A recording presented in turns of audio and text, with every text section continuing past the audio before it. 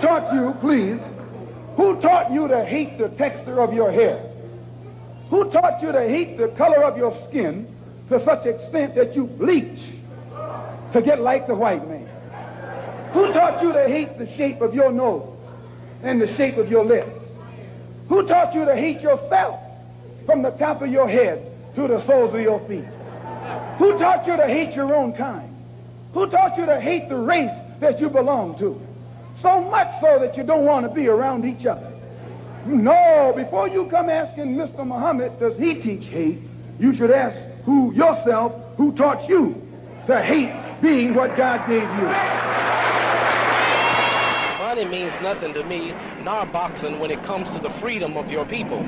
So everything I'm doing, if it means hitchhike tomorrow, if it means be raggedy, if it means look for a job, I'll be happy because I can go to bed, my conscience is clear, and I didn't sell out or trade my people just because I could be rich in Hollywood with a yacht out here on that could be my yacht right there. Imagine it's valued at $200,000, but I wouldn't want that damn yacht if I couldn't go back over in the black neighborhood and protest a black woman being raped. The hell with the yacht, the hell with the championship. So I want the people to know this. I mean, whatever you say about Spike, he's got a lot of us working. Does that matter? That doesn't mean nothing. That don't mean nothing. Dope dealers got a lot of us working. That don't mean nothing. You know what I'm saying? You can't compromise our culture and our principles just to put us to work, just to make us appeal to the masses. Because revolutionaries and freedom never came easy. You know what I'm saying? And he knows he has a lot of work. So if he's up there and it's easy, he should know something is not right. Yeah. And something's not right, buddy. And Eddie Murphy, with all that dough he's making, he hasn't done nothing for us. He does a lot of charity. What charity doesn't get to the ghetto. Everybody knows that. Everybody who ever came out the ghetto knows they never saw any charity. They don't see the charity benefits. That goes for the suburban black people. You know what I'm saying? The middle class black folks who don't need the money. They get the charity. Because how can a white person give the money to the ghetto and they scared to go to the ghetto? Yeah, very good point. Very good. So why would they? I don't understand, why would they do that to us? Eddie Murphy, knowing he built his career on making black folks laugh. He built his career off black humor, off us. We was the loudest laughing at him. We was the loudest clappers, we paid the most to see his concerts, was there, supported him, and he deserted us. You know what I'd love to do? I'd like to get you, Eddie, and Arsenio and Spike. We'll have to get a roundtable discussion going so we can hear what they have. Because I'd like to hear them respond. The reason I want to say this on TV is because I want them to check themselves. I want them to hear this young black male checking them and then check themselves. It's not a diss thing. We was talking about...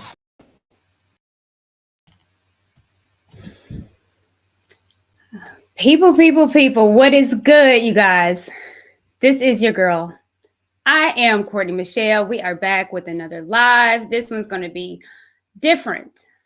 This is particularly for us that are community building, for us that see infiltration, for us that see that we do need to come together, unity, black women and black men. And for those that are against it, need to go. This stream is going to show that everything that is being done now historically has already been done. And it's been sad and hurtful to see that it still carries on. Who taught you to hate yourself? I've seen some people say it was the media and white supremacy. We don't need white supremacy anymore. We have others, us, people that share our likeness, our skin tone, our hair texture, our nose, our lips. We have them to continue what white supremacy couldn't accomplish, that they didn't know how, so they had to use us. Who taught you to hate yourself? Well, as of today, it is us continuing to teach us how to hate ourselves. I want to be very, very clear on what I want to do this evening. I want to talk about some things that hasn't gotten much light. I'm going to talk about, obviously, just Pearly things, but it's not about her. I think that the situation that is going on now for the past week and a half, it has uncovered a lot of wounds. It's uncovered a lot of things that this space has shown itself to be. And if we continue to ignore it, if we continue to put ourselves in spaces that don't like themselves, then you're going to continue not to like or love you. I am a proud Black woman. And I am proud to say that I love my Black man and I love Black women. I love us as a community. And if we don't get the foxes out, then we can never move forward.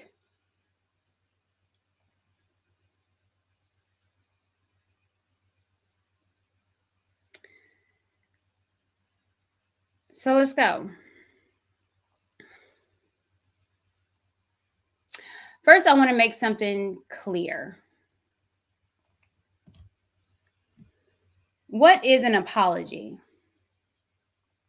Well, an apology is a written or spoken expression of one's regret, remorse, or sorrow for having insulted, failed, injured, or wronged another. An apology and accountability are two different things. Accountability, subject to the obligation to report, explain, or justify something, responsible, answerable, capable of being explained. Just Pearly did not apologize. So I want us to get out of that. There was no apology for what was said in the interview with Nick Fuentes. There was no apology that was made about joking of the Black people that actually are the ones that put in the work. There was no apology. Accountability, I can see that, but there was no apology. She even stated that she didn't apologize. So again, I want to be very clear because I'm seeing a lot of reaction videos and I'm seeing a lot of videos. She apologized. There was no apology. So be clear on that.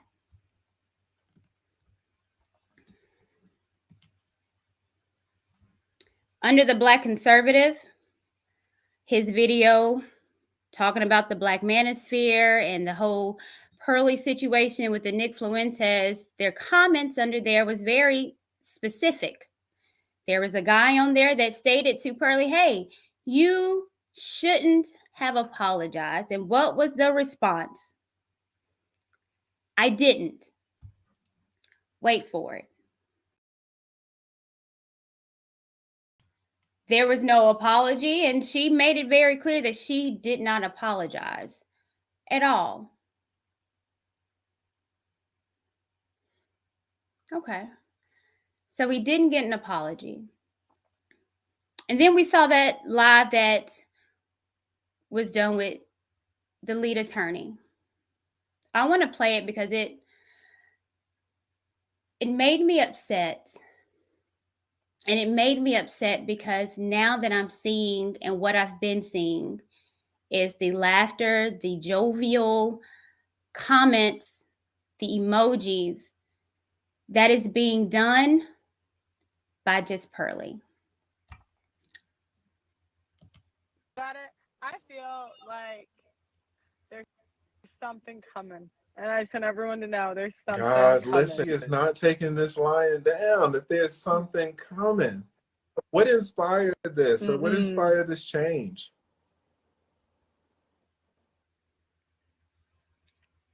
I feel like there's a lot of people that are spinning a narrative and that's not true. And I feel like there's a lot of people that have been talking shit about me for months and months, and they just sit there with their keyboards waiting for me to slip up. And I'm tired of it. Wow. So I'm coming. You're going to have a rebuttal, huh? That's what we call it in the law. A rebuttal. Yeah. And they're messed with the wrong girl. I hope you never said anything wrong in your life. Wow. I have a huge team and we're coming. What's this narrative that you think people are spinning? People are spinning this narrative that I somehow believe in white supremacy or some crazy shit. And it's not true. It's 100% false. It's 100% not. And I'm coming for all the people that put words in my mouth, that said I said things I didn't say, and did not put proper context. I'm going to drop that because she's coming for people that are doing reaction videos or putting out content that directly opposes what she's had to say. And, you know, I think it's completely a contradiction, which we've seen a lot of contradiction over the past couple of weeks, where we have someone that does reaction video, that started doing reaction video, is now trying to take down Black content creators that are doing reaction videos. However, we've seen this before. We've seen this play before. We've seen where if we don't go along with the get along game, then they try to take you down. We've seen this before because Just Pearly has done this before. This is not the first time that she's taking somebody Black down for not doing what she wanted them to do. It was the whole Me Tooing of a Black man. Now, this story has been out 4 or 5 months.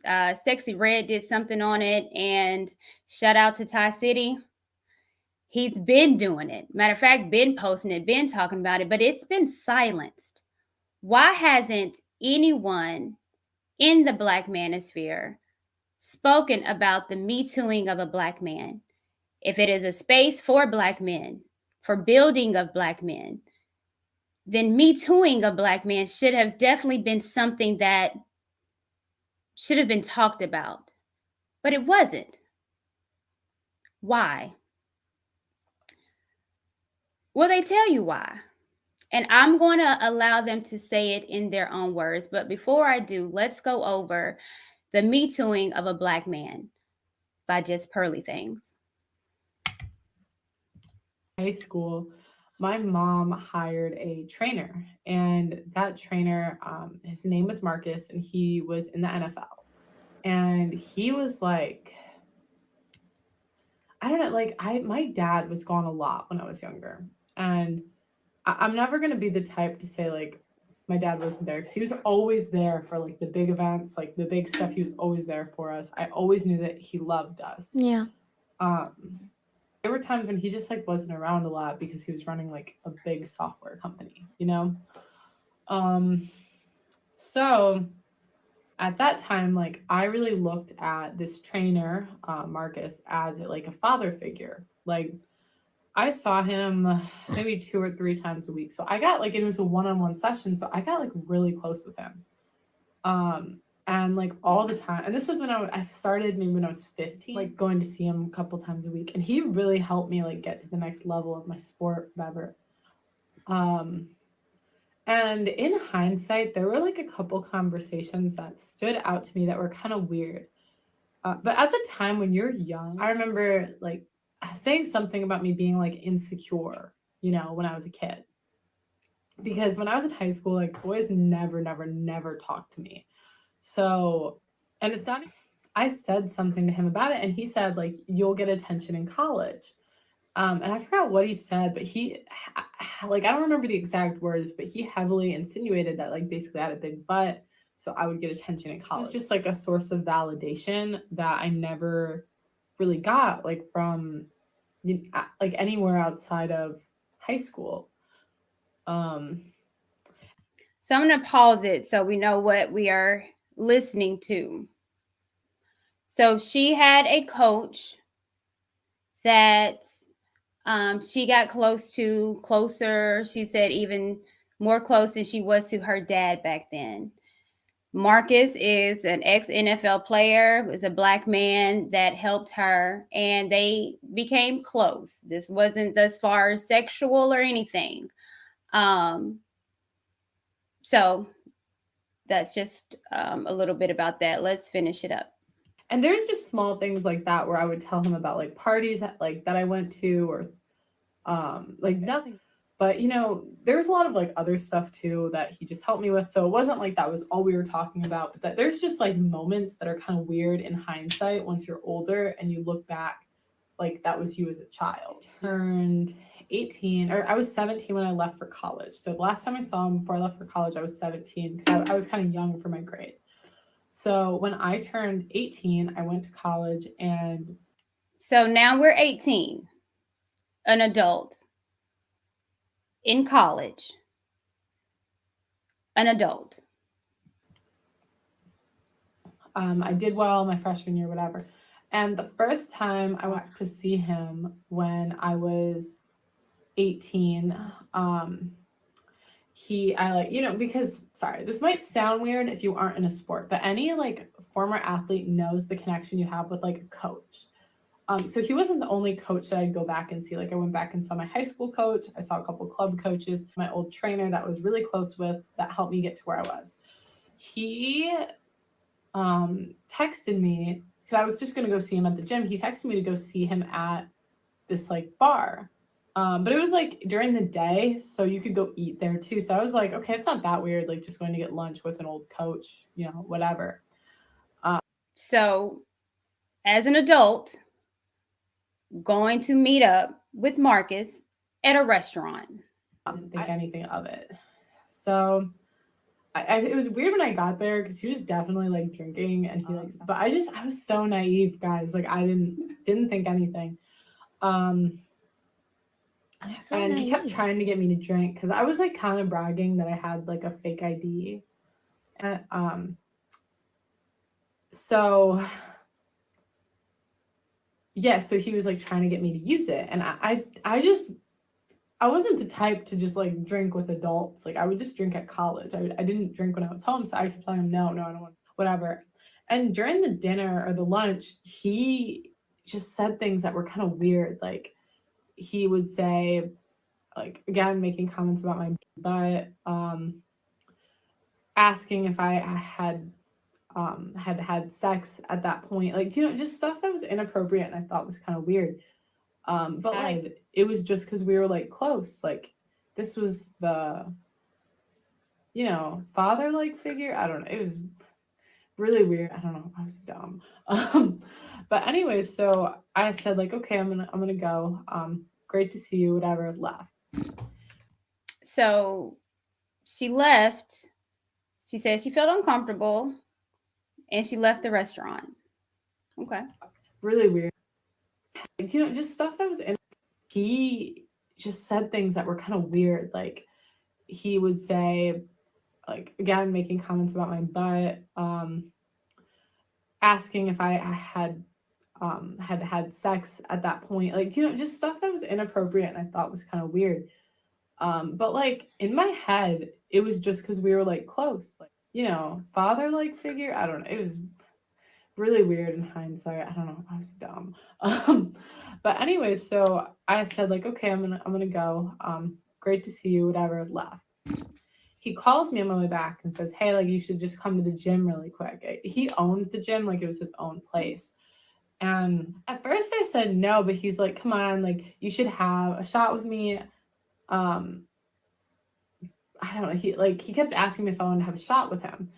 And in my head, I thought, I always felt like I'm the one that he like gives extra attention to, or I'm the one that he, you know, spends more time with. Like I'm the one he believes in, whatever. I always felt.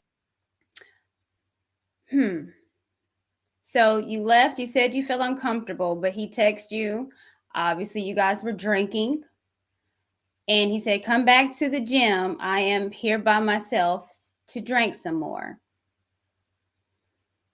Now, as an adult woman, are you responsible for going? Are you responsible for if you felt uncomfortable as a woman now? Were you to go, or did you feel uncomfortable? Or maybe you didn't. Maybe you're saying that now, but then you didn't and you wanted to go because, again, he gave you attention. Like cool to like take a shot with, you know, my old trainer and just brag about it to my friends. So when I thought about it like that, I was like, you know what? F it. Like I'll go take a shot and then I'm going to get going. And I have to say, by the way, he is, I don't know what his age was, but like I would say late 30s, early 40s. He had a daughter that was my age, which, you know, kind of weird, and he was married too. So that's why a lot of stuff that he did that was weird, like in my head, people don't cheat, especially when they're married. And at that age, like I genuinely did not think that married men cheated. Like never heard of anyone cheating. Yeah, I didn't think it was a thing. So I go to the gym, right? And so you decided to go. So you decided to meet up with Marcus to have more drinks in a gym solo. He was there by himself and you willingly went to the gym to drink as an adult. He's like there sitting down and he's just like making conversation with me, whatever. And we take the shot, whatever. And he says, you know, like this gym, like we're alone. We could do whatever you want. What do you mean, Marcus? Like what do you, and he's like, what do you think I mean? And I don't know why, like, because there's a bunch of stuff that led up to it, but this was over, I'm 24 now. So this was over 5 years ago. So I genuinely don't remember the entire conversation. That part of the conversation, literally, I will never forget. And so then I just said, you know what, Marcus, like, I think I do, but I'm going to pretend like I don't. I'm going to get out of here. And then he's like texting me after I leave, like trying to get me to come back and like have sex with him. And obviously, like I left. I was not about that.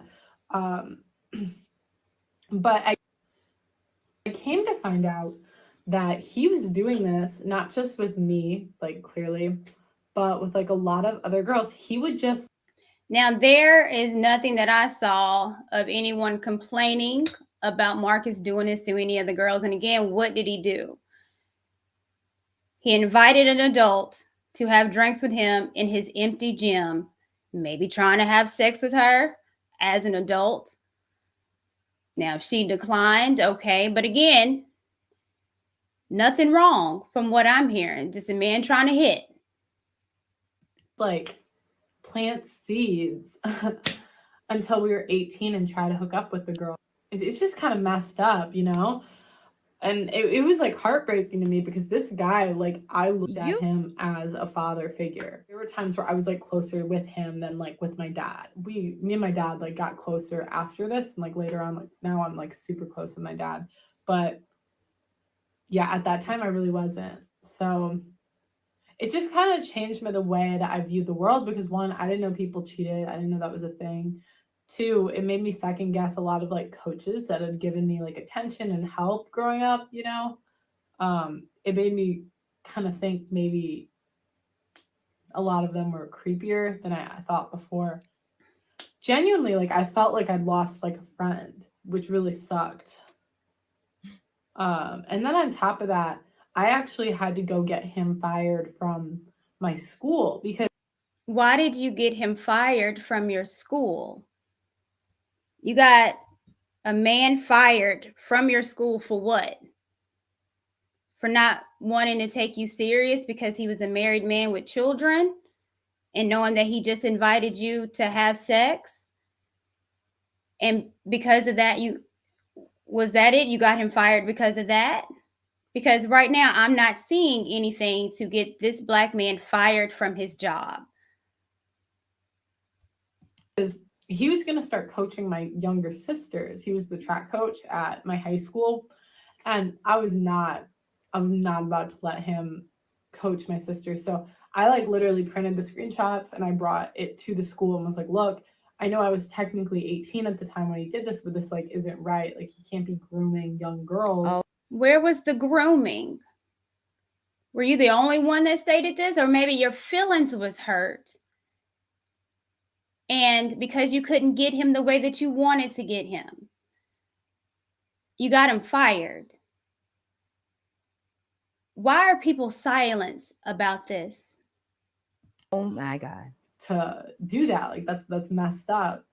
that event like actually changed my life. Like and that's when I started to like, I don't want to say hate men, but I started to see it everywhere. Like I would see all these guys like at my school or at, like married guys just like being super flirty with like me. Sad, but I mean, it's been long enough. Like I'm cool now, but that's the story of how one guy made me think poorly of an entire gender for maybe like 2 years. It wasn't that long. So when this story came out about the Me Too, no one was saying anything about it. Now, had that been a Keisha, had that been a Toya, that would have blew up all over the place. Why hasn't the Me Tooing of a Black man been spoken about, talked about? Why not? Well, I'll tell you what, it's something interesting. Shout out the Underground. They reached out to Marcus. And Marcus sent them back this letter and stated, I categorically deny any allegation of improper conduct. I have not engaged in any act to plant seeds, groom, or otherwise encourage persons I have coached to connect with me. Having been a professional athlete has exposed me to unfortunate and untrue statements by individuals seeking their own notoriety. My attorney has advised me to file appropriate legal action over these false accusations. Even the republication of her statements may be actionable. I trust you will understand that your interest in this purported statements can only serve to injure my reputation further by giving a voice to the meritless allegations raised by an immature, computer-savvy, disturbed individual. For the above reasons, I respectfully decline to speak further on this subject.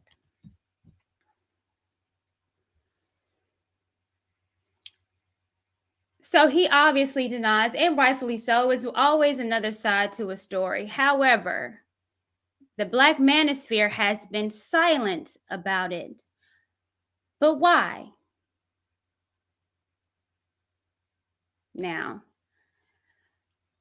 I've learned a long time ago, like when I do my streams and I do my due diligence, I let others talk for themselves. I give my opinions a lot, but then sometimes I allow people to talk from themselves so I don't have to put words in people's mouths. So as of right now, months ago, 5 months ago, we know that someone, Marcus Robinson, was Me Too'd. That Pearl got him fired from a job, not because he did anything illegal. It's because of her feelings. And Marcus completely denies it. And it says that his reputation was ruined. Him providing for his family was ruined because of these allegations.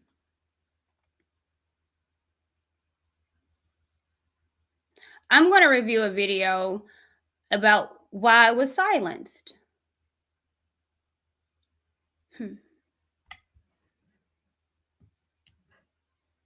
Shout out Ty City.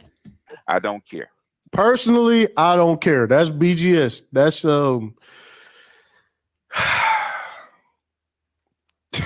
man, I'm just oh my God. So with this Pearl situation, forget what she said recently. Like, are you aware that she Me Too'd her high school? We are aware of it. That's the first time it came around. It came up. Sister George and Concrete Rose mentioned had Sexy Red on there with her, right? On their show, they did 2 shows on it, and when Obsidian actually brought her up, they actually came up and confronted her about it. So we're aware of it. Okay, we went through that already. Personally, I don't care. But go ahead. You don't care? That's interesting. She Me Too'd a Black man, and that doesn't matter. In other words, I think. Hold on. You asked me a question, right? Are you asking me my opinion? Or I did. Or you want to make? No, I did. My bad. No, I asked. What did I say at the beginning? Right? She's a tool. She's an object. She's something to be used to actually do something further. Same thing with Nick Fuentes. I don't care. But BGS, I don't support her. I don't give her money. I don't care. Right. Nobody hears this. I don't support her. So I'm an engineer, right? They don't care. Why hasn't anyone covered the Me Tooing of a black man? Because they don't care. Because she serves a greater purpose. Even though the men say in the black manosphere that it is about pro-black man and supporting black men and calling out female fuckery? Or is it just black female fuckery? Is it because that I don't care if she Me Too'd a black man, just as long as she's a white woman, we can still use her? Forget Marcus. Forget him getting fired. Forget his reputation. Forget all that. I don't care. She Me Too somebody? What? Oh, it doesn't matter. She's a tool.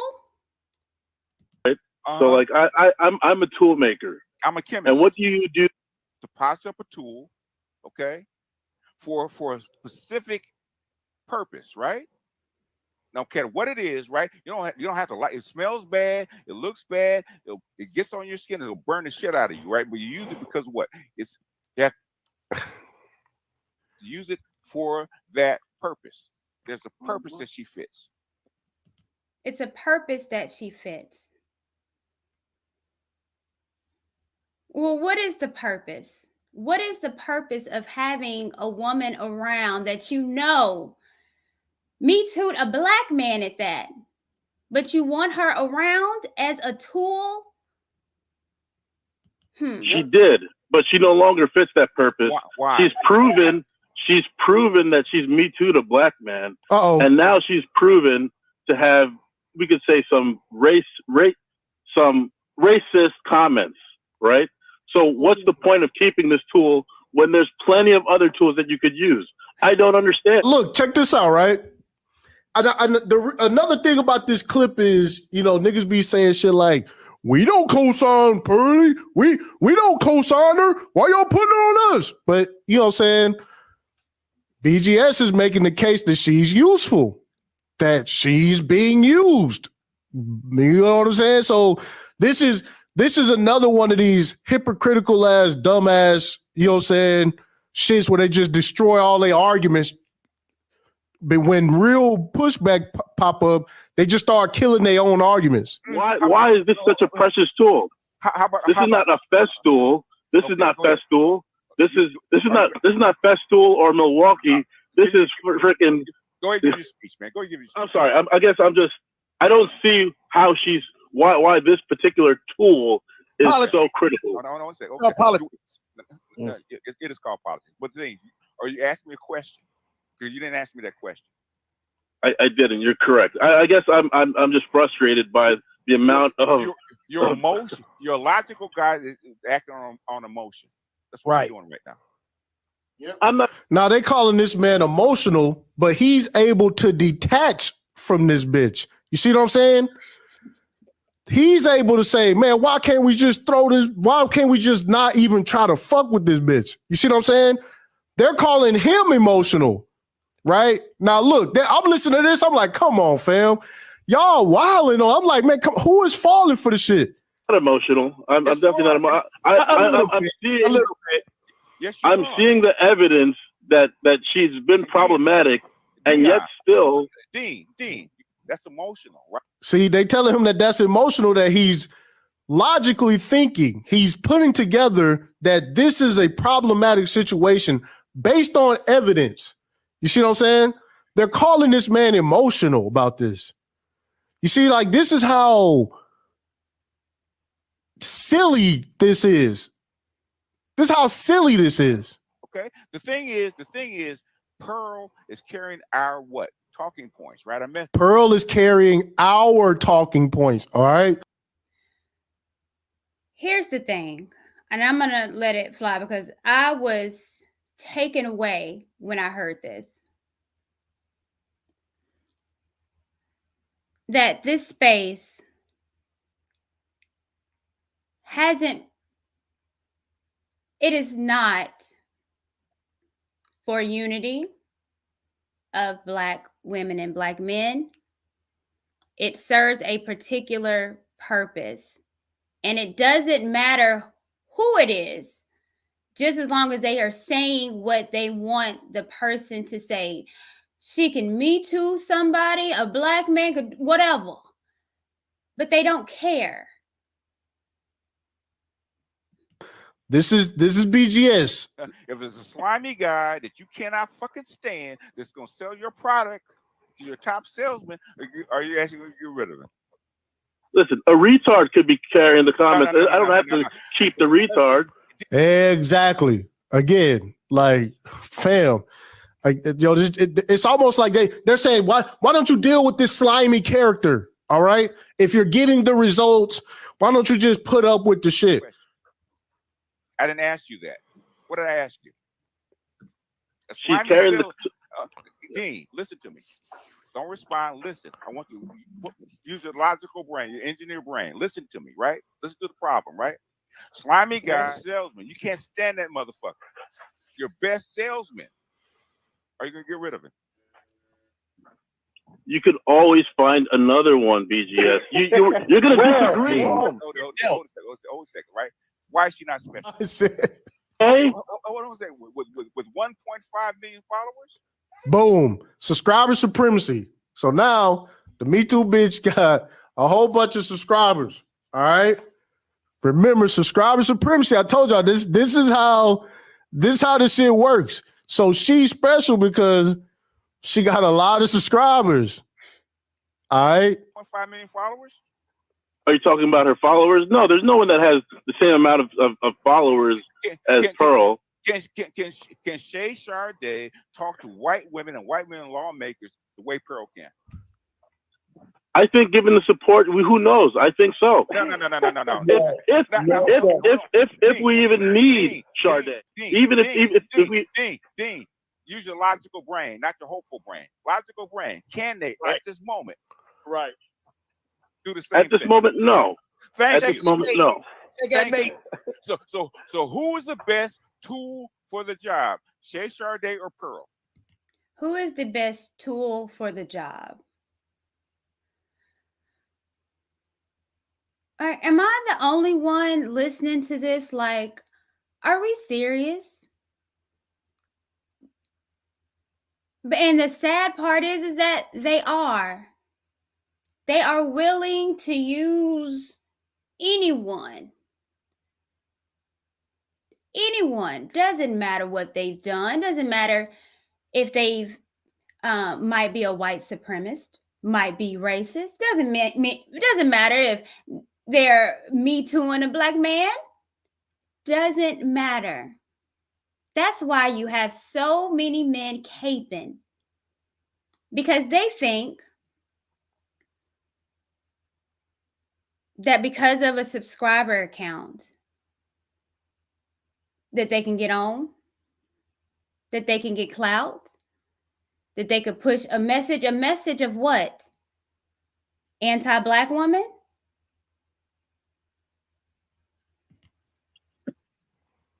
You're gonna flame me up, Sade. No. That's what I stand on. Why?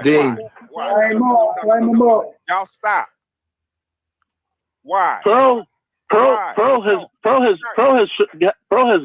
given her ass to kiss. Dean. Stop that shit, right? If you're going in front of white female lawmakers, okay, or white female influencers, you get shit done. Shay Sade is better than Pearl? Really? Yes. Why? Listen.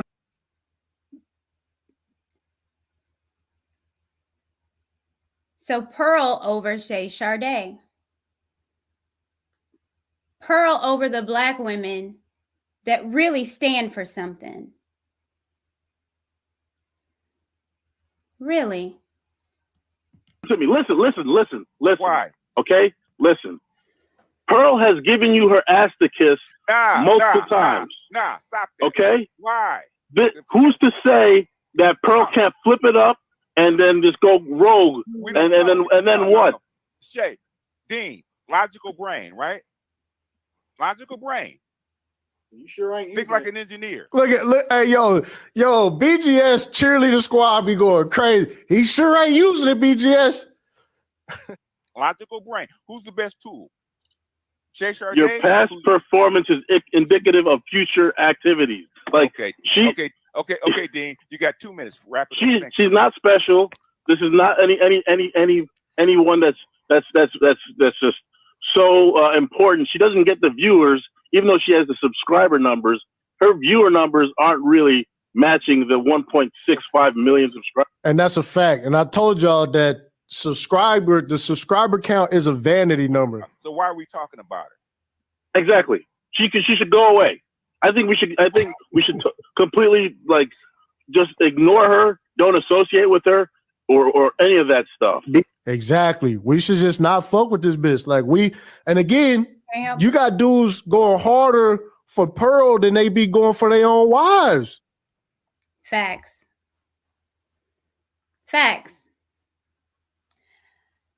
I have been saddened by what I've seen. And it's not even about Pearl.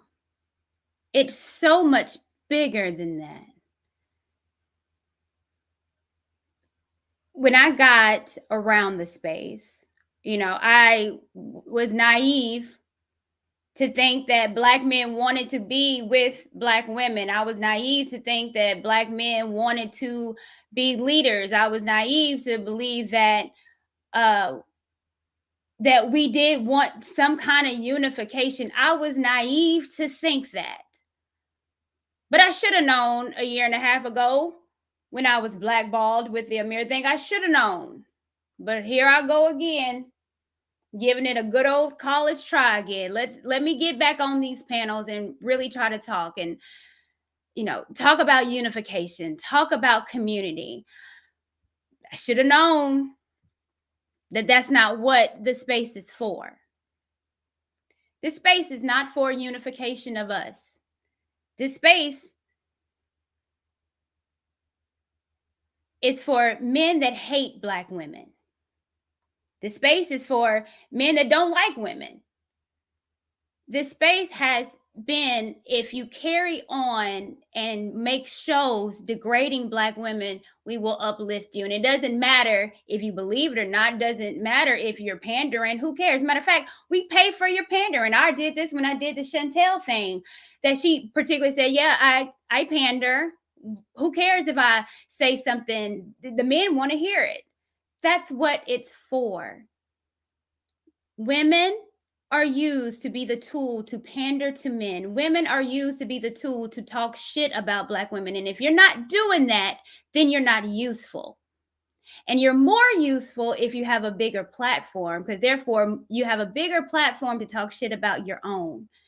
And it's even more helpful to be white with that bigger platform, because we will turn a blind eye to anyone, to anything that you've done, just as long as you can push the message across of degrading Black women. As a matter of fact,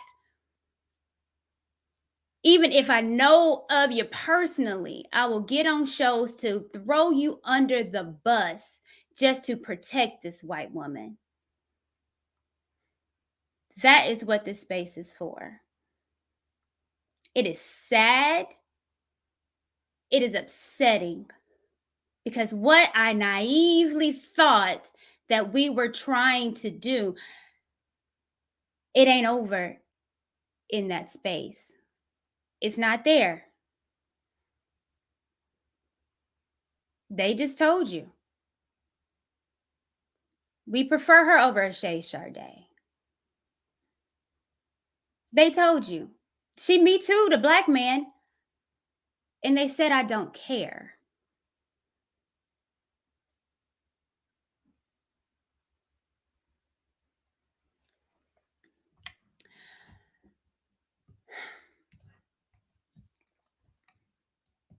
shouldn't have apologized. Kind of, what's your take on the apology and whether you should have apologized or not? Let's just say it's part of a greater plan. Part of a greater plan. What's the greater plan? Just wait. All I gotta say is just wait. And I got eyes out. I had my eyes open and I was watching who would turn, who would stay loyal, and I took notes. So all you content creators that switched up. Wow. I know you had all you content creators that just switched up. Well, we know that she's knocking down people's platforms that spoke up or wasn't loyal to her. We already know that someone just already got striked and paid is coming down in a couple of days. What I just figured out or just found out recently is that Danica Marie got hit with a flag on a Just Pearly Things reaction.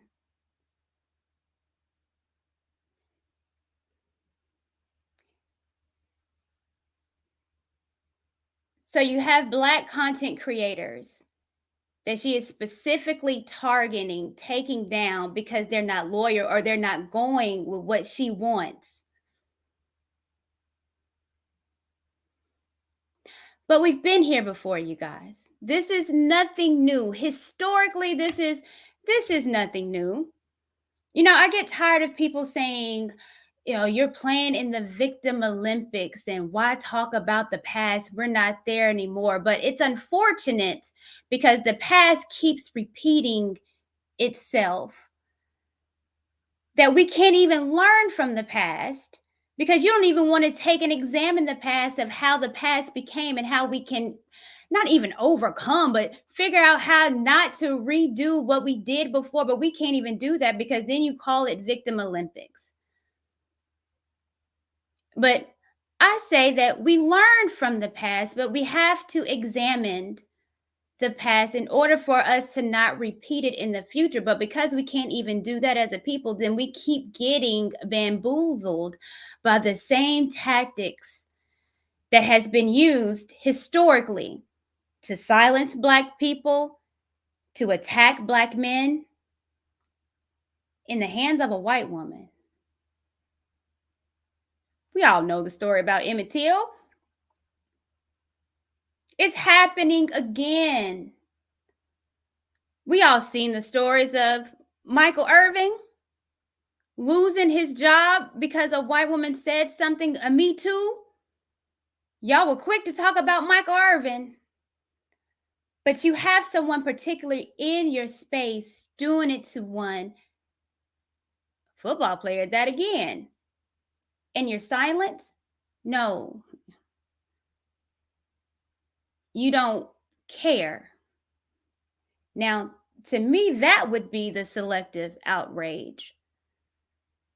Selectively getting outraged by particular women, but if it becomes a one that's white with a big platform that shows Black female fuckery, then you have no problems and you're willing to turn a blind eye to what she's doing just to push a message. And these are our leaders.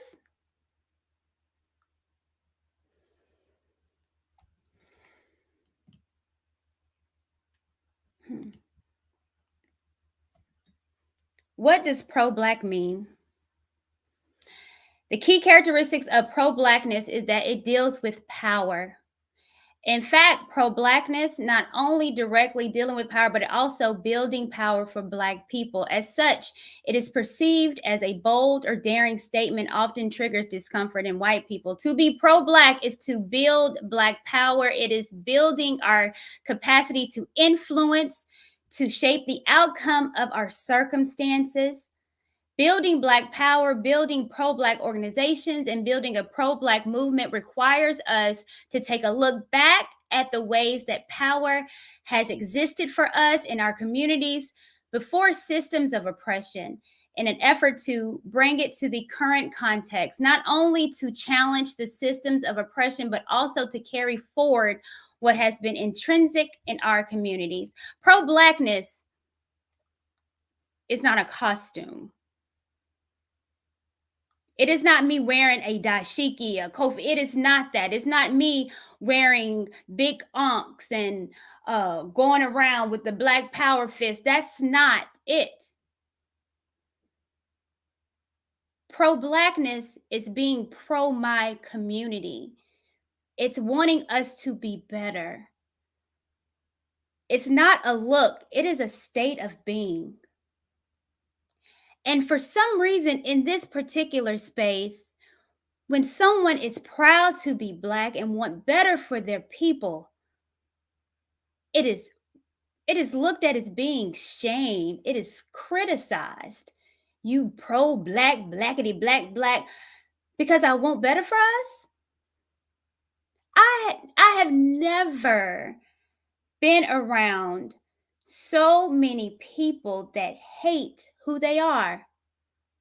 Who taught you to hate yourself?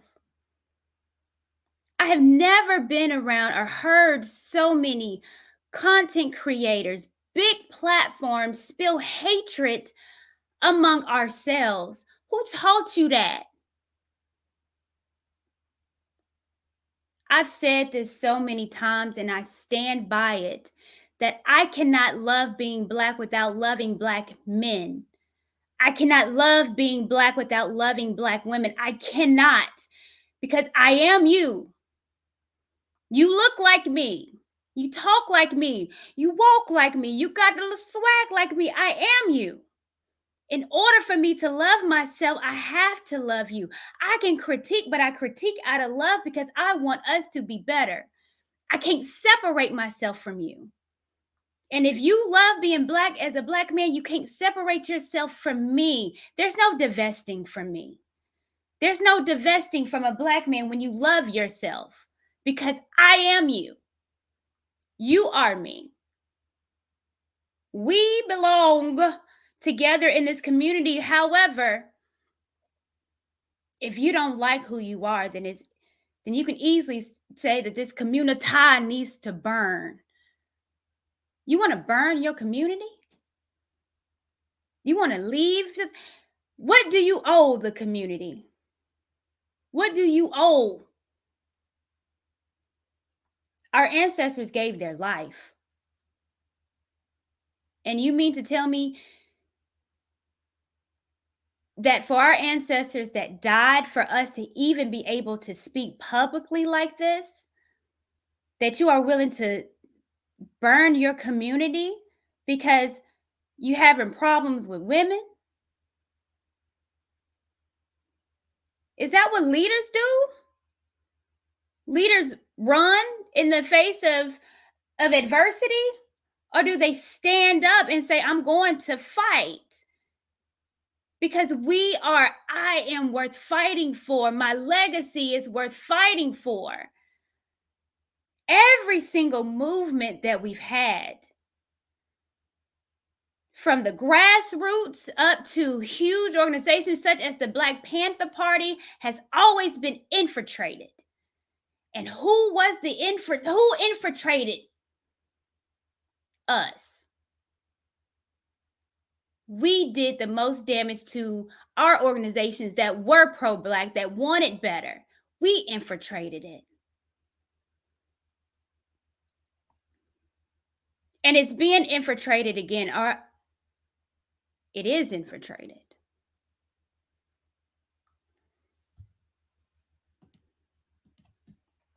Anti-Blackness is defined as the beliefs, attitudes, actions, practices, and behaviors of individuals and institutions that devalue, minimize, and marginalize the full participation of Black people. Anti-Blackness is devaluing Black people. That means it's devaluing Black men and devaluing Black women. It is devaluing us. That's what anti-Blackness is. If you are pro-Black, you are pro your community. That's it. Anything less than is anti. And for me, you are worse than a Nick Fuentes. You are worse than any white supremacist, any Ku Klux Klan. You are worse than that because you can easily get into spaces that want the best for us and fuck it up. You can easily blend in. We have been compromised and we continue to be compromised by the coons in this community that are willing to sell out their own for $1, or not even $1, for the possibility of $1. You willing to sell us out? You willing to throw us under the bus? Your community?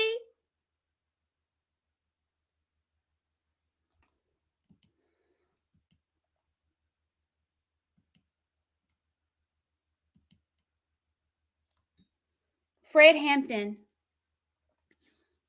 was the deputy chairman of the Illinois chapter of the Black Panther Party. He organized rallies, established a free breakfast program, and negotiated a peace pact among viral gangs. As a rising leader in the Black Panther Party, Hampton became the focus of an FBI investigation. On December the 4th, 1969, Hampton, along with fellow Black Panther Mark Clark, was murdered. A leader, a young, handsome, strong leader that stood up and wanted better. The organization was infiltrated and they killed him.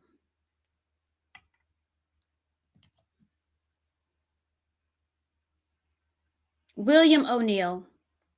On the evening of December 3rd, 1969, William O'Neill, who was employed by the FBI to infiltrate the Black Panther Party, slipped a powerful sleeping drug into Hampton's drink, then left. Officers were dispatched to raid his apartment. They stormed in and opened fire, killing his security guard. Then they opened fire on Hampton's bedroom, where he laid unconscious from the drug, which he was sleeping amongst 9-month pregnant fiance. After the gunfire, he was found to only be wounded and not dead. Upon discovery, an officer shot him twice in the head and killed him. Infiltrated. The FBI bought a Black man to do their bidding and killed our leader.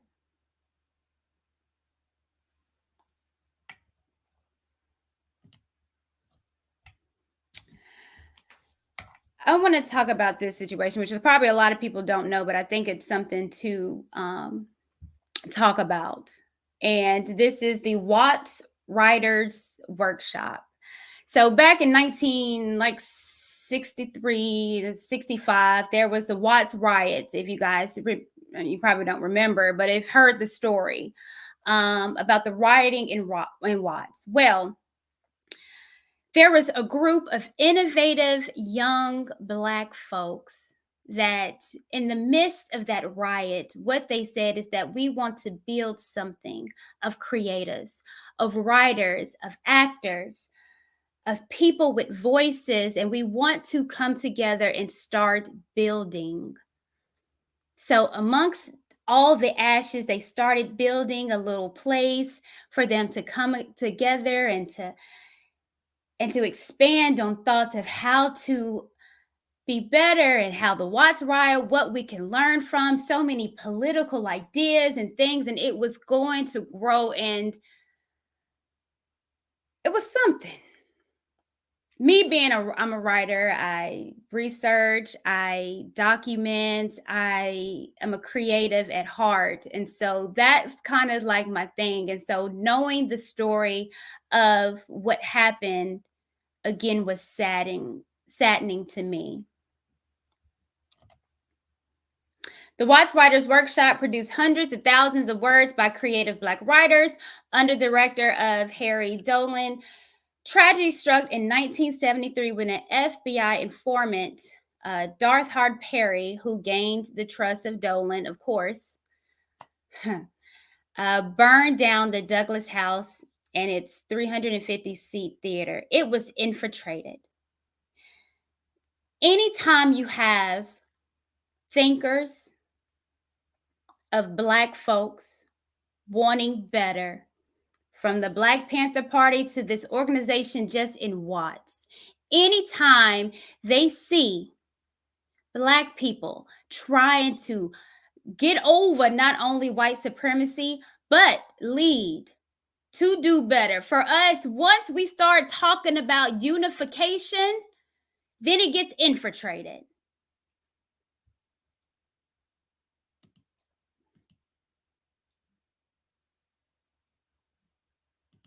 Liked.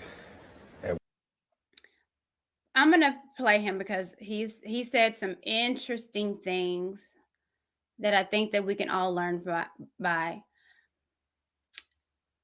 This is the guy that infiltrated the Watts Writers Workshop.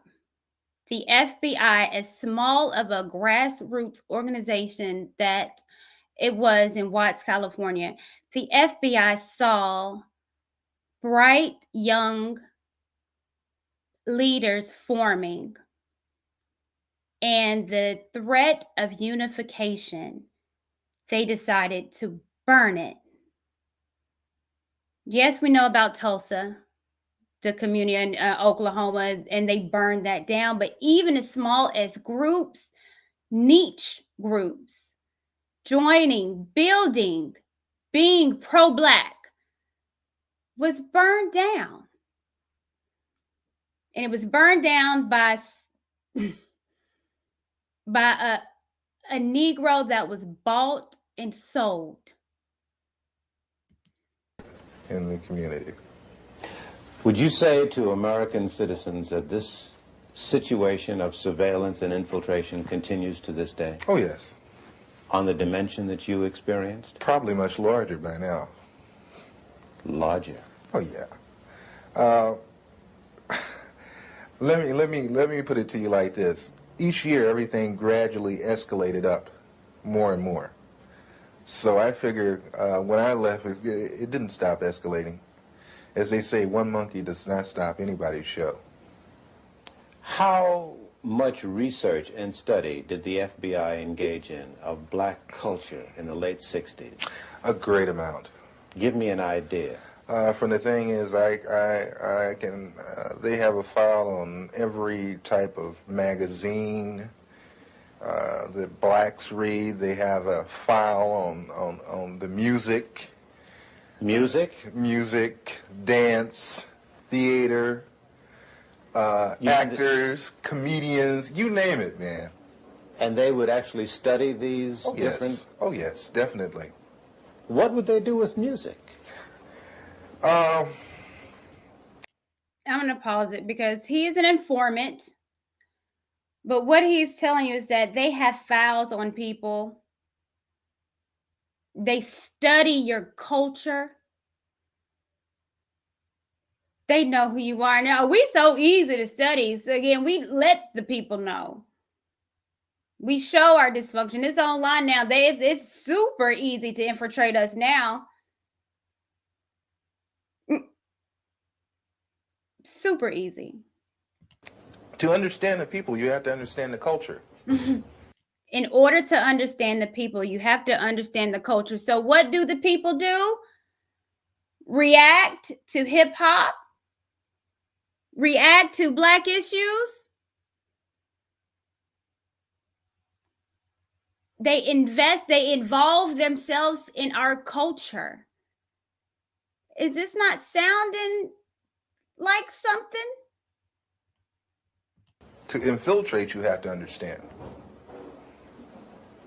You had a lot of so-called white liberals that were infiltrating the so-called Black groups using the information that they had gathered from the studies of Blacks. You mean just to understand the behavior pattern of our people? Oh, yeah. I can, Will Heaton could name out some jams of Miles Davis that I hadn't even heard of. He could name off some books that I hadn't even read pertaining to Black culture. Of course.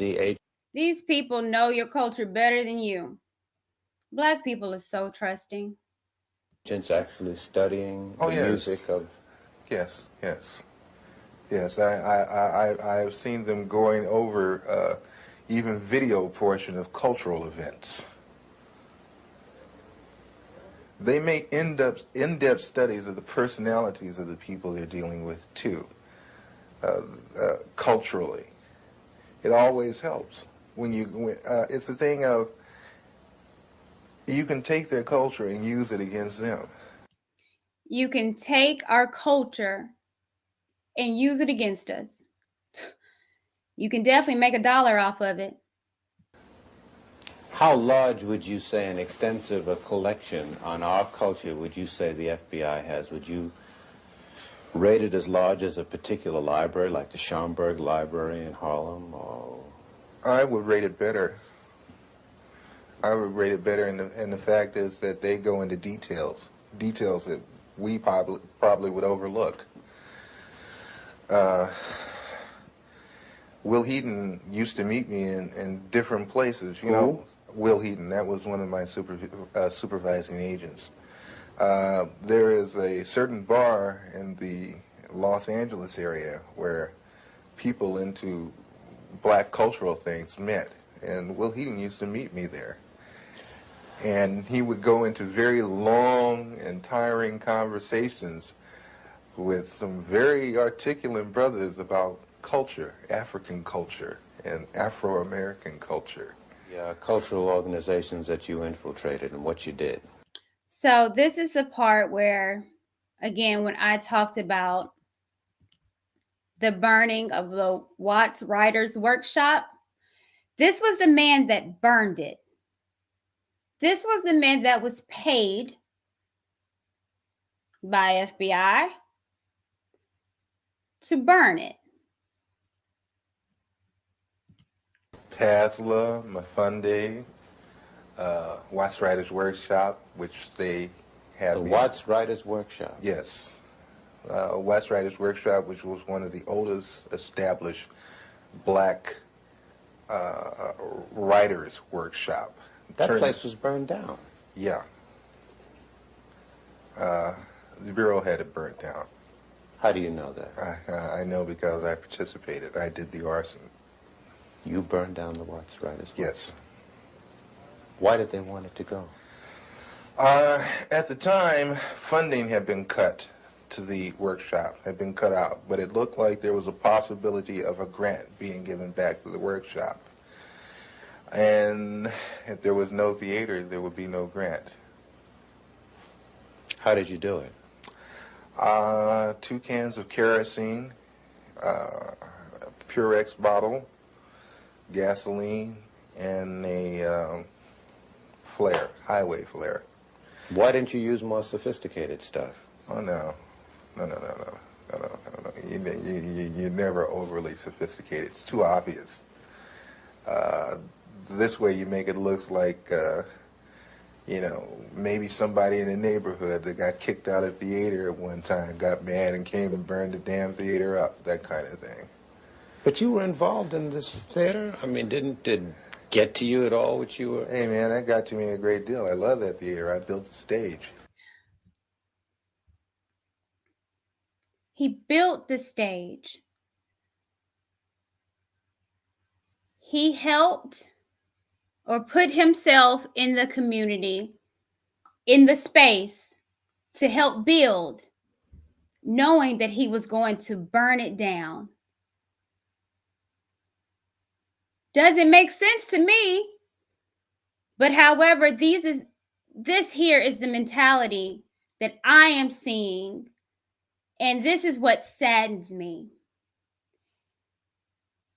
Is that it's going to be, and it has been historically always been us, to burn movements that was supposed to be for the progression of us.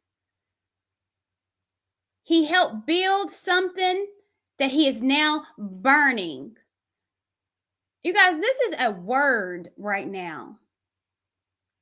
The person that helped build an organization, a space, is also going to be the detriment and also going to be the one that burns it down.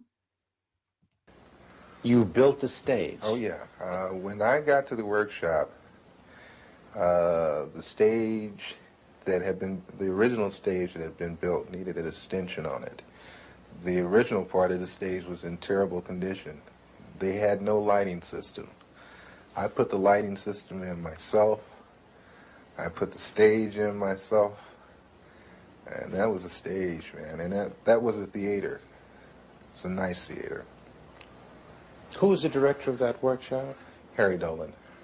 Harry Dolan.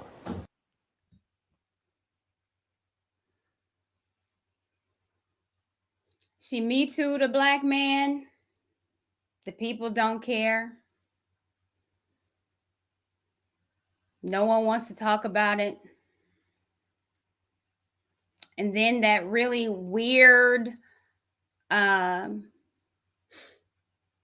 very weird interview that Obsidian had on his page that Pearl was there. Let me pull this email up so you guys can kind of see where I'm going with.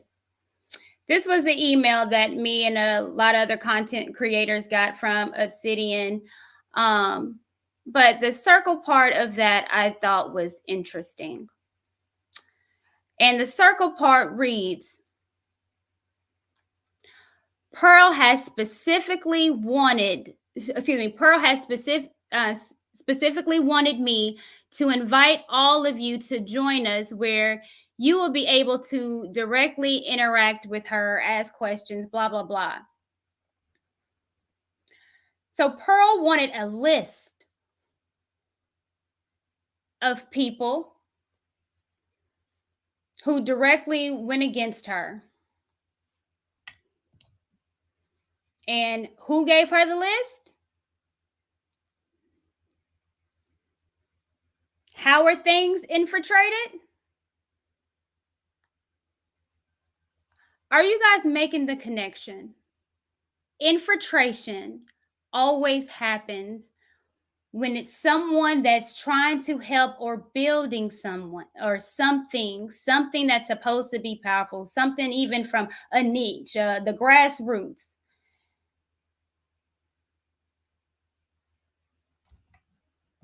A stream with Obsidian the other day, and y'all had invited a lot of different content creators to come out.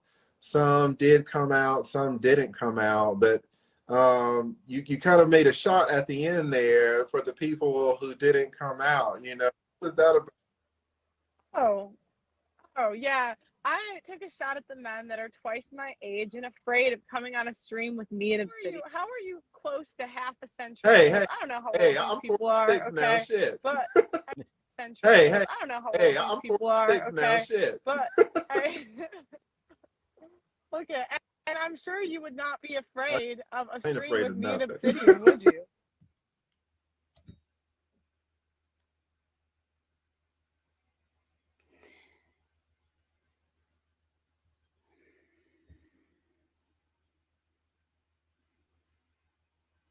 Obsidian gave a list of the Black content creators that were obviously pissed about what was said, what has been done, and what is continuously being done now to the ops. And now we see that she's taken down pages, flagging Danica Marie now. I'm pretty sure I'll probably get flagged too. There's no telling what is going to be done by not being loyal to whiteness, by being proud of Blackness and speaking up against something that's clearly wrong. Man, this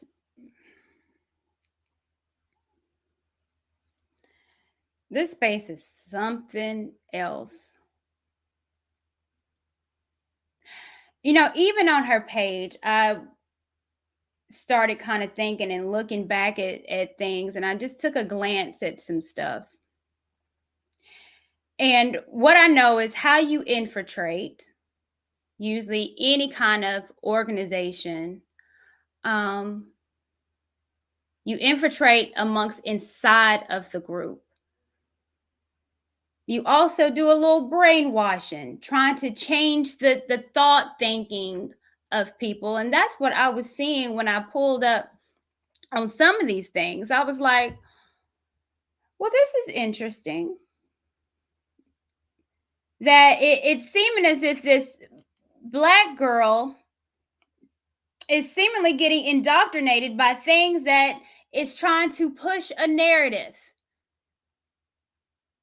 Thomas Sowell, is he red pill? No. Larry Elders, men that could rightfully be called coons, that is not for Blackness, that could be considered anti-Black, and are we trying to push their message onto the masses as if that's something that has helped us? I was like, or the real history of slavery? Thomas Sowell is going to tell us the real history of slavery. Well, we already know that he's been compromised.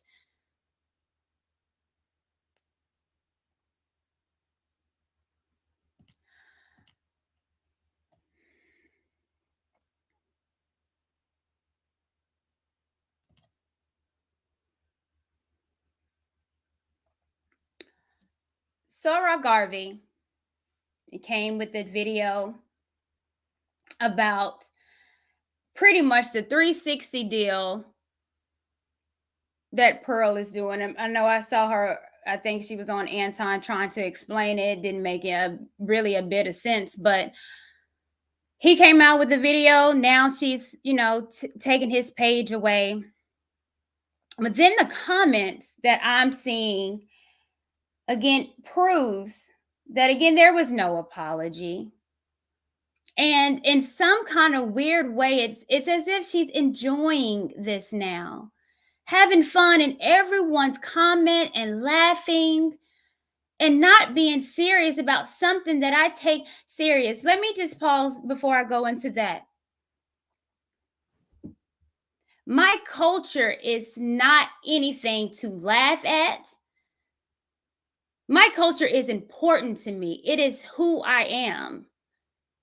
And for anyone to make light of something like slavery, of something like people literally getting Africans to work for them for low wages and knowing that they can, I don't take that lightly at all. And when we have content creators that are serious about us, and the idea that she can get on panels that are so friendly and can make fun of us along with white supremacy, it infuriates me. It infuriates me.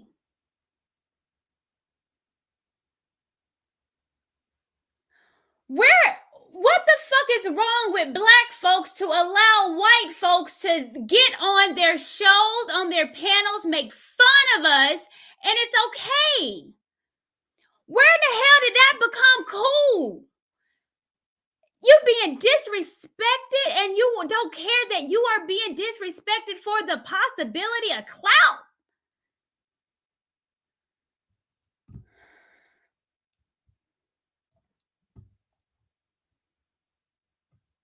I'm going to get to you guys' super chats.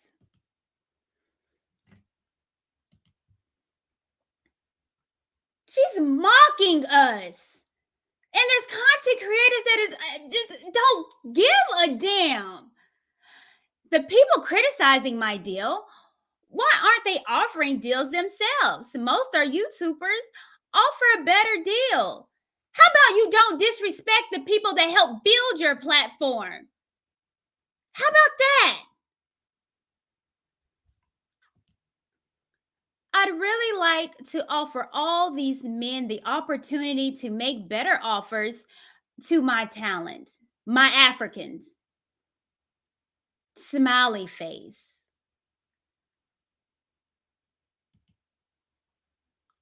I promise you, there's a whole line of talent willing to take that deal. Ha ha. So at this point, there was no apology. And that thing of trying to be accountable, it's a farce. It's a farce. She is living it, laughing it up in all these content creators that allow her to and not checking anything, but modding her up.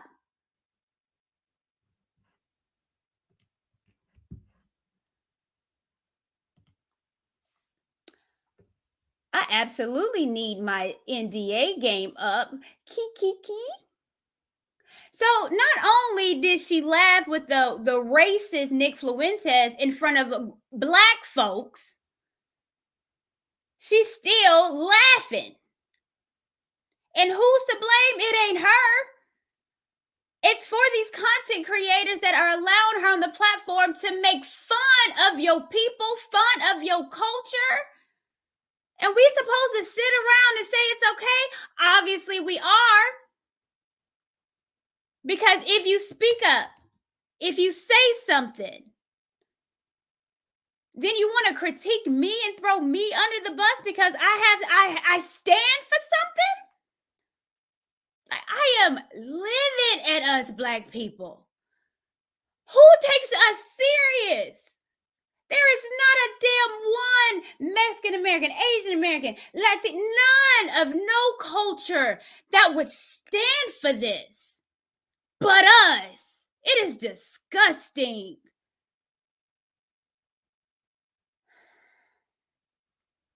We have been compromised.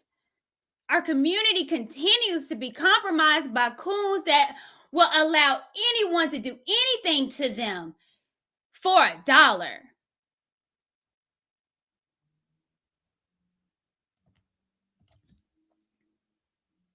People get lost in having 100% of nothing or 30% of something.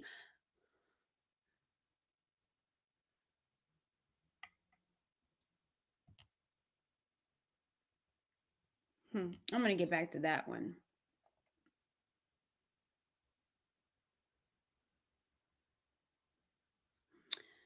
You know,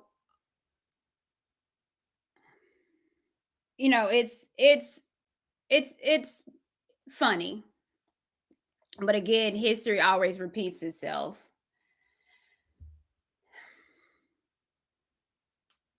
That when someone tries to come in the community to infiltrate, of course, they use us.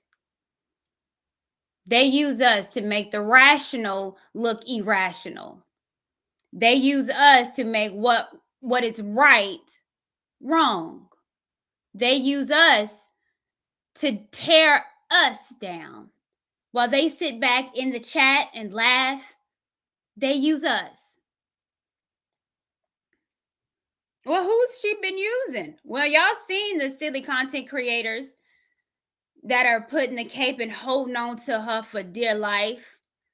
That's willing to throw away people that has been rocking with them for years. Willing to throw us away for a stranger. Me because you have enlisted yourself as her defense. You are here tonight defending her as a Black woman. You're saying she has a right to exploit Black pain. Just say that. Please do not put words in my mouth. This is the defense team. The defense team. And let me say this, because I think someone was talking about this in a stream yesterday. Omawale Africa, who I adore. We were having again a stream about gatekeeping and who can come into Black spaces to talk about dating and mating. And when we talked about Pearl's situation, how we found it very peculiar on why a white woman is so invested in our community and want to talk about our community and use us to catapult her platform, she came up out the blue. So let's be clear. No one called up on anyone. This was a conversation amongst us. And Auntie J or whatever name came in. This was no invite. She pulled up. And so we put it on the platform. So I want to be very clear on that. We were having a conversation amongst us. And they decided to infiltrate that conversation. We couldn't even have a conversation about dating and mating amongst Black folks because they pulled on up, and then we brought her number one hitter to get on the platform. I did not say that. I did not say that she had the right to exploit Black people. I did not say that. Please say what I said. Don't put words in my mouth. Like I said, I volunteered to go onto Pearl's show. Now Pearl has given me my own platform where I get paid. And I do a lot of charity work with the money she gives me. And there's no person that comes onto my show that doesn't get some kind of exploitation. I'm using the money from Black exploitation to give towards the Black people, because that's what I do with the money. So if that's your way of putting it, that's the way it is. I stand by there that I'm exploiting Black people to take the money from Pearl to give back to the Black people. Mention just Pearly things again, yeah? Otherwise, it'll be more smoke, bro. I got bare smoke for you lot, bro. Her second hitter. Because she won't come to platforms like a Jason Black. Even though she's been invited a few times, she won't do that. She won't be on a platform with other content creators that are challenging her thought process and what she's done. She brings her hitters. And this is one of them. Both of you lot, I got smoke for Abba and Preach, bro. Preach a little bit less, but Abba, I got smoke. I just turned 26. All right, Pearl just turned 26. You lot are big men, yeah? And I've heard you lot say on your on your little review thing, yeah? You said on your own review thing, when I was younger, I used to do dinner, no. You lot are big men trying to tell, bro, we got smoke for you lot, bro. But bro, finish your sentences so we can actually understand what the fuck you're talking about. Bro, I got smoke for you. I got smoke. You lot a problem. I got smoke for you. I got smoke for you. Mention it. When you say that, don't say we, just say you got smoke, because I ain't got. Shout out to Tar. He already knew. He was on code then. No, don't say we. You over there with the smoke. I know better. She can be critiqued. She can. Shout out to Mr. Garvey. So I said that. No, that's what I said. Yeah, your man threw you under the bus. No, he didn't. No. He said, remember when he started this? He said, just Pearly things, yeah? There's a bad man out here who are under that name. She's putting in money in the pockets of bad men out here, yeah? He didn't throw. And then if you come for just Pearly things, you come for all of us. And he went, who's we? He didn't throw him under the bus. Well, he just didn't cross. He didn't. Hey, I'm gonna wait for the light. He didn't cross. He didn't cross. No. Yet these content creators that have watched hours and hours and reacted to hours and hours and hours of my content are too what? Afraid to hop on a stream with a 26-year-old? Wow. Get out of here. Yeah. So yeah, that was a couple of her hitters. But now it looks like she's recruiting more. She says it in the chat. In Tommy's chat, I sent you a DM to react to. So now you're coming in the space getting hitters. You need more. Because this is probably the biggest backlash that you've gotten thus far in this space, because everyone put you on a pedestal and you were the great white hope. Now you're going to other chats soliciting for hitters.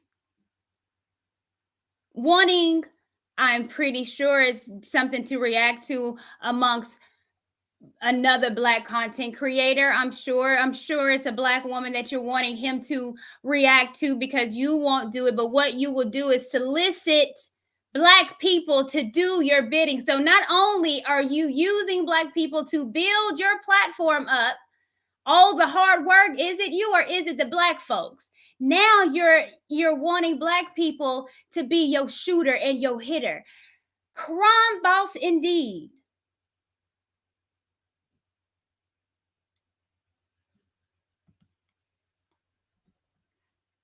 I just hope they've never said anything offensive. Why? To take their page down? To flag them? But I thought that you were holding yourself accountable for what you said. But now that we're reacting to it, you're going searching for us. You're searching. You're flagging Danica Marie. This space has been compromised. The space has been infiltrated. And it peculiar where it seemed like there was maybe some unification with Black men now talking to Black women. And some Black women being on code and wanting to do more for Black men. And now look at the division again. But history, it always repeats itself. Whenever there's an organization or trying to do for the betterment of Black folks, then you get infiltrated and they pay you off.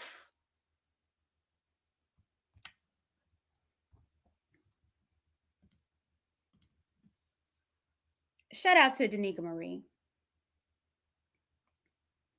I popped in on your live and I saw the flag and I am disgusted. And what makes me even more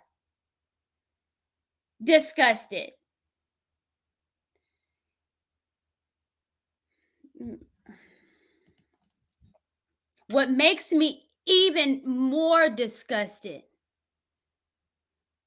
is the men that are allowing it.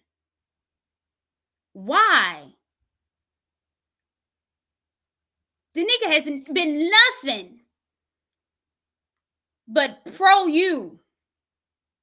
As a Black woman that's married to a Black man that talks to Black women about what we should be better and doing better, because she was critical of someone white, y'all throw her under the bus and do streams degrading her? You do streams of 6 to God is degrading her for what? Because we critiqued a white woman?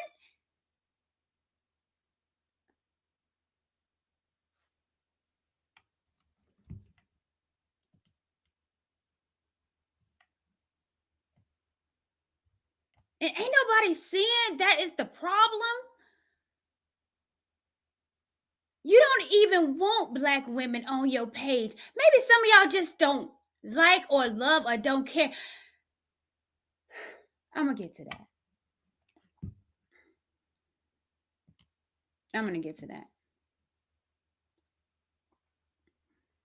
Today. This was done today. Sarah's Caribbean. Why does he have an African chain on? Lady, do you understand the Caribbean's descendants of Africa? She's not that bright. She's your woman king. So now she's making fun of Sarah Garvey, joking and laughing about him, about his African medallion, and saying he's from the Caribbean. Why would he have an African medallion on? She's not the brightest crayon in the box. News flash, baby. Caribbeans are also we are descendants of Africa. I'm not from Africa either, but I will wear something African related. I do have kente clothes. I do represent my culture because that's who I'm a descendant from. We are from the motherland, so he has every right to wear a pendant. But what you are doing is going into others' chat, laughing and mocking him, and we ain't seeing nothing wrong with it. Black folks, y'all should be pissed off that you got someone that is using our community for gain monetarily and also laughing at us in front of our faces.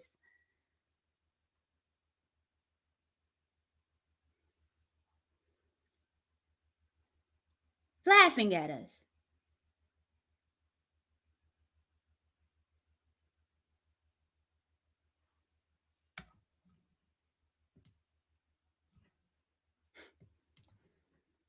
The white men are laughing at you too.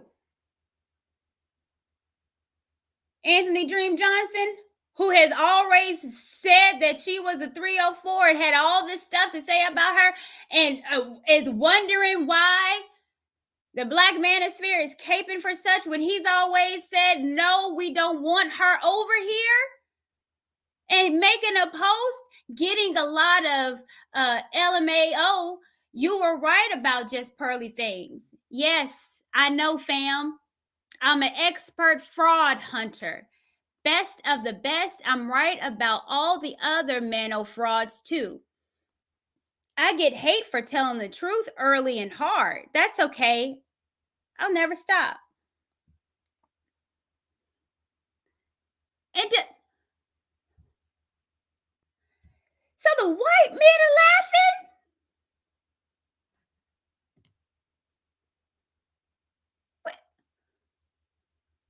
But the possibility, just like those that infiltrated, the possibility of getting $1 to throw your community under the bus. Y'all should be pissed the fuck off. Where are the people? Where are the leaders that are not to be sold? Where are the leaders that are not to be compromised? Wrong is wrong. Where y'all at?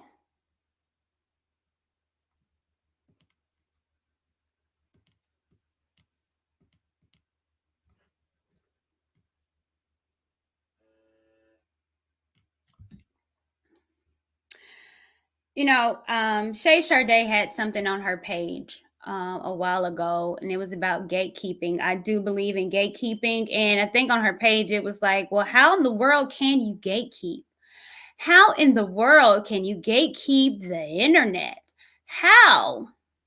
And then I saw a lot of people in the chat saying that too. How can you gatekeep? We can't do anything about it. That's a lie. I have a good memory. And I remember a dating coach by the name of April Mason. I remember this dating coach of April Mason. A lot of men were doing content about her because she said that she's given up on trying to help Black women because of the delusions, and we can go all that. So she gave up. And when I tell you all the Black men scurried to do content about April Mason, and look, not the Black women can't even help you Black women out. Oh, it was a fanfare. Then I think maybe she was saying something negative about maybe Kevin Samuels, and then come to find out that her cousin might have did something to a Black man and got him put in jail. And oh, you know, that was the talk of the town.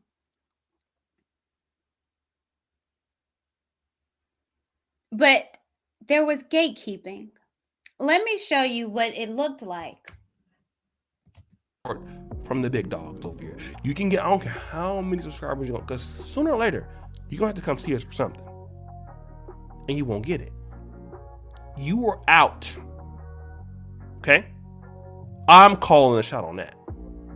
No collaborations with her whatsoever. No debates. I don't want to see her over here at all. I don't want to see her on no live streams. Nothing.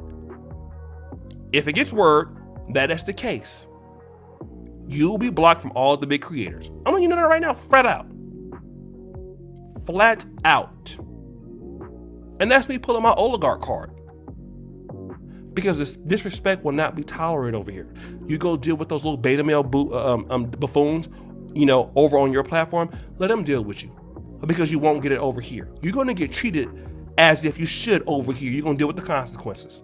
Like I said, over on this community, you will get no run. Go over on Facebook and continue to be dusty and dusty every day. So guys, what do you think?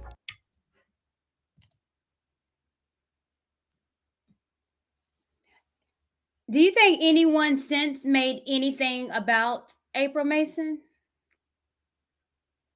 No. Did anyone even speak her name? No. So don't tell me that gatekeeping cannot happen in a space where, when you have big content creators that usually talk amongst each other, because it was done before. The difference is, though, April Mason was Black. And with Pearly, they don't care that she Me Too'd anyone. She's still the tool that they need to use.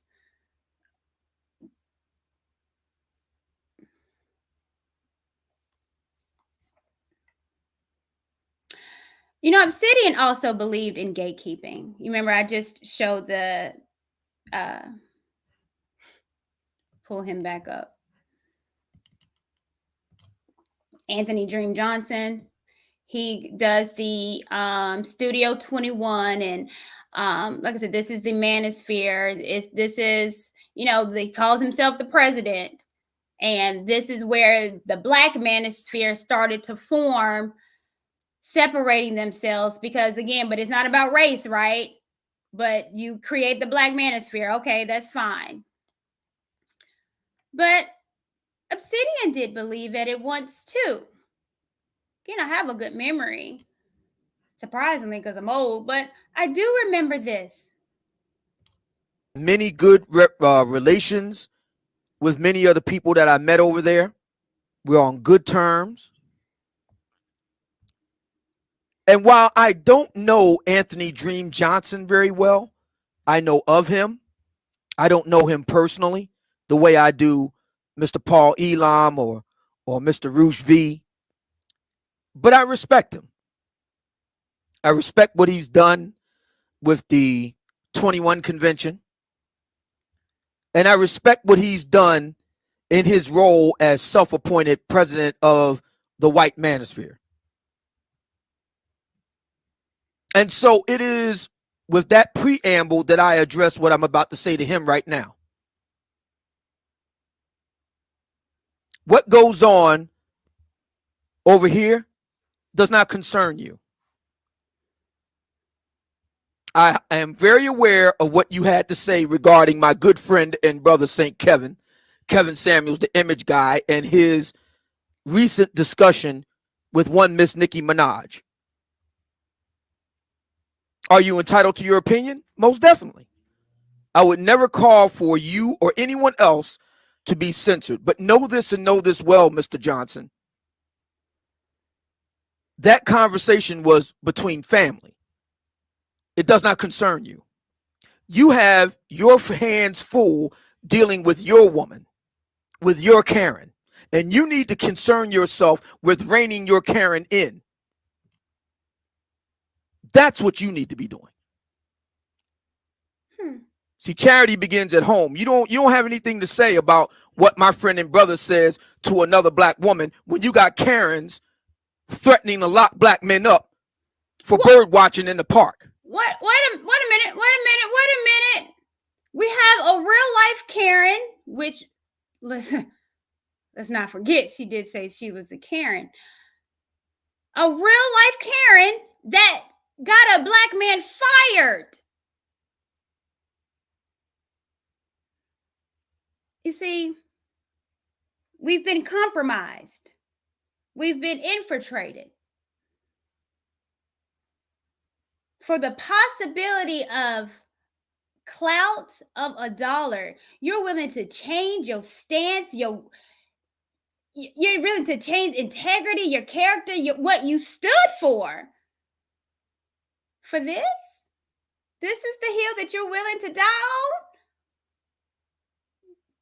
Good fences make good neighbors. Remember that? But now all of a sudden it's different. But like BJ said, I don't care. She's a tool. Do you understand me? I appreciate the work that you did regarding Donovan Sharp. In fact, I think you did the definitive reading of the receipts in that regard. But you're overstepping your bounds here. Good fences make good neighbors. If you notice, Mr. Johnson, I have nothing to say about your women. I have nothing to say about it. I consider that a white manosphere issue. When Tommy Lauren was bumping her gums a couple years ago, I had nothing to say about it. Why? Because I knew that my brothers from other mothers was going to handle it, and sure enough, they did.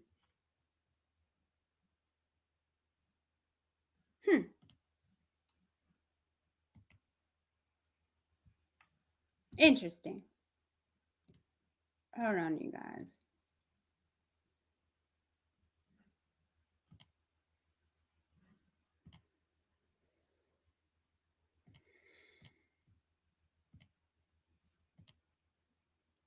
Let's customize it. The people is telling me to go subscriber mode. Oh, you already know that the hate is real, and that's fine. Let's do that.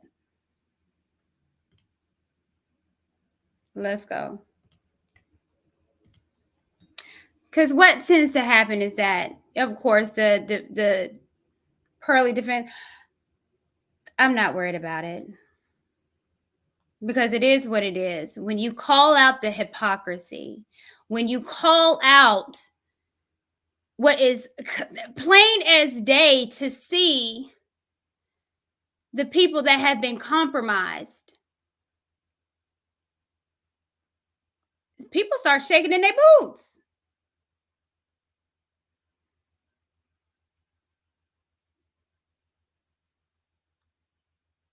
Good fences make good neighbors, but not anymore. What changed? The possibility of $1?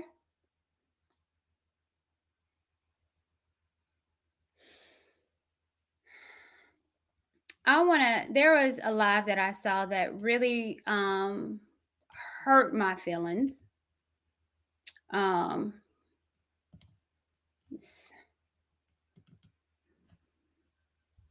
Let me bring it up.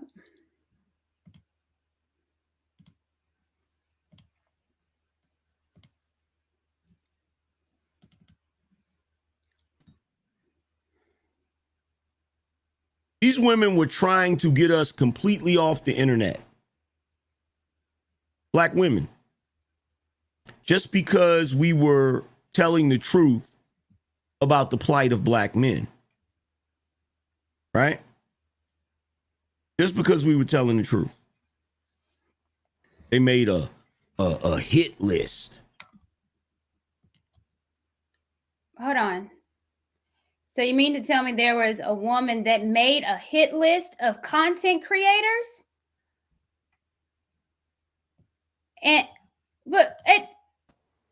It's interesting because there was a lot of people had a lot of questions, and it's what's being done now? It's sounding like you have some more content that you want to put out. Is what you're putting out, is that another apology? Or? We're talking about a hit list that was made, but it's a hit list out now of black content creators that's not wanting to be in this delusion or wanting to be sold out. And there is a hit list, but then do y'all not see the hypocrisy? And I can tell you right now that during that time, the sentiment of most of us in the space, because I don't know what happened, all of a sudden this space has turned into some sort of pro-black hotepery agenda. I don't know when the fuck that happened. I would imagine it happened because of how many black women are now in this space. So many of you are fucking tap dancing and bending over backwards trying to get Scooby snacks from these fucking strags.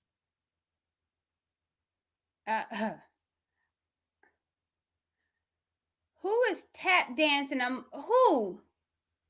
Because from what I see, the black women that are speaking out against a white woman is getting dragged and degraded. That's what I see. But back in the day, when the space was a little more pure, just the fact that Pearly has consistently given feminists that work, has consistently given gynocrats that work. If she said, well, I think that slavery was embellished, you know what we would have did back in the day? Soon as the women got mad, soon as the B-dubs got mad, we'd have been like, what you want me to do about it? Right. Anything to go against black women. What is... Y'all hate black women that much? You hate Danica Marie that much? You hate me that much? You hate Six that much? You hate us that much? That when we talk about someone that degraded our culture, Pearly gets a pass. She me too the black man, but she gets a pass. You hate us that much? Who taught you to hate yourself?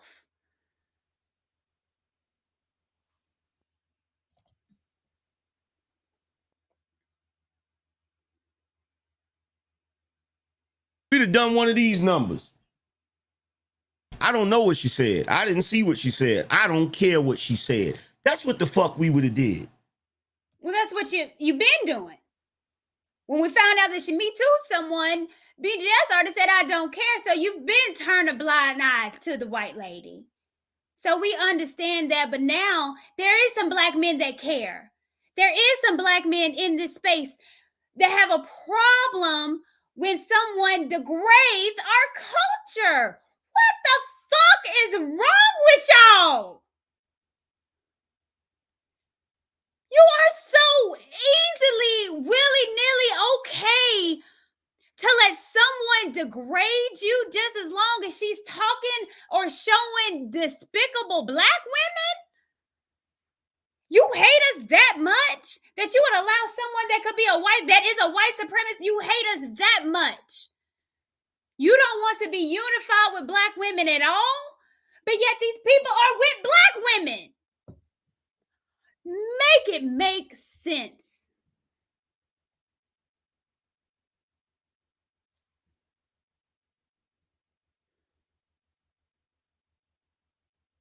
Make it make sense.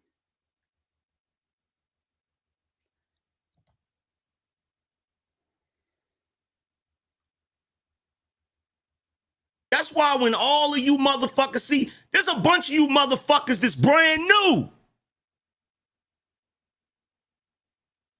You've turned this space into a bullshit agenda. Whining and complaining about shit that ain't got nothing to do with a goddamn thing. You've forgotten who your real opposition is. Who's the real opposition? Who's the real opposition?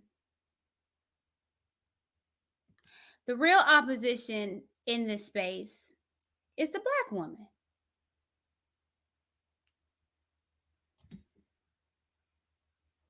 To a lot of these men, the black women are their enemy. A lot of men look at me, or in my chat right now, looking at me as their enemy.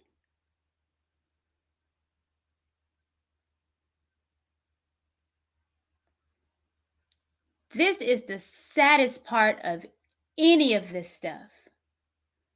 is realizing that there's men that are looking at me as their enemy.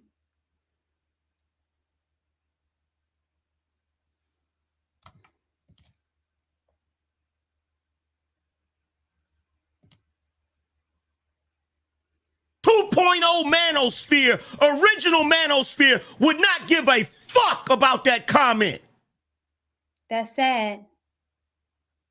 That's sad.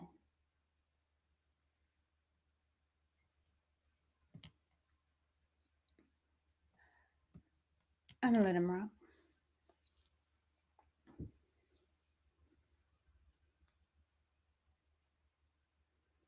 That's the truth.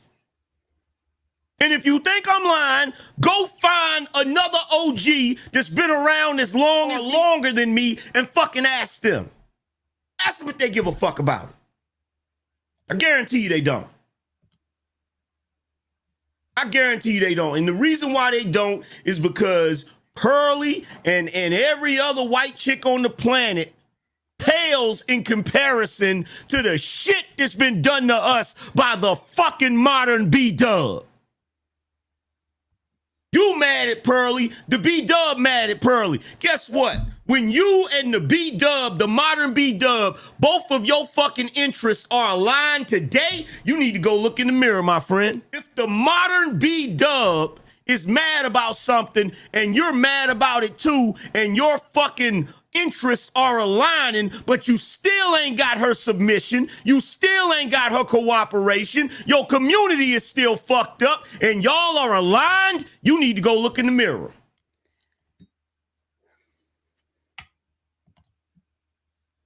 So Black women are your opposition.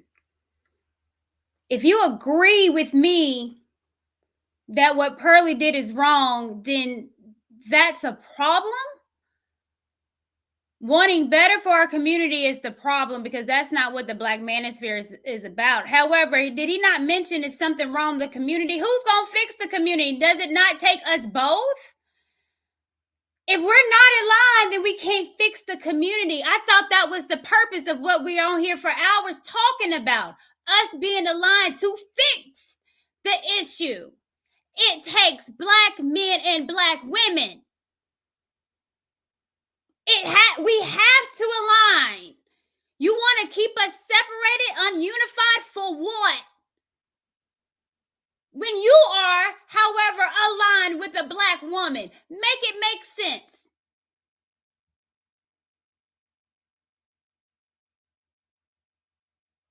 I'm going to get to the super chats, y'all. It makes me so upset.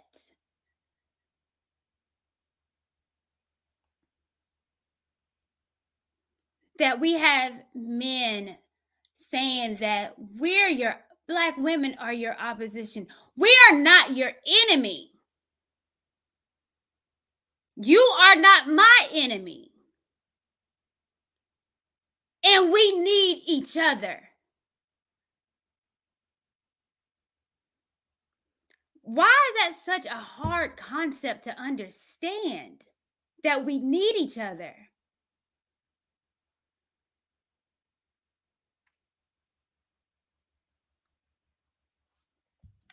I'm gonna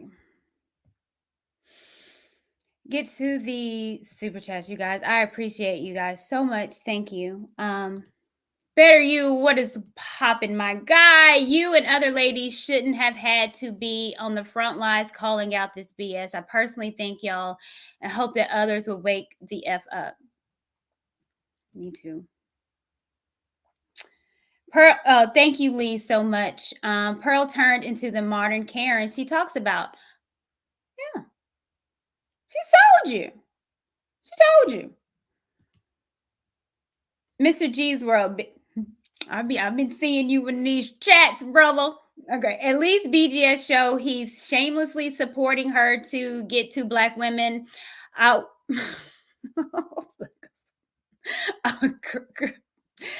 You wish him and others would do similar and admit that they're getting to the bag. It shows Better you coming again. The messenger matters. As an author, I have to be cognizant of the audience and how I speak. It's about scoring points and dunking on folks, not substance. Absolutely. Absolutely. Thank you so much, Ray, for the love. I appreciate you so much. D, what is going on? This is a time of revelation and separation on many levels. I agree. Drummer Boy out there doing the work. Shout out Drummer Boy. If you guys have not subscribed to Drummer Boy, let me tell you, this man is on code. And I think that he has also been kind of shadow banned on YouTube. I understand that. But you guys show Drummer Boy 1980 some love. Keep doing the work. Salute to you and the family. Salute to you and your family. Thank you so much. Yeah, I'm getting to y'all. Higo, thank you so much. How Black folk trying to gatekeep a space we don't own. It's time for the community to grow up. Well, I just showed you how you can and how it was done. And it was done to April Mason. So how calling it out and letting the big timers know that we're not going to have this in ours, and people follow. It was done before.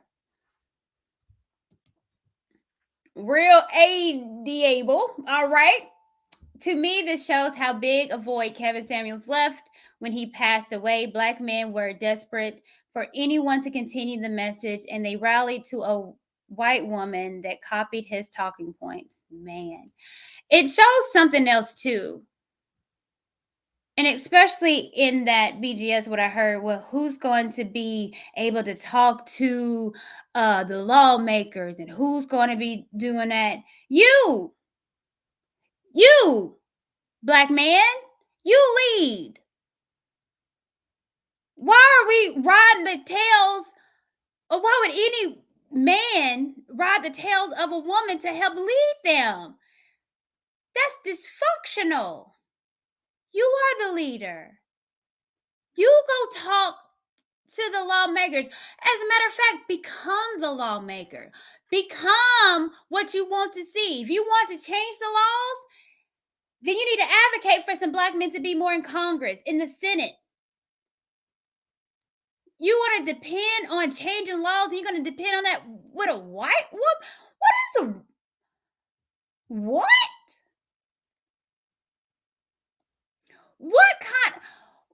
What benefit would it be for Pearl to go to Congress to advocate for Black men when we all know that affirmative action would help white women the most? You think she's going to talk about getting rid of child support? No. For what? It would benefit her. It benefits her right now to pander to you. But you think people are going to be actually going on cities and marching and stuff? A white woman going to do that for your Black ass? When has that ever been done? Let's go there.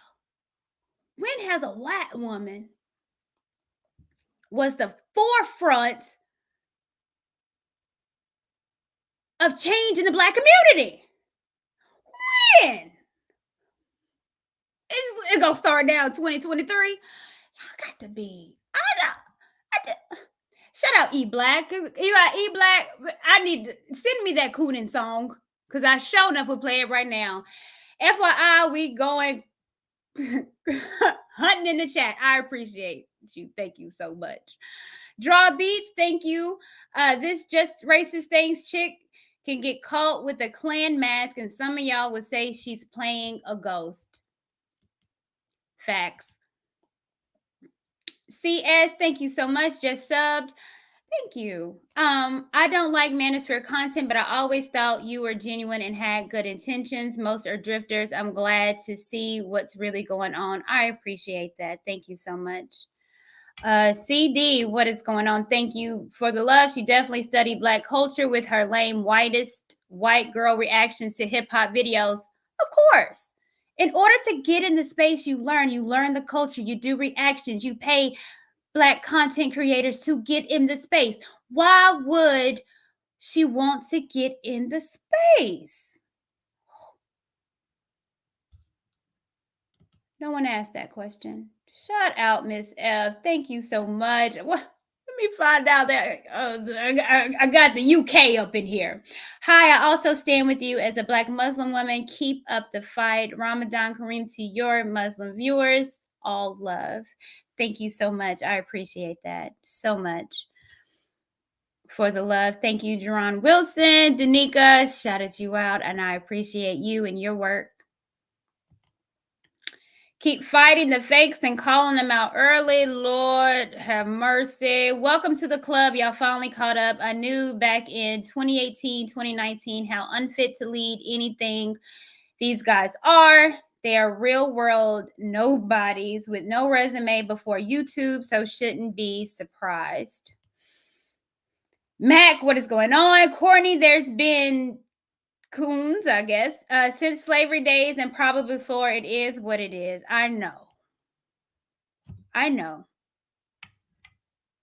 But we gonna call them out today and tomorrow and the next day. I hope I got to you guys. Oh, Eugene Steele, what is going on? The ones who are made to be our helpmates are our enemies. What? I know. Side note, I meant to say, Marcus, I know it was just congratulations. Thank you, Marcus. I appreciate you. What's going on? Me University, they've been in their beds and had kids with them. Trust.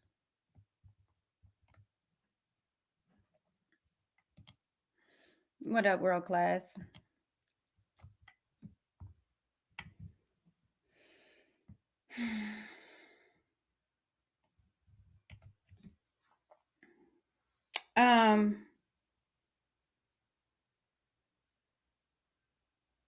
Let me play this.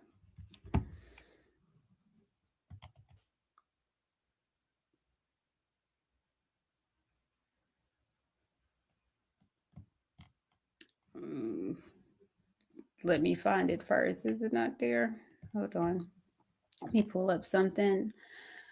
I compiled this because I thought it was interesting, and it was a question in there which I am having to try to figure out the answer to.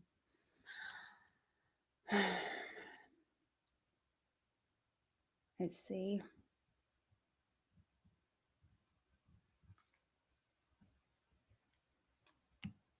Well, let's see if I could find it. There you go.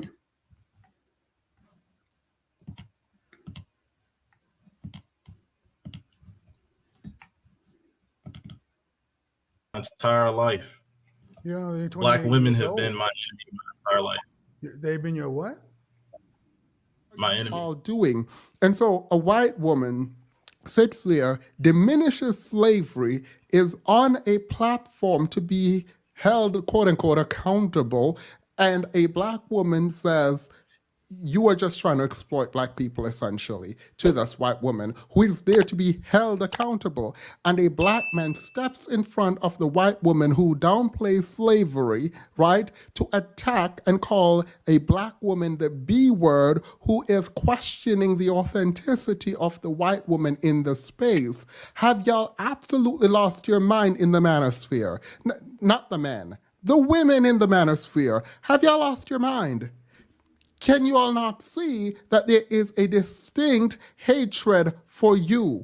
Like, I am so confused as to why there is any woman, currently black woman, in the manosphere. Like, I am so confused. And no, what are you all doing? Polo, and a lot of them dudes, what is it, Rhinestone, who else? I even think Richard Cooper's on that grift too. Like, they don't like Pearl. All of the prominent white manosphere creators and their audience, them white boys that y'all want to be like so much, they don't even like her. They think she's fake. But yet, over here, we're willing to toss our own women away for her. For the white man's trash, we willing to throw out our women? And then y'all sit here and come complain about why black women want to date out, why black women don't respect you. Because when it comes down to it, you're not even willing to stand your ground. In a way, y'all willing to just shit on your own women for trash.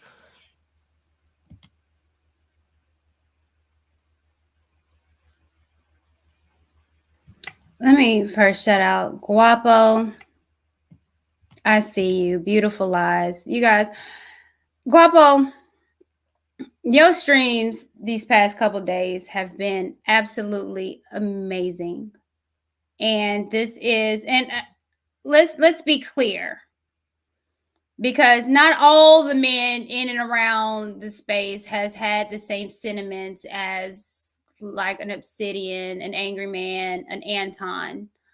There have been powerful voices that have spoken up, and Beautiful Lies, El Guapo is definitely one. So for your work, for your, it's sad that I have to say this, but being courageous to stand up for what is right, I thank you.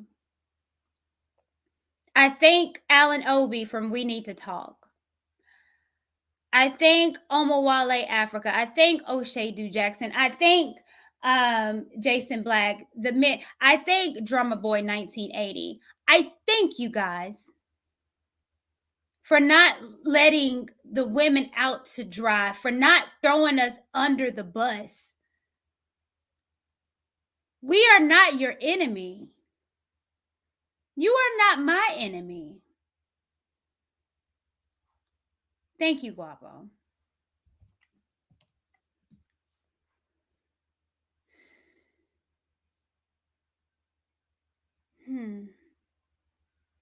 I'm going to take some calls if anybody wants to come up, but I do want to play something really quick while I have you guys' attention.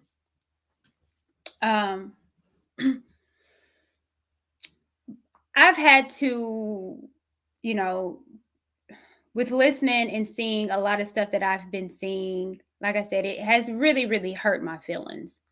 Because I didn't know the hatred that some men had of Black women. But Black women are important to this struggle. We are important to movements. We do play a vital role in our community, and in order to fix it, you're gonna need us. Black women are special. Black men are special. We special together. We powerful together. We had a role in a lot of movements where we were needed. We played the back, but we were still there. And there are women that are want to fight this fight with you, but we need to know the men that are wanting to fight. Black women want a leader. We just need someone to lead us. And what I've been seeing, those aren't leaders. Those are opportunists. Woman that I look up to so much, you guys, her name is Diane Nash, and she was worked alongside with Dr. Martin Luther King and a lot of prominent leaders back in the 60s. But she is was here, went to Fisk University in Nashville, and she's one of the women that I had the pleasure to meet a few years back, but someone that I looked up to. She fought, but she did it with grace, with dignity, with beauty.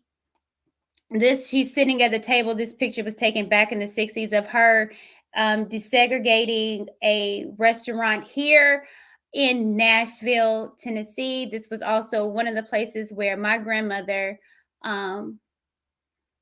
was spit on and milkshakes thrown on her for trying to desegregate. So to Diane Nash, I thank you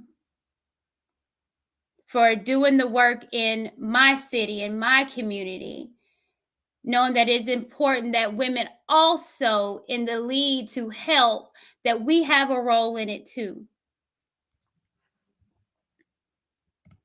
I've been doing this. I am not here just on a platform to talk shit. I've been doing this. I've been rallying and marching for us because I care and I want us better. I don't take this lightly. I don't invest my time, my energy into my community to have a white girl get on here and joke about it, have black men cape, to have black men think it's okay for someone to degrade us. I don't take that lightly. And I hope and pray that the people that don't take this lightly can separate the real from the fake. I've been doing this. And I'm going to continue to do this.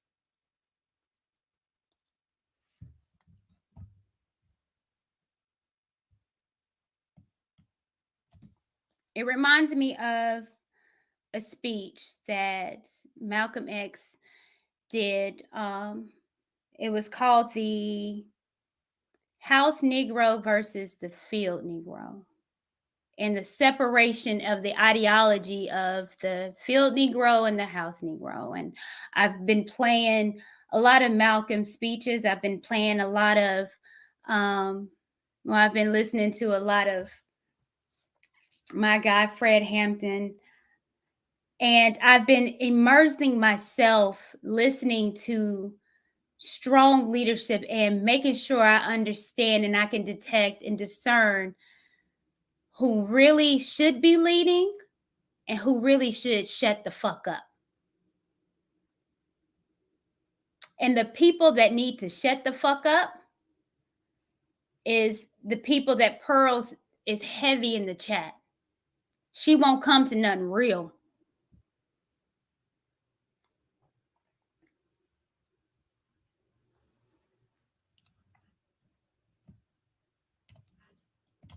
Negro, they lived in the house with master. They dressed pretty good. They ate good because they ate his food, what he left. They lived in the attic or the basement, but still they lived near their master. And they loved their master more than the master loved himself. They would give their life to save their master's house quicker than the master would. The house Negro, if the master said, we got a good house here, the house Negro said, yeah, we got a good house here. Whenever the master said we, he said we. That's how you can tell a house Negro. If the master's house caught on fire, the house Negro would fight harder to put the blaze out than the master would. If the master got sick, the house Negro would say, what's the matter, boss? We sick. We sick.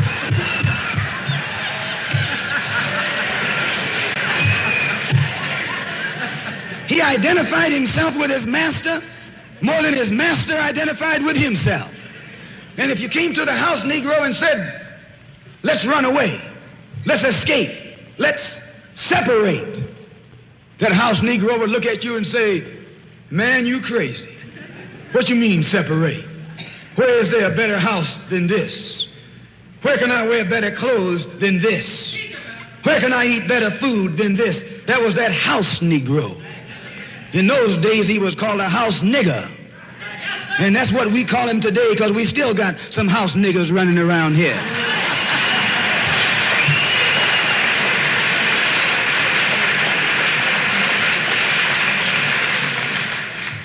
This modern house Negro loves his master. He wants to live near him. He'll pay 3 times as much as the house is worth just to live near his master. And then brag about, I'm the only Negro out here.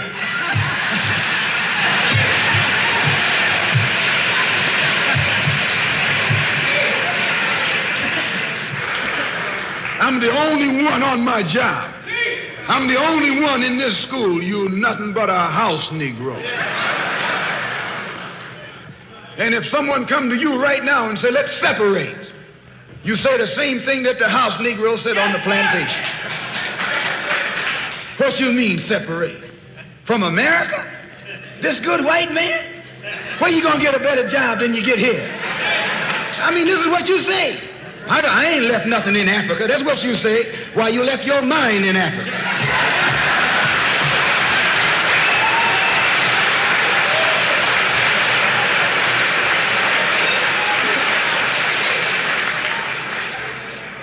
On that same plantation, there was the field Negro. The field Negro, those were the masses. There was always more Negroes in the field than there was Negroes in the house. The Negro in the field caught hell. He ate leftovers. In the house, they ate high up on the hog. The Negro in the field didn't get nothing but what was left of the insides of the hog. They call them chitlins nowadays.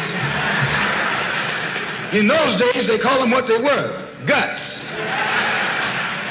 That's what you were, a gut eater. And some of you all still gut eaters.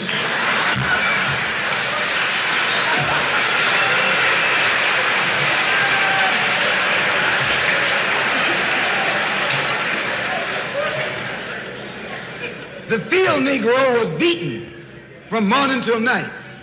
He lived in a shack, in a hut. He wore cast-off clothes.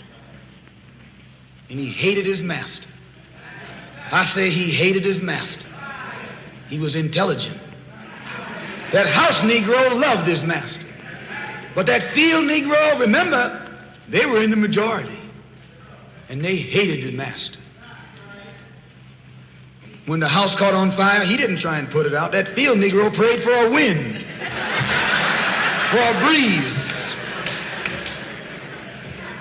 When the master got sick, the field Negro prayed that he died. If someone come to the field Negro and said, let's separate, let's run, he didn't say, where are we going? He said, any place is better than here.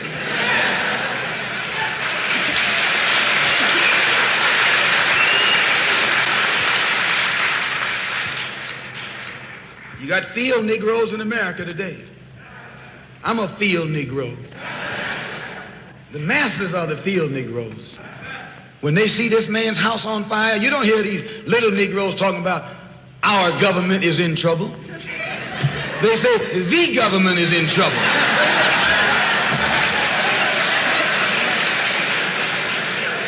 Imagine a Negro, our government.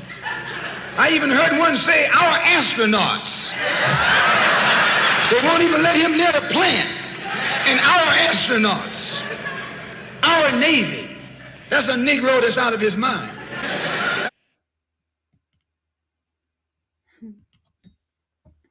House Negro versus field Negro.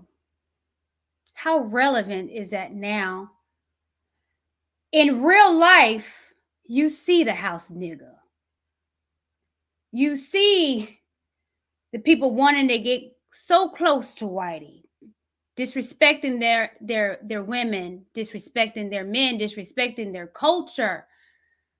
So willing to throw their women under the bus for the possibility of a couple subscribers. You see people that are so willing to be sold, bought and paid for. Those are not leaders.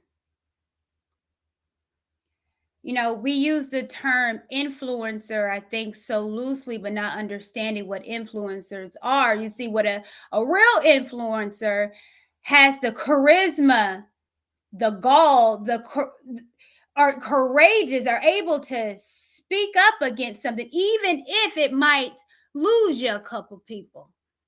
But you're able to stand up for what's right. And actually that influence, if used good, should educate. See, I don't have to go with what my audience wants me to say, even if it's wrong. And I do see a whole lot of content creators out right now that ain't saying shit, but say they got your best interest at heart. But when it comes to community, where you at, Chantel? You're silent. You don't want to get into this now, do you? Because it might separate the panderers that go on your page. But I say, if you're a real content creator, then you should stand for something instead of being silent. And right now, the community needs people to stand up for itself. The community don't need more people to be coons. The community needs people to stand up for what's right, that wants us better. That's what we need. And if you're silent, then you're part of the problem, and I'm calling you out. I am tired of coon niggas taking advantage of my community. You are worse than a KKK. You are worse than them. And I'm tired of it. And if I got to be the one that's caping for my people, then I will be that. If I got to risk people still doing reaction videos on me, then I'll be that, because I don't care, because I love you and I love myself, and I'm not willing to jeopardize who I am for nobody white for the possibility of a like. Stand up for something or shut the fuck up.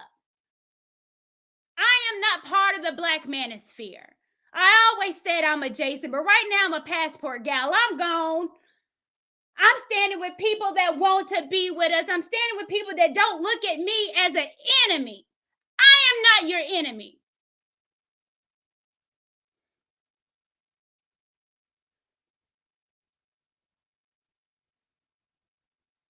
I am a passport gal. I'm gone to who wants to love on me and that cares for me.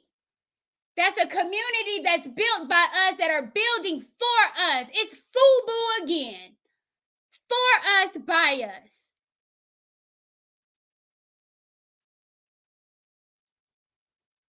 And if you're not for me, fuck you. If you're not for my people, fuck you. I'm taking a stand today, tomorrow. I did last week, and I'm going to continue. This is more to me than you hitting a like button. This is how we carry on who we are. This is what our children are going to be listening to. Your content matters. There are impressionable minds, and unfortunately, the impressionable minds are not coming from teenager or 20-year-olds. There are impressionable minds at 30, 40, and 50. And you have a responsibility to your community, the ancestors that died for you, to get a seat at the table. You mean to tell me you want to see your community burn? You owe your community that much. You owe them to stand up for what's right. You owe them that. You owe our ancestors that. You are slapping them in the face.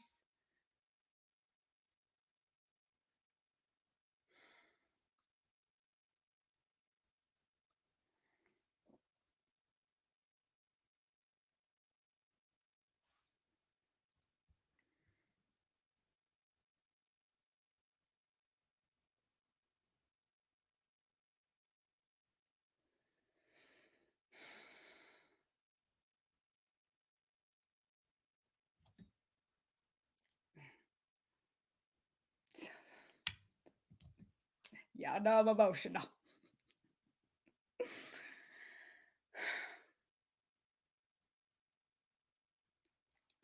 Shut up, Brillo. He knows me a little too well.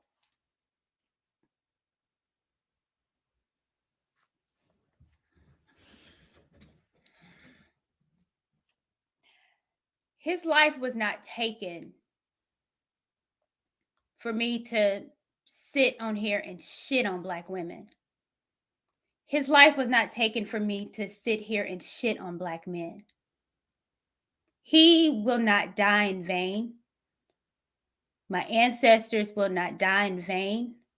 My family, my child. I am responsible for a lot. It is because of them that I am here. It's because of them that I'm able to do a whole lot of stuff.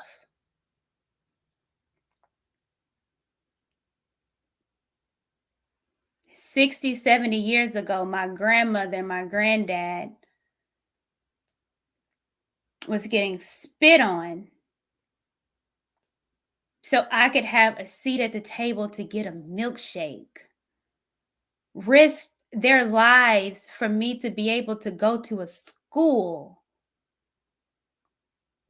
And I don't even have, or there's some people that don't even have the decency to call out people that are disrespecting our culture, our people. I have never seen so much disrespect in my life.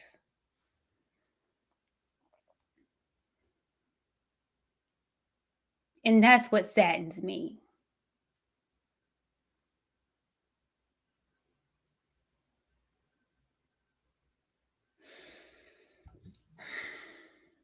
I'll take a couple calls.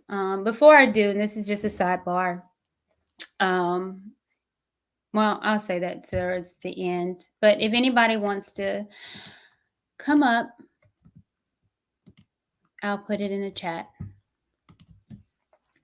Thank you, Combat Infantry Vet. Oh, thank you for your service. Thank you. Hate begets hate. There has been nothing but hate from Black women for a hell of a long time.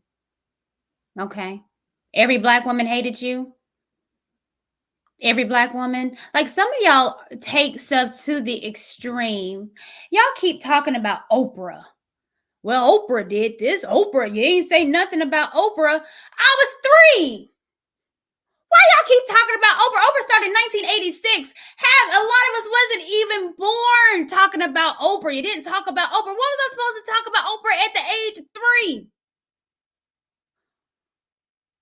Y'all use some of the dumbest things I've ever heard. You didn't say nothing about Oprah. When am I gonna say something about Oprah at 3?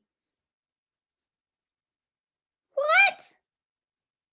Y'all use some of the oldest tactics that can be debunked, like some of your arguments. Literally, are you smarter than a 5th grader? Some of y'all, I'm going to have to say no.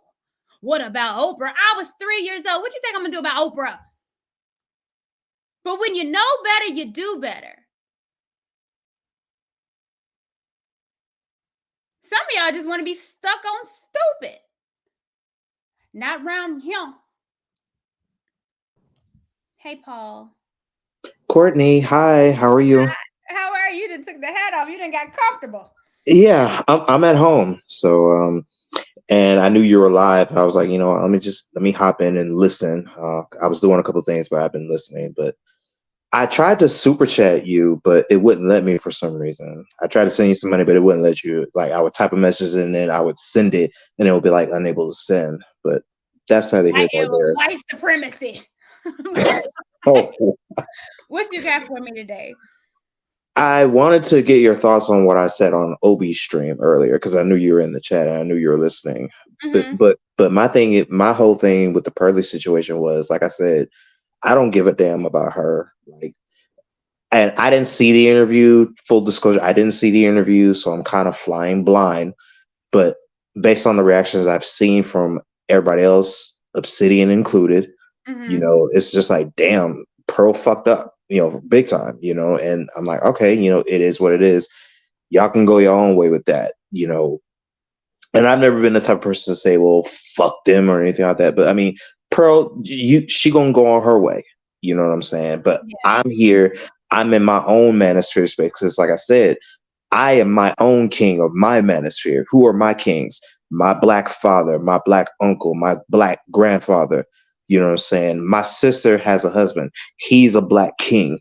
I got nieces and nephews. They're on the come up. You know what I'm saying? I can just be an example to them, and that's it. You know, until I get married and become my like king, you know, one day, because I ain't married yet, you know, but I'm going there. But like I told Alan earlier, it's just that we as a Black community, we got to do better as a whole of uplifting our Black men, you know, and that's everybody. Black men and Black women got to do a better job. You know what I'm saying? It starts with us as Black men, but we live in a world where Black women are really pedestalized. And I mean that in the most respectful way. It's like Black girl magic. And it's beautiful to see. You know what I'm saying? I love seeing Black women, you know, own businesses and doing Boston, making most, and that's beautiful. But on the flip side of that, what do you also see in mass media about black men? We're the bad guys, we're the villains, we're the deadbeats. You know, Maury was famous because of us. You know what I'm saying? And I'm just sitting there like, damn, guys like me, you know, you hear about, oh, he's a good dude, but that's it. Yeah. Yeah. I wanted your thoughts on that. I wish you would have come up and I would have been like, hey, Courtney, you know, give me your thoughts. But here we are now. So tell me what's on your mind.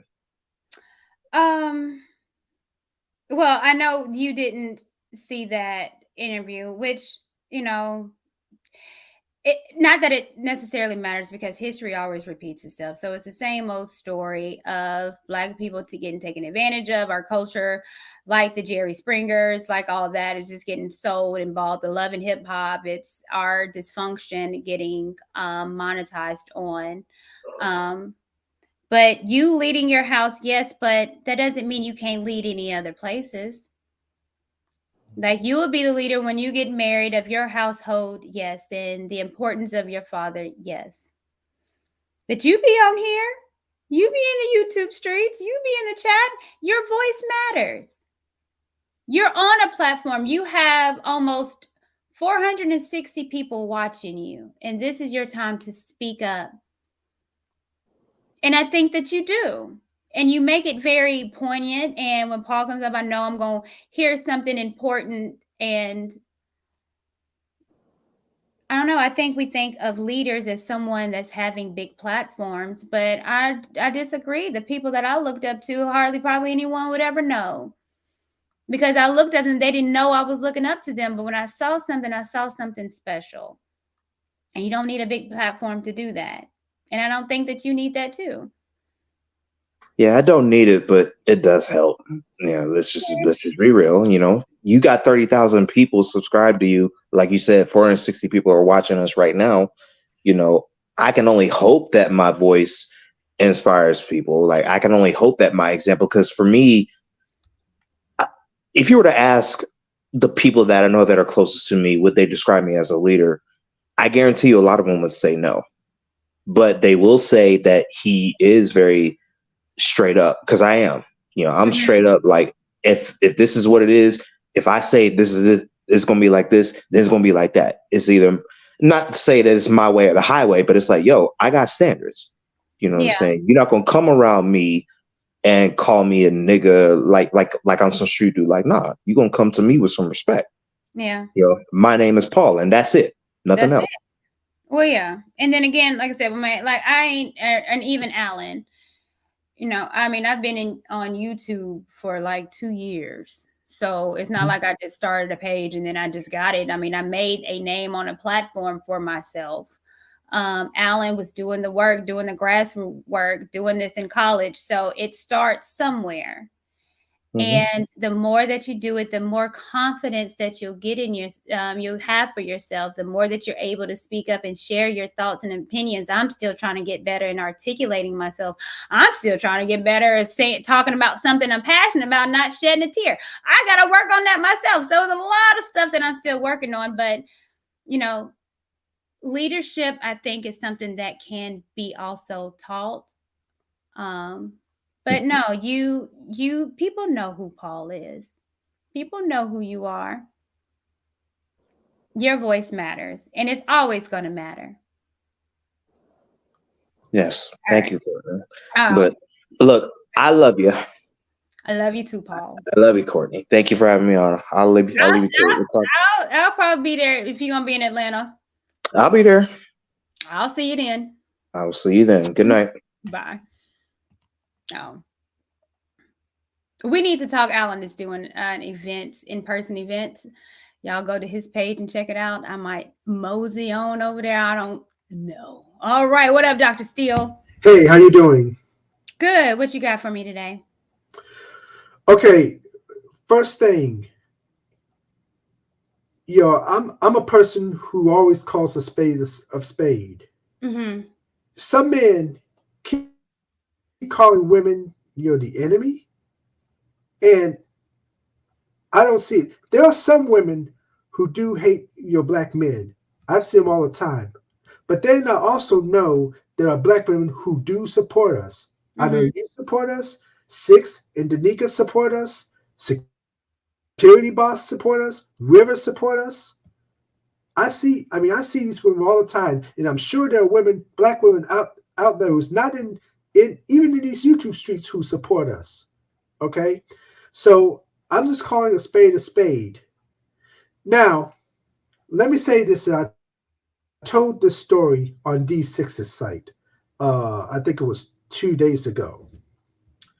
Before this whole thing with Pearl went on, I was actually a subscriber to Pearl. Mm-hmm. She talked about relationships, which is my favorite topic because I'm trying to understand more about relationships. But then when O'Shea came out with the news of what she said, I was like, what? And I was thinking, I don't know. I think she needs to explain herself on this, and she did. And she says she holds herself accountable, which we all know she was not very sincere about it. Mm-hmm. But what made me unsubscribe from her channel was the footage that I saw of her friend, who was King Rich's girlfriend. Mm-hmm. This buffoon was saying some racist thing about King Rich's, and the girlfriend bashed the hell out of him, right? And while Pearl was just sitting back laughing and carrying on, while she was just defending King Rich's. Yeah. That got me unsubscribing right there. It also made me wonder about King Rich's himself. All right, because here's this racist buffoon saying racist things, and King Rich's is staying with Pearl.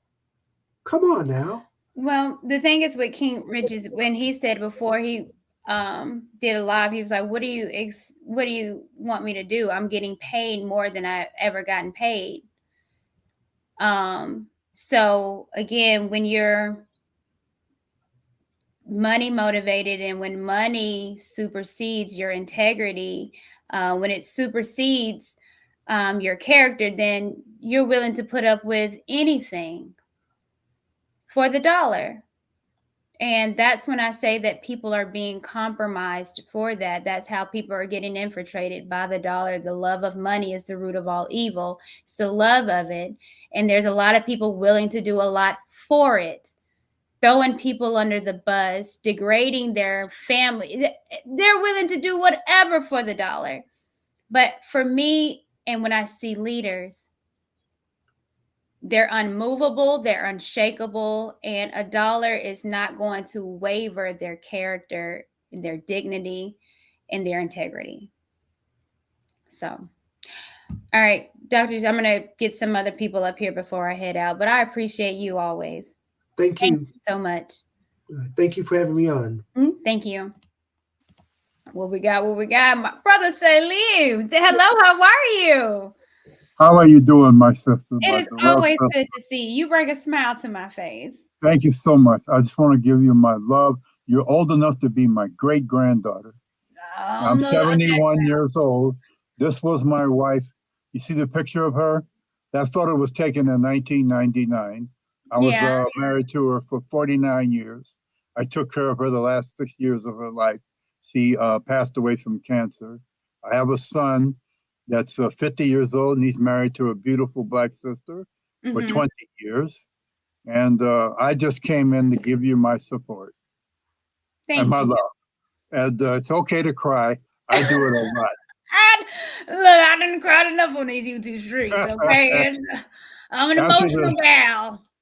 After the death of my wife, I still have my moments where I break down in tears. It's a fact. It's okay. So I don't want to take too much more of your time. I just called because I wanted to give you my support. I have Salam Allah alternate channel. That's my channel. Salam Allah alternate channel. Can you type it in the super I will chat? as soon as I'm off. I can't type it in here. Okay. And then what I'll do is I'm going to do a tribute to my wife, and I want you and I want a whole bunch of people to participate. Yeah, I'll be there. You let me know. I'll be there. I'll be mourning my wife live, and I want you to be a part of that if you can. All right, Courtney. Take care, and I'll send you my Malcolm X recordings that I have. Oh yes, please do. And post your Throwing some P.O. Sam box. Cooke in there too. P.O. Change gonna come. That's what I need to hear. How about some John Coltrane and Miles Davis? Oh, we can come on. All right. Jazz. All right, Courtney, let me go and I'll post my channel, okay? Okay. All right. Bye-bye. Good to see you. Bye-bye. He brings a smile to my face. Roaring Sun. Good evening. How are you doing? Can you hear me? I can. How are you doing? I'm doing well. Thank you very much. I do want to speak on this whole Pearl situation. I've been seeing a lot of videos about it. But first of all, shout out to Salam, man. Black love is a beautiful thing. Nikki Giovanni said that black love is black wealth. She was right about that. Yeah. But as far as the Pearl situation, just pretty much, I only have a couple of points and I'm going to leave it alone. This Pearl situation is pretty interesting to me because it's not so much that I don't think it's a big deal, but I don't know, it doesn't seem like a big deal to the content creators in the space, the ones criticizing it, including people like Jason Black, who started all this thing in the first place. If you really wanted to do away with her, you would kill her in the algorithm and stop talking about her at all. O'Shea's tagged her in like 12 videos. So, and that's just him. So, I mean, we seem to be operating counterintuitive to the algorithm, and that's something that needs to be done. As far as her words and her content, they definitely deserve some bit of criticism. My only issue is I was on one of Obsidian's streams about maybe 3 to 4 weeks ago, and we were discussing, we were on a panel, we were discussing an article about a black woman. She wrote an article about being big, but yet not liking to date big men. It was hypocritical on its face. But during that discussion, a woman comes on the panel. She's a black woman, and she refers to herself as a toilet for the white man. She went on this stuff for like an hour, denigrating black people, talking all types of stuff about our genetics and her genetics as well. It didn't get nearly as much, how can I put it, nearly as much response from people in or around the black manosphere. No one talked about it. No one cared. Pearl comes along and says something. She does the interview with the white supremacist. That is bad enough. But then you say something about slavery, and it's all over the place. The only difference, both of them were equally racist. Both of them were equally misandrous. But, no one really cares until Pearl did it. So I feel like people are just trying to exploit the situation. They don't really care about the racist part. Well, I don't know if I agree. Okay. Because I didn't know about this Pearl interview. Well, I've been critical of her. However, I didn't know about this interview until Jason Black said it. And then when I watched the whole entire interview, I was pissed. So it's a lot of, do content creators know about situations?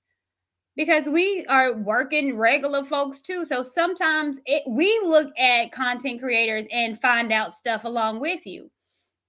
We just don't go in and just sit and talk amongst each other. We get online and talk about how pissed we are. So even with that situation, I had no idea about that. Matter of fact, please send that to me. Sure, if I can go back and find it. Like I said, I was on the panel. She went into it, and it was disgusting stuff. But I just wanted to bring that up. Let me show you something real quick. Yes, please. Because I know that we're saying, well, don't talk about her and this and that, but I counter that. Because for 1.3 million subs and to have videos at 3K, 2.8, 2.6, 5K, these are my numbers. So for a 1.3 million subscriber person to be having the views of someone that ain't even at 30K, I am going to have to say that ain't showing. That I think when people are talking about it and showing what is real about someone, then I actually think it's helpful. Look at these are not, look at the 5.6. I can go down 8.8, 7.6 point. This is not a 1.3 million sub views. And this is why people are willing to sell themselves for someone with subs, but not looking at the viewer count. You selling yourself, so it ain't matching up. Yeah. So I don't know if I mean, it just ain't for someone with the millions. That's why I'm like, people are like, you're jealous of her subs. She does the same numbers as me. What is there to be jealous of? So You're no, right. I'm not jealous, but I am mad. Well, I didn't even mean it as a point of jealousy per se. Well, not saying that you have, but that's what people been saying to me. Yeah. Well, I don't think that at all of anybody and any of the content creators. Yeah. In or around the Black Manosphere talking about this. I just think it's weird. If you really want to get her up out of here, don't bring her up. Don't bring her up as content. Don't bring her up in the algorithm. Don't tag her. Like that's not helping. It's not helping. I promise you that. I have a degree in IT. I know it is not helping. I know. But that's all I wanted to say. Well, send that to me if you can, if you have time. Yes, I'm gonna see if I can find it. Like I said, it was an epic stream. So we'll see what we got. All right. Thank you so much. No problem. Bye-bye. Bye-bye. All right. I'm going to bring up some content creators. We got beautiful lies. Uh-oh. I had a little hey. What's going on, pretty lady? How are you? I am good. I'm going to bring some other content people up here. What up, TJ? Ain't nothing to it the way you do it. Hey, what up, high value nerds? What's poppin'? What up, though? Now, look, I'm going to bring somebody else up. I will drop you if you act a fool. I want to preference that. Do you get I see you in the back. Lord be offense. Chaotic truth. When the guy listen. When God made white women, he broke the mold. All right, let me put you on mute. What you got for me? What you got for me? TJ, I got it. What you got for me, El Guapo? First, let me give you your flowers. You have been on it. Thank you. Guapo. Your stream. Thank you. And I don't know if it sounds weird, but I was surprised because go ahead and say it. It's all right. I was surprised. Why do you think I would be surprised that at your take? Is it because I have a Colombian wife? No, I don't think. No, it's not that. I was surprised because did I knock him down? Chaotic truth left. Yeah. Oh. Roll with it. I want to hear your thoughts. Be honest. Listen. Well, because I have a very soft heart and a very thick skin. So go ahead. Because, I know you roll with TLA and that's your guy. So I was gonna be like, okay, he's probably gonna take like TLA and maybe be more of the defensive Pearl and kind of, massage that into, well, she was young and she didn't know she's quoting Thomas Sowell. Oh, have grace. So that's why I think I was surprised. Not your wife, but just because it's who you pal around with. So here's what I'll tell you. I'm beholden to no man. Mm-hmm. You know what I mean? Or woman. Yes. This free speech that we have, and TJ will understand this. I've put my life on the line for everybody on this channel, in this chat and everything to be able to say what they want to say. So I stand on my own 2 feet. You know what I mean? And I love TLA. That's my main man. But here's the thing, I don't take offense. And we as men, we don't have to agree with each other on everything. You know what I'm saying? That's my dog, and we just don't agree on some of these points when it comes to this. But the only reason I called in, well, number one, I feel like I owe you because when I had you on my live, we had some audio issues and it was such a great live. We need to do it again. Good. Yeah. Whatever. I enjoyed it. Yeah. But I want to tell you, you're talking leadership. And if there's one thing that I do, like for real, like Kevin said in real life, is leadership. I've been doing it for 25 plus years. I'm talking about people putting their lives literally in my hands. Mm-hmm. And one thing I'll say is that leadership is reserved for the very few. And you have to have a special mentality, special framework and a mindset when it comes to being a leader. And not everybody in any community, including the Black community, is meant to be a leader. So as men and women, you have to be very honest with yourself and develop some level of discernment when it comes to leadership. You know, I may not be your leader, but I know what it takes to be a leader. You know what I mean? And I stand on it. Like, I risk my reputation, my family, and everything else on that. So not everybody is meant to lead. And I hope that we as a Black people, for real, I know, hey, I got a almost white Colombian wife, but I've had 2 Black wives, and I've never said anything negative about them. I have 4 Black children. My Black mother was here, sitting here cradling my son today. I have a Black sister, Black brothers, all that stuff. You know what I mean? So I love us. I think we're so dope, for real. But at the same time, you know, you can't just believe any and everybody. One thing that we do as a people is we drink the Kool-Aid faster than anyone else. Yeah. And it is extremely detrimental to us as a people, you know. So learn who to listen to. You know what I'm saying? There are a lot of charlatans out there. There are a lot of folks that will sell you the snake oil in order to get a dollar bill. You know, I don't want to give you on your channel how to navigate that because I don't want to be too incendiary. But what I will tell you is this, you know, check the pedigree of whoever you're listening to. For real, for real. Does the messenger matter, or is it just about the message? The messenger matters to the depths of what you're going to listen to them when it comes to what they're saying, right? So if you were going to actually tailor your life after a messenger, you're kind of getting into muddy waters. If it's just a singular one-off, you know, intelligent discussion or decision or information that needs to be made, honestly, the messenger doesn't matter. You know, there was I'm about to be 45 this month. Shout out to me. I'm glad to make it halfway through my life. You're looking good. Yeah. But I'll tell you, you know, there was a commercial back in the 80s like, yo, you can learn a lot from a dummy. And that's true. You can learn a lot from people, you know, not just what to do, but what not to do. So, but when it comes down to how you're going to govern your life and stuff like that, yeah, the messenger does matter. Yeah. You know, you're going to be better off listening to someone that is similarly situated to you. People are products of their environment. Me as a Black man, I have a lot in common with Chicago Rilla, with High Value Nurse. A lot. You know, I can guarantee if either one of these brothers has been pulled over by the police before, we've had similar experiences. Yeah. That's a bet I'd be willing to make. You know what I mean? So, and you might not be able to get the same level of insight from a white man or an Asian man or a Latino man. So, yeah, the messenger does matter for sure. Yeah.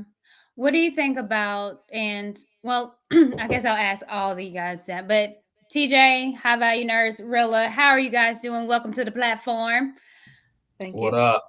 I want to ask you guys a question because I am I proposed gatekeeping, and what it is not I don't think a council culture, but just like I stated with April Mason and Guapo, I know you remember all that, where it was like, no, you're not bringing that mess over here, especially if we know that you are on that mess. And O'Shea, Yeah, I remember. The lead, Kevin was all there saying we ain't messing with them. Why are we doing that now? Because people are willing to sell their souls for some clout. We are in a clout era. This is the clout generation. Views matter to everybody. So people are willing to sell them their souls. When I heard King Richard say, well, she is racist, why would I stop now? When I heard that come out his mouth, I understood what kind of mindset that we were already in. And we absolutely should gatekeep our culture. Everybody else gatekeeps theirs. I don't understand why we as a people allow everybody else to come amongst us that are not us and conversate about us. That makes no sense. You will never go to a group of Chaldeans and go on their platform and discuss what's going on in Chaldean culture. They won't have it. No other culture will. So I 100% agree with you when you say the culture should be gate kept. You can say what you want in your house, but when me, you, my brother, and my sister trying to come and find solutions together, we don't need your opinion. That's not valid. For what? I'm sorry. Shout out to everybody on the panel, and shout out to people in the chat who've said nice things to me in the chat. I appreciate it. I think one of the things I said is at this juncture, it's not about Pearl anymore. It's really about us and what we think about ourselves. Amen. We don't have to always agree. Like, Wapple said he doesn't agree with, everything that the TLA does. But the truth of the matter is, like I said, I have a younger sister, and we fought a lot as sisters, and we were very much the opposite. But I'd be damned if I let anybody else talk about my sister. Now, when we get offline, me and her gonna go at it. But when we present ourselves to the world, that's my sister, and you can't talk about her. But see, the problem is, like High Value Nurse said, we allow everybody to have an input. And the truth of the matter, it's not necessarily about hatred toward other races, but it's about taking care of your own. You got to start with your own house. Yeah. I have people that I love dearly who've poured into my life that are non-melanated. But they also know you just can't say anything to me. You can't say just anything to me or about my people. It's just that's no bueno. Also, really quickly, I'm not going to say too long. I chatted with, shout out to Wapo, because you did a live the other day about Sarah Garvey that was fantastic. And I think I replicated it somewhat the next day, because everything rises and falls on leadership. And what that young man did showed integrity, and that showed leadership. When you're willing to put yourself at risk, that is leadership. Whether you agree with him or not, he felt convicted and he did something. Some of y'all don't know crap about that because it's all about you. But see, me and Wapo, we took an oath that was greater than ourselves. So see, we know about that. Courtney's been on the front line, as she showed you, so she knows about that. See, some of y'all can't comprehend it. So when I reached out to Sarah Garvey today, we chatted, I encouraged that young man because he's coming under fire. Whether you agree with him or not, he took a stand. Some of y'all don't stand for crap. And that's why we have this going on right now. I'm done. Come on with it, TJ. And I agree. Courtney, may I say something very quickly? Sir. I don't want to monopolize, but one thing that TJ and I have is that we were trained officers in the military. Okay. And I understand at a level that probably a lot of people don't what she is saying. Being a leader causes you to hold yourself at a much higher and a selfless standard than most people can even imagine, you know. And when you take a look at what's going on out here, I get it. You don't know what you don't know, and that's all good. And I'm not high-roading anybody or anything like that, but I'm glad someone that shares my visage but is of the opposite gender is able to say and echo the same things that I'm saying. It is extremely difficult to be in the position to be completely selfless, in the situation where you are sacrificing yourself for the betterment of everyone around you. That is hard. That is a hard situation to be in. And when you look at a Pearl, and I've tried to stay above the race thing because it's obvious what's happening there, right? I tried to approach it from a business and a success standpoint. She's not fit to lead. And the sad thing is, due to straw man numbers, she has followers. That's an issue. And this bringing it full circle, that is why you have to be very careful who you allow to lead you. You have to check the pedigree of people. She's 26 years old with no experience whatsoever. And she's literally said, hey, if things go bad, I'll just go home. Well, what about all of her Africans that are depending on her for their pay to feed their families? What about that? You know And what? that is what I'm talking about. Most people can't Oh, comprehend on a level like that, you know. you So a are. true leader looks at things like that.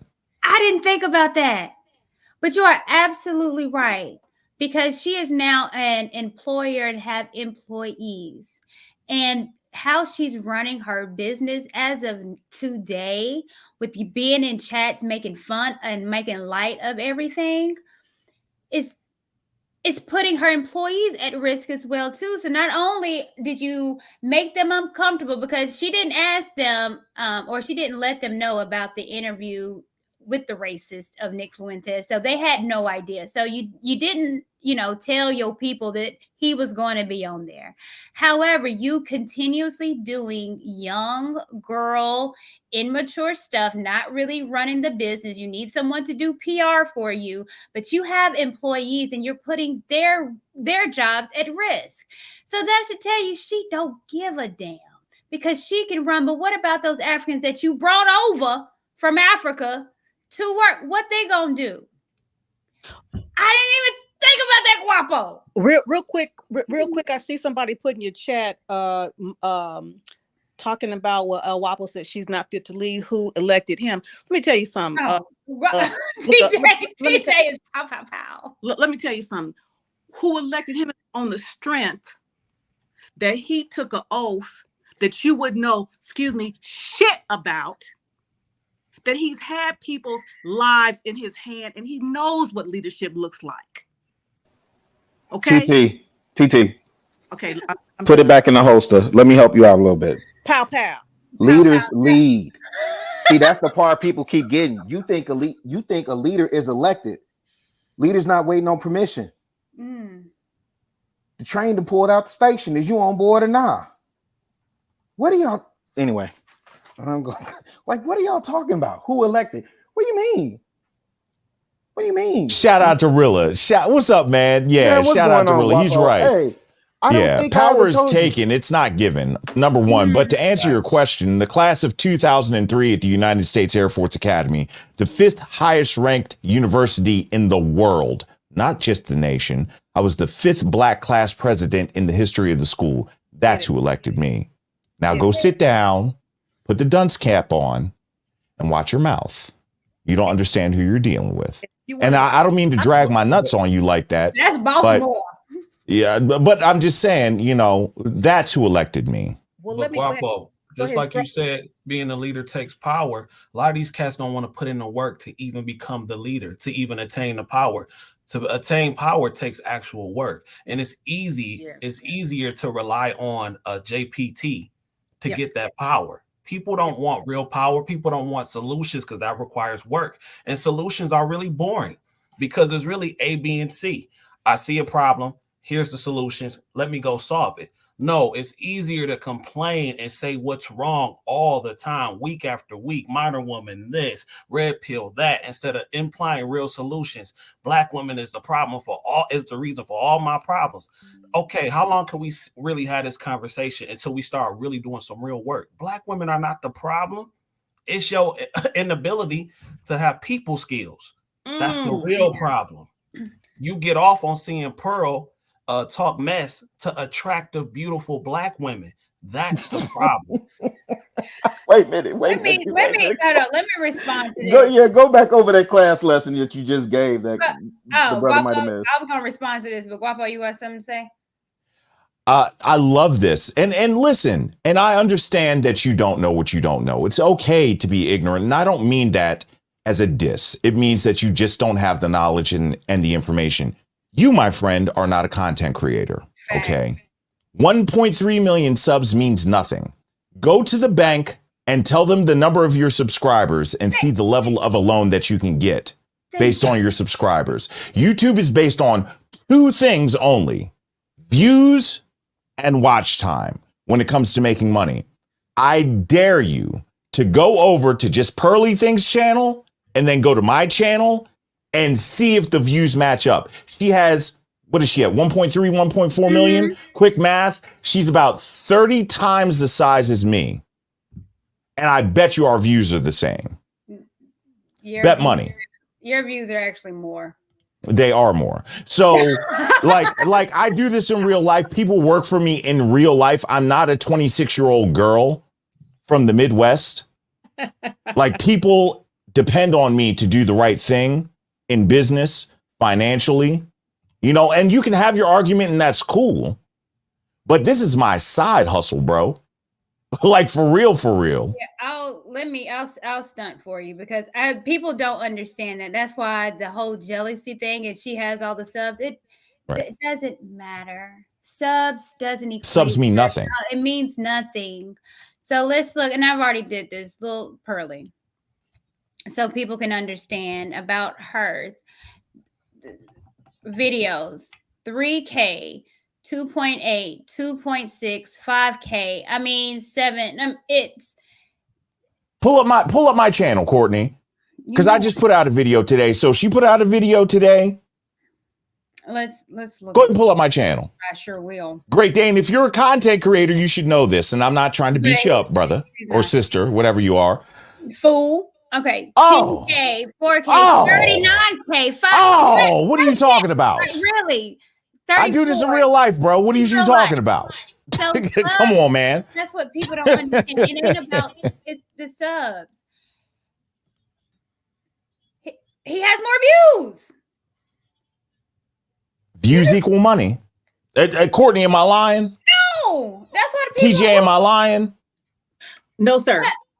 Okay, the views is where it's at. It has nothing to do with subscribers. So that's No, but we like shiny things, though. It's just so weird. It's like she got subs, so what? But it's the viewership. And it's really the content creators that are of substance. And it's because she worked harder. Well, she has a team that's working for her. But again, what are your views at? And it's not there. Guapo is killing it. Yesterday, your live stream had over 1,000 people in it. Her live stream had 200. It don't match. Yeah, that math ain't mathing. When I called you Friday, when Jason Black was on, I was like, I think I texted you.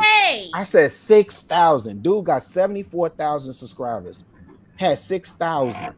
This is the equivalent of somebody saying, "Well, see, they got a Bentley. They got a big gold chain on, and you don't even know they upside down in their record deal. They upside down in a record deal. They owe on the next 3 albums, and when the label don't recoup, then what? Facts. We get so enamored with shiny things. But if I could just really quick, I just want to. I'm here for a good time, not a long time. I'm coon hunting in the chat, so I got to get my musket and go back to work. Guapo, I don't even think I ever told you that my daughter is a linguist in the Air Force. For real, that's what I wanted to do, bro. If I had it all to do over again, I would have learned Mandarin. Yo, that's dope, yo. Bro, so my daughter was all of my classmates are retired colonels and above. If she ever needs anything, hit me in the background. I got you, boss. Yeah, I'll let For you real. know. But what's crazy is that's her language. Mandarin? Yep. Dog, I'm telling you, if I could have done it all over again, I would have learned Mandarin and been in intelligence. Yeah, but I wanted to be a stick jockey, a fighter pilot. Hey, man. I like Top Gun. I like Mandarin. Yeah. Boys world class and better UIC. Thank you for popping up. Thank you. 好的， Where you at? 好的，你是一个很棒的男人。 I didn't say she taught me that. I'm barely decent at Spanish. What? Say what? Wait a minute. A little bit. I know a couple phrases. Say what? I know a couple phrases. I like Mandarin. I've been saying I'm proud of you, Courtney. I thank you for leading the charge. That's why I rock with you a lot, because you tribe, you believe in what we are already. I've been calling this stuff out since I kind of been on this space, man. These guys will sell you out for a feeling or just for a hand clap on a panel. I had did a live with Shushu, Jay Ali, a couple of Brittany B, called Right Message, Wrong Target, where I'm watching these guys attack the women that's agreeing with them. Yeah. Literally in September I did this. You know what I'm saying? And I just don't understand the concept of you're there The women are there. They're saying they agree. They're coming. They're modding for you.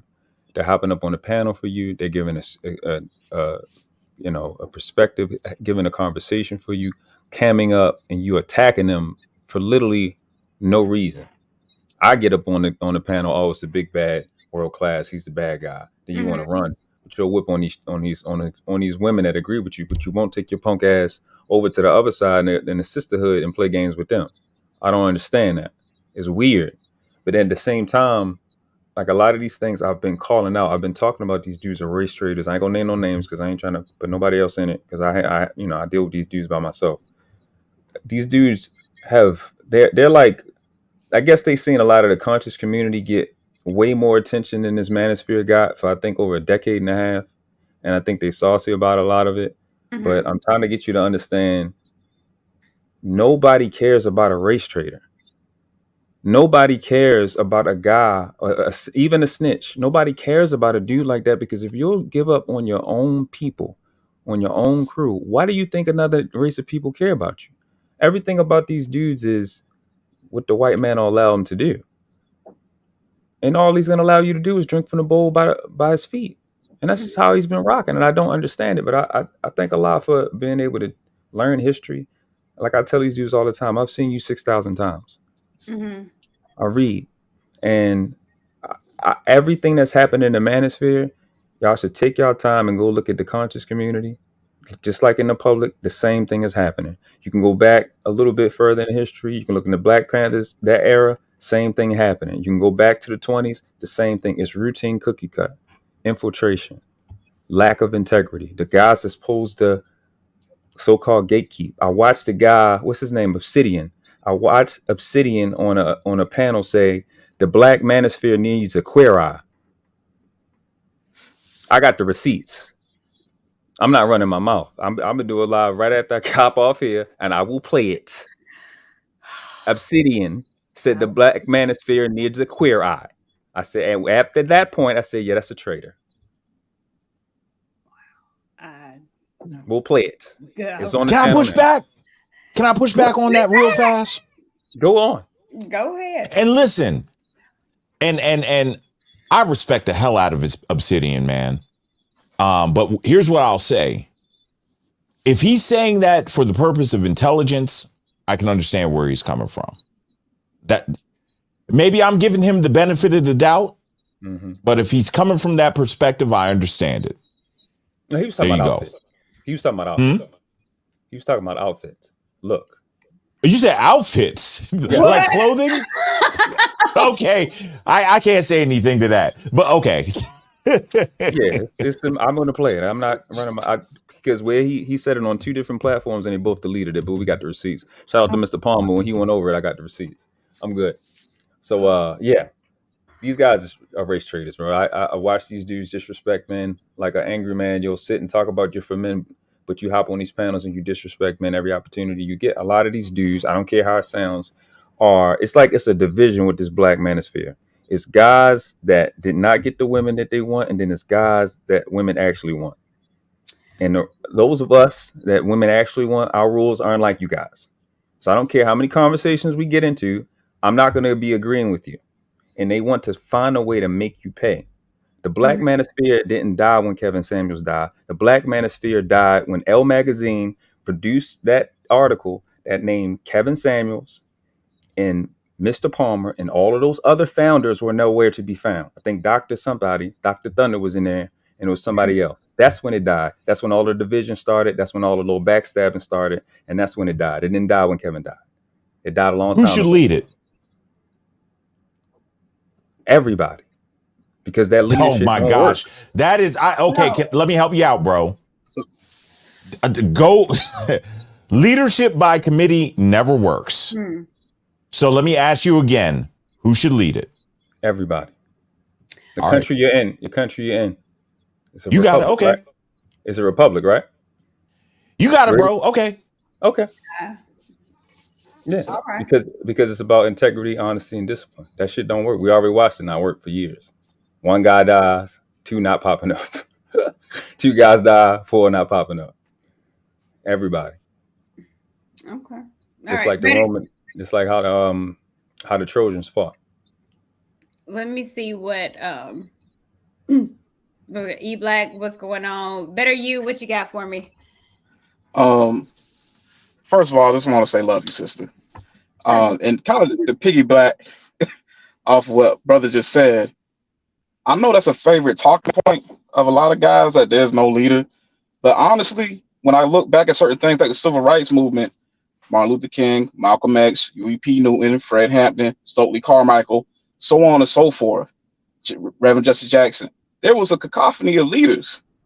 Everybody wasn't necessarily under the same umbrella, but each and every single one of those men was a leader. And I echo a lot of what Ms. TJ and El Guapo said. There are a lot of folks that don't understand leadership. Leadership is responsibility. Leadership is not simply having a voice and being reckless and renegade with your speech. When you're in a position of leadership, you got to look out for everybody under your umbrella. I'm a manager. They people that roll up to me. I got to make sure every single last one of them good. I'm putting them in position to be their best. I got to make sure I'm their Derek Fisher. They Shaq and Kobe. I don't give a damn if nobody see me. I want them to be superstars. Mm-hmm. And the thing of it is, especially when we start to talk about family and whatnot, the hypocrisy that I see is, okay, you want to talk about certain things, but in terms of leadership, I just took my fiance and my daughter out to dinner. I take responsibility for their well-being. Yeah, there are a lot of people that do a lot of fuck shit. And there's no problem with calling that out. But at the same time, too, you got to be willing to take on some responsibility and get there to get what you want. It's one thing for you to say, yeah, there's a lot of fuck shit going on that black women are doing. Okay, cool. When you got people who are your rhetorical allies, you turn and you stabbing them in the back. Why would anybody want to get on your program? Mm-hmm. Why would anybody want to follow you? Mm-hmm. Can I ask you something? Yeah. So you say you manage, right? Yes, sir. Are all of the people that you manage capable of leading? Not all of them have the desire for leadership. No. They're not capable, right? You muted yourself. No, I'll answer it. No. Okay. So if leadership by committee never works. That never works. What is the show that Kevin Samuels used to talk about? What was it? The Island or whatever, where season 2, where the women got on there and they led by committee, and then the men got on and they delegated certain people that had expertise in certain situations to run projects like project management. Leadership by committee does not work. It has never worked in history. Ever. It does not work. You're still muted, bro. Yeah, what you got? You muted. Better you. I hear me? Yeah. There you go. Can y'all hear me now? Yeah. Oh, okay. My bad. I would push back in this regard. In terms of singular organizations, really bad track record. In terms of movements, yes. Mm-hmm. Still doesn't work in movements. Yeah. Listen, I'm telling you, like I know, man. I've studied this to the point that, like, you know, and I'm not trying to toot my own horn. I'm just telling you, leadership by committee does not work, bro. It does not. Everybody doesn't get a say in the final decision making. There has to be someone or a group of people that are appointed to make the final decisions. It just doesn't work like that. The committee. Try it. Here's the thing. Better you're a manager. Mm-hmm. I'll give you $50 over the next week to give everybody under your management umbrella a say. Like an actual say that matters and what gets done. Do it for a week. I'll cash app you $50 if you do this. And let me know how much gets accomplished. I already do. Like Okay, my team is involved. Okay. Like, so, but when it comes down to the actual decision making, who makes the decision? Is it you? Yeah, I mean, I'm the one. Don't do the need to be right thing. Just keep it real. Yeah, I mean, of course I'm approving it. Of course I'm going with it. Okay, because you're the manager and the leader. That's why. Yeah. So I'm involved in the formation of what we're doing, though, is what I'm getting at. Okay, well, let me ask you a question. Better you with the people that Mhm. you manage, would you be comfortable in letting your whole team and putting a name in the hat and them drawing who's going to be the leader for the day? Would you be comfortable in doing that to your whole entire team? Nah. There you go. I mean, no, because real talk, I have 12 people. I have 6 who they definitely aspire to leadership. I have 6, the other 6, they don't want nothing to do with it. So world class. So of those 6 that want to, yeah, I definitely would. So world class, would you 12 people that you're leading, would you feel comfortable in putting everyone's name in the hat and telling whatever name you pick, they're going to lead? If I'm there, yeah. If you're not there, because if you're Hell there, no. you're still supervising the leadership.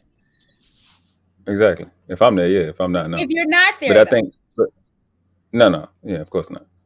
If I'm not there, no. Not randomly. But a committee would never be the leader. It's not about the people, it's about the principle.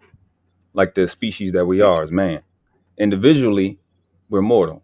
Together, we're immortal. Man has been This alive is since God. dangerous. That's a dangerous narrative, man. And listen, I don't know you, and I'm not hating But on you, but I'm an expert on this. Listen, as Oh, you I'm say, it's listening. Go dangerous. ahead. I'm sorry. But as you saying it's dangerous, you're breathing. You live in the results that it work. Absolutely not. Where? How? Expound on that. How am I living in results that leadership by committee where everybody gets to make the final decision? How am I living in that? Explain that to me. You compartmentalize. That's not what I said. You compartmentalizing what leadership is. Well, back it up and explain it to me. Okay, I don't think I told you to get up and brush your teeth today. Yes. I didn't tell you to get your clothes on. Yes. That's leading. That's not a life altering decision. Don't do that. No. There's a huge difference making a decision between. to adhere to a principle to take care of I'll yourself. listen and go ahead. Making a decision every day to adhere to taking care of yourself the way you're designed to. It's a big decision. It's not small. May I speak? Yeah. Yeah, no, absolutely not. There's a huge difference between self-accountability and then being responsible for other people. You're absolutely wrong. No. You keep, okay. Again. You're right. Okay, you got it. No, I know. Every time I push back, you say I got it. But like Courtney just said earlier, I am you. You're mute? I am you. Oh, you're me? Same. Yes. No, we're not the same. You and I are not the same. That's what's up. I don't know. We're not. So like seriously, and this is. I'm sorry, Courtney. Okay, let me get E Black in here because this is getting interesting, oddly. But okay, E Black, what you got for me? Let's bring it back on track. Nah. I defer my time to the 2 gentlemen from Baltimore. Oh yeah, this guy got 2. What's up, E Black? I can't do it. Yeah, y'all both be more. They both stubborn as a mule. I tell you that. You're not gonna stop them. But if I was to add something, gosh, awkward moment. But I'm really happy that you're speaking about it. I've been, of course, on my rampage against the Coonosphere. I want to talk about it in particular. To me, I think there's enough space for men who take up for their heritage. I was actually listening to a live stream in which, why is it when white men talk about Charlottesville and the Confederate Republic, and those are Confederate, I'm sorry, but conservative views, why is that not considered bad? We don't hear nothing about that. But when black men speak about their heritage, all of a sudden we're lefties, we're pro-black. There are some men out here who actually do care and can still balance a checkbook and still lead a group of men. And I think we're missing the conversation a little, because what this is truly deflection at its best. They're trying to make it about subs. They're trying to make it about everything else, about pay and really what it comes down to is, are you accountable? El Guapo talked about leadership. I went on and I talked about why an apology is necessary. It's because of leadership. If any company you ever go to will talk about, hey, customer service reps, the first thing you need to do is show empathy. Mm-hmm. The first thing you need to do is you need to say, I'm sorry for your inconvenience.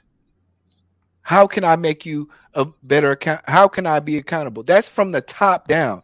And that's a show of that's just a show of, how do you say, empathy towards another person. That's leading a way. Now, I get it. Some people, y'all don't want an apology. I get it. I can be just as militant as anybody else. But in terms of leadership, I understand why an apology is necessary. Yeah.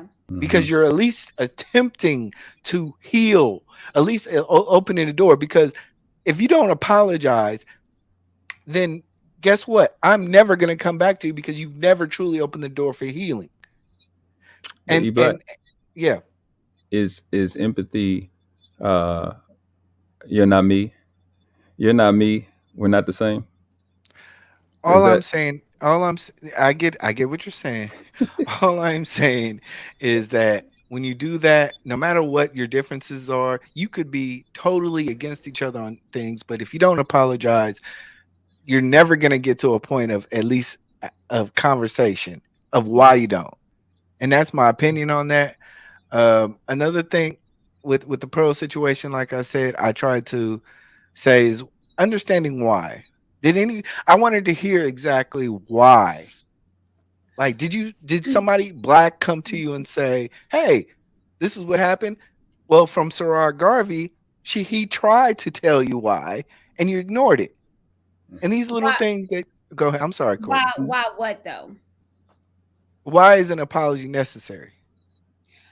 Okay, so let me ask you guys, because again, we are all content creators up here, and I see somebody else. Oh, I see a detractor. You can come up. We see your little face. Nah.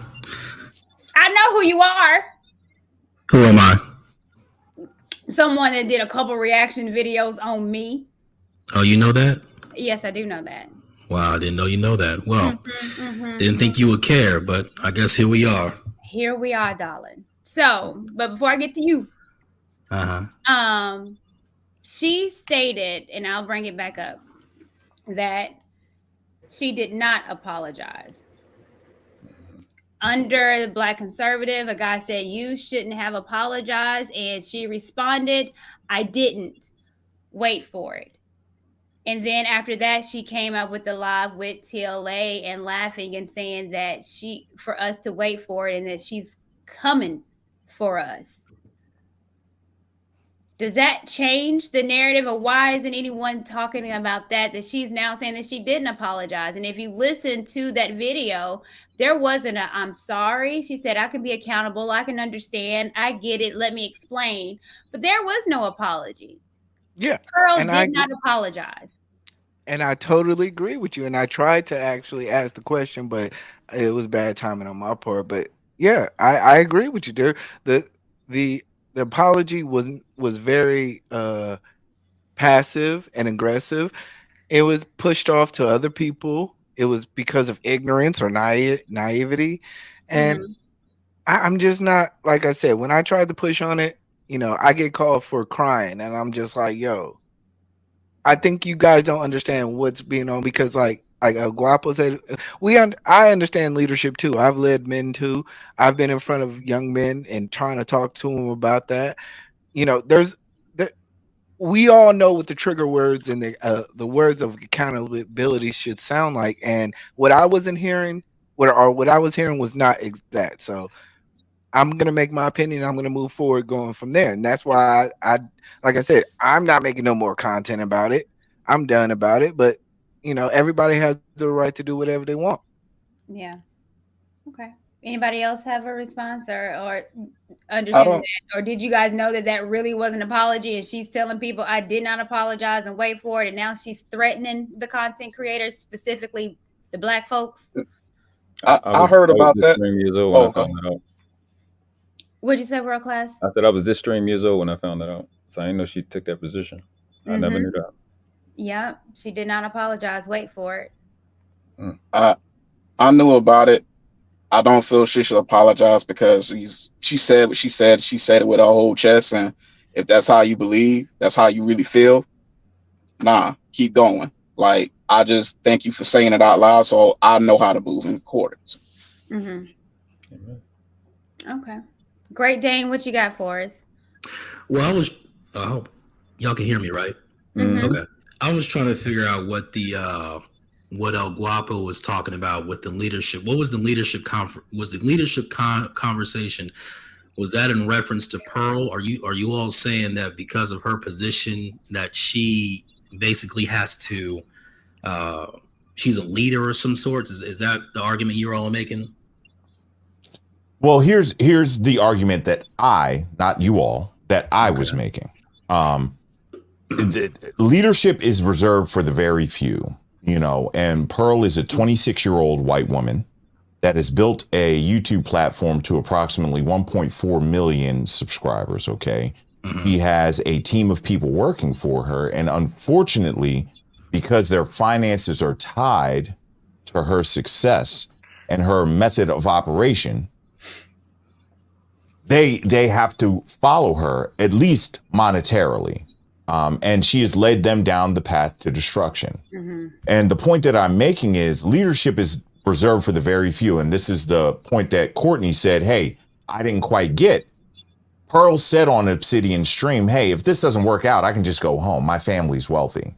Well, what about all of those people that have hitched their wagon to her star and depend on that money, that they're making through her channel, be it as an editor or graphic designer or manager, as talent, whatever it is, if she just grenades her whole thing, which apparently she's doing. I mean, the way that she is operating right now, it seems like she's grenading her own channel. So this is why, like, I even applauded, like, Philip Scott yesterday. Like, at least he's offering people that are working for her the opportunity to come over and get in his collaborator program, where he said off rip it's 50-50. Off rip, it's 50-50. Not high end 70-30. Yeah. So there's a difference between a 26-year-old. Let me take El Guapo out of it because I think very highly of myself, right? There's a big difference between just pearly things that won't give any guarantees once you just sign not just the content you produce on her channel, but your individual channel away to her for 3 years. E Black, you signing your channel away for 3 years, bro? Nah, bro. Courtney, you signing your channel away for 3 years? Absolutely not. It's mine. All right. So the other thing outside of leadership I do is business. That is an awful business deal. To lock yourself into a 3-year contract for 30% capped, when a Philip Scott will let you come in on an individual contractual basis at a 50%, and then he will bring you into a guaranteed salary with a 35% bonus potential. I've said this in my stream yesterday. Imagine Kevin Samuel said a high value man makes $10,000 a month. That's $120,000 a year.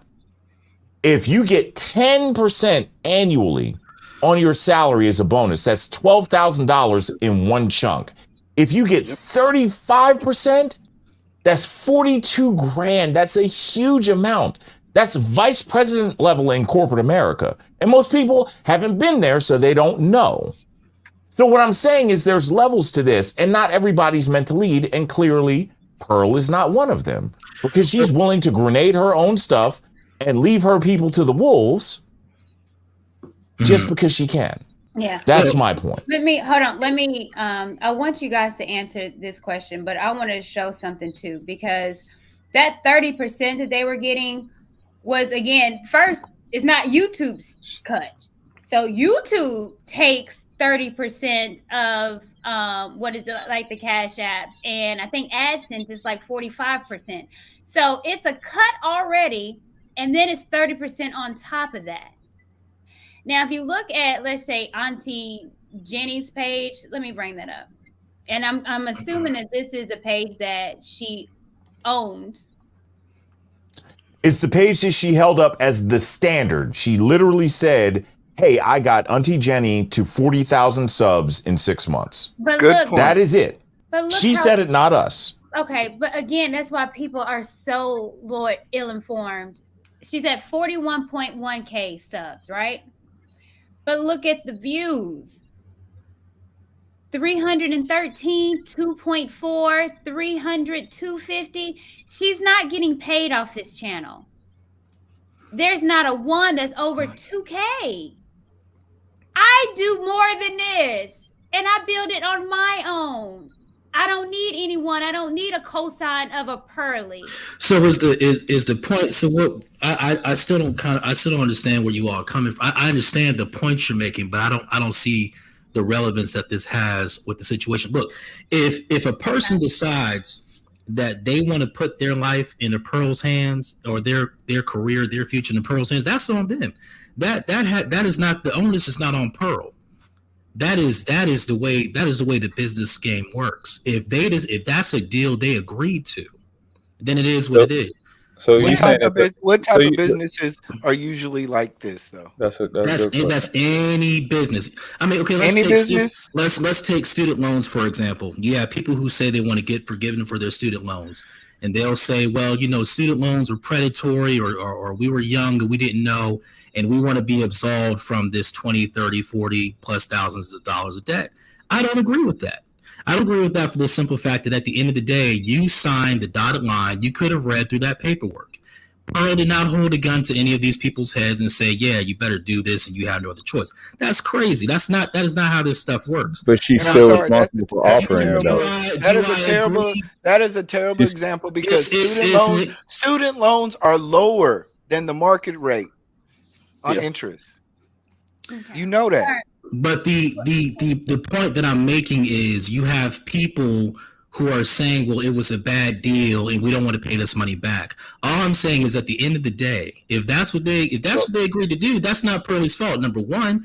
Number two, Pearly is a content creator. I don't see the same smoke for let's say like what's his name? Corey Kinchin.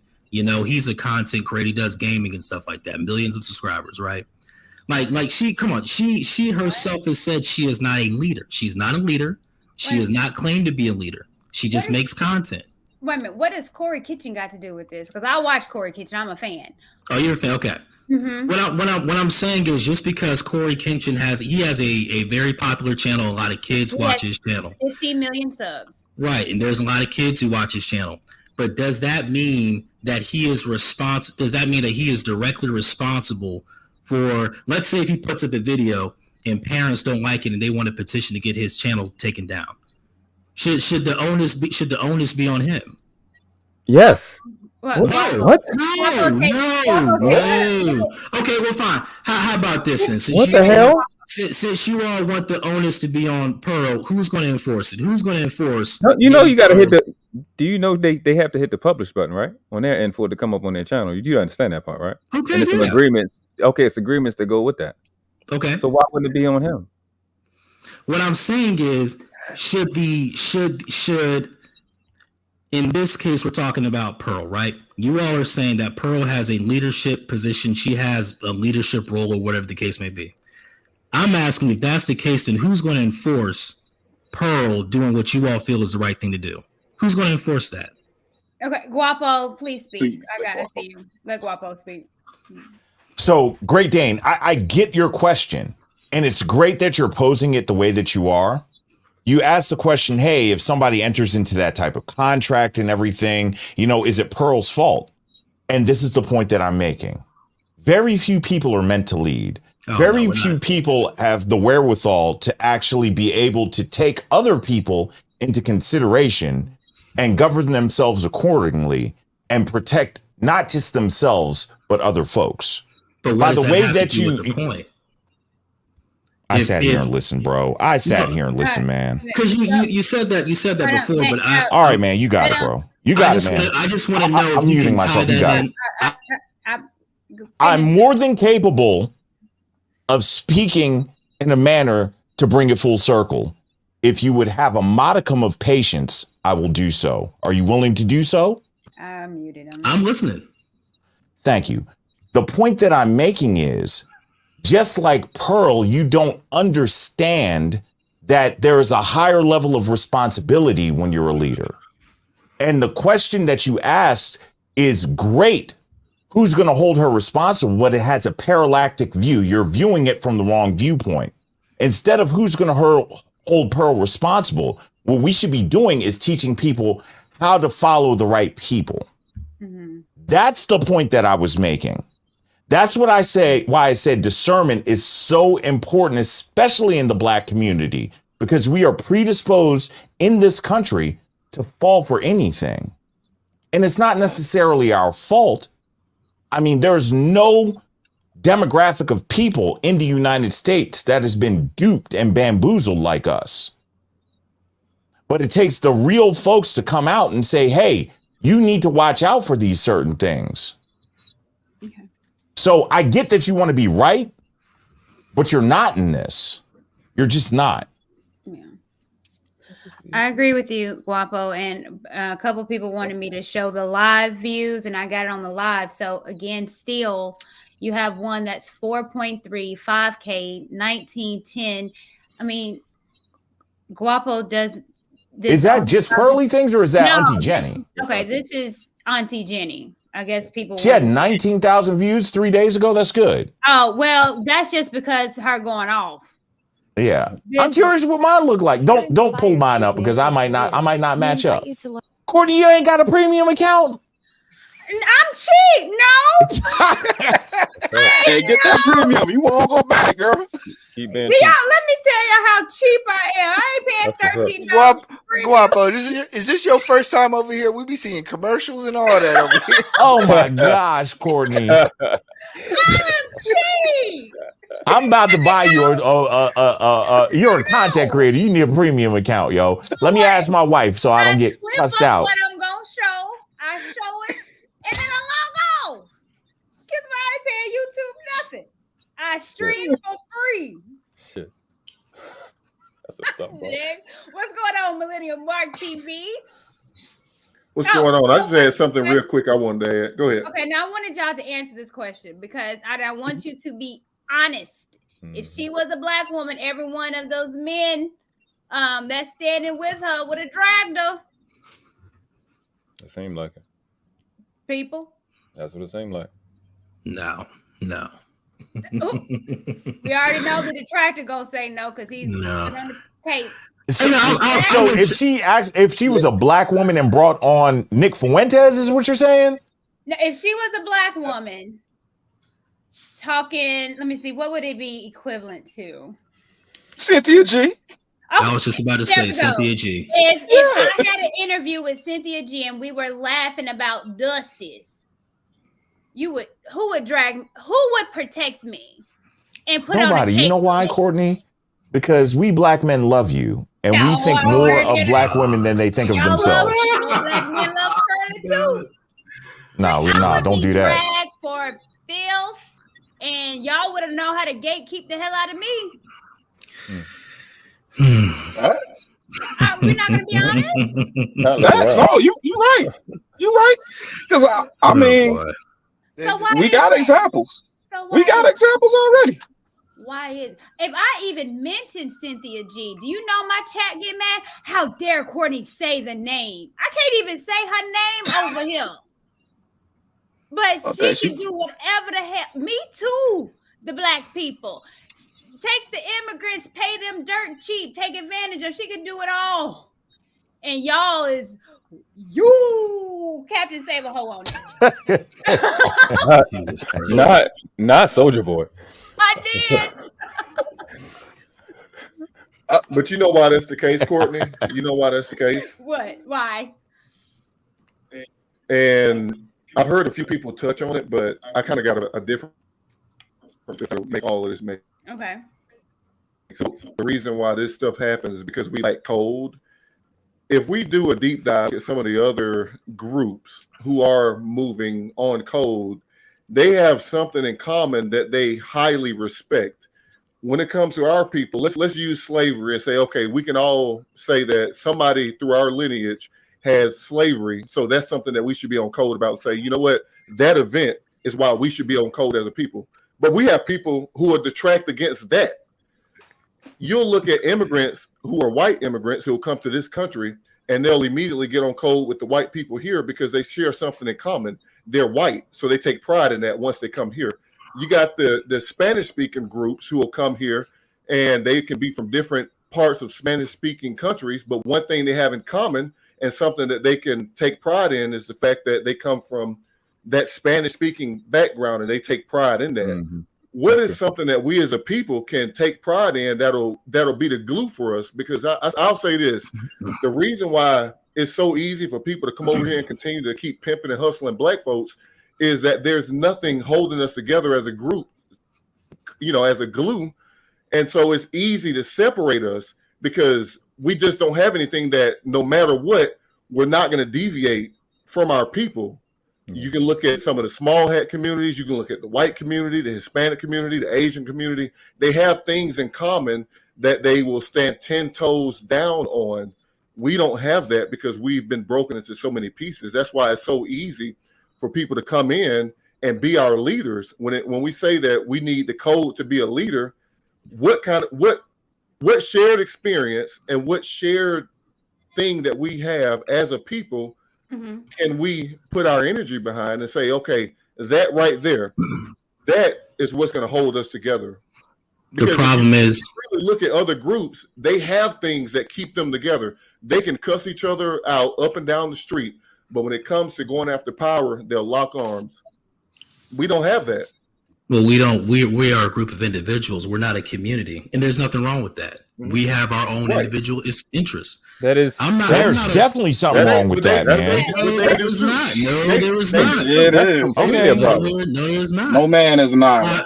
No. I'm not saying a man is an island. That's not what I'm talking about. That's why I keep pushing back on this whole leadership and accountability and what. Guapo, I understand what you're saying when you say that Pearl does not have the credentials. That is something I actually agree with you on. I don't think she has the credentials for a lot of different reasons. I agree with that.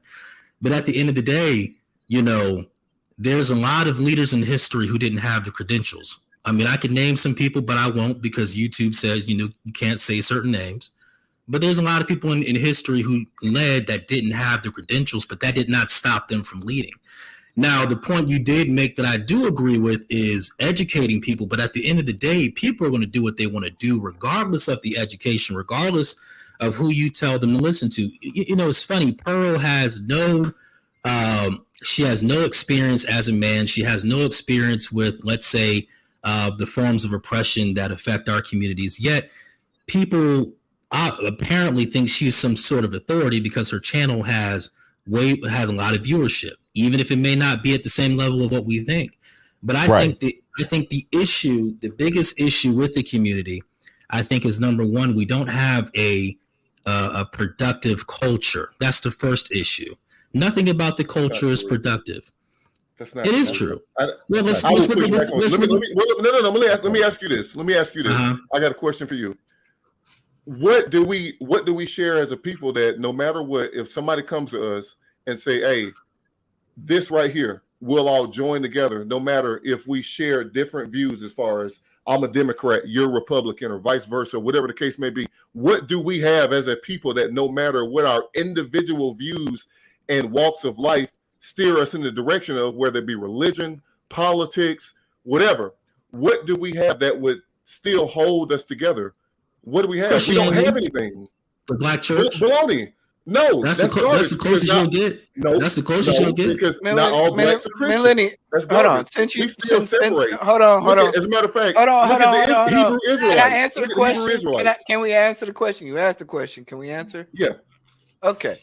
I think you're asking a question that's trying to deflect again.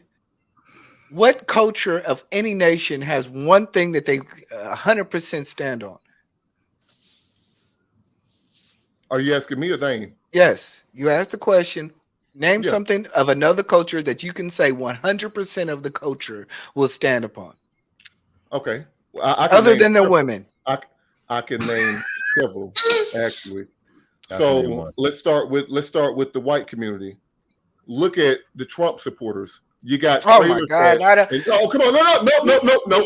Oh, you don't want to hear it. So you gotta let him I'm answer gonna you, try but it. You don't want to hear it. You don't want to hear gotta let him it. answer. You don't want to hear it. Live. I can give you many examples. Hold on, I'm gonna write them down. Hold on. The trailer trash white folks and your elites. I bet they'll lock arms when it comes to supporting him. Like I just said, when you got Hispanic communities, they'll lock arms when it comes to if things are coming after them as a group, as a Spanish-speaking group. They got one.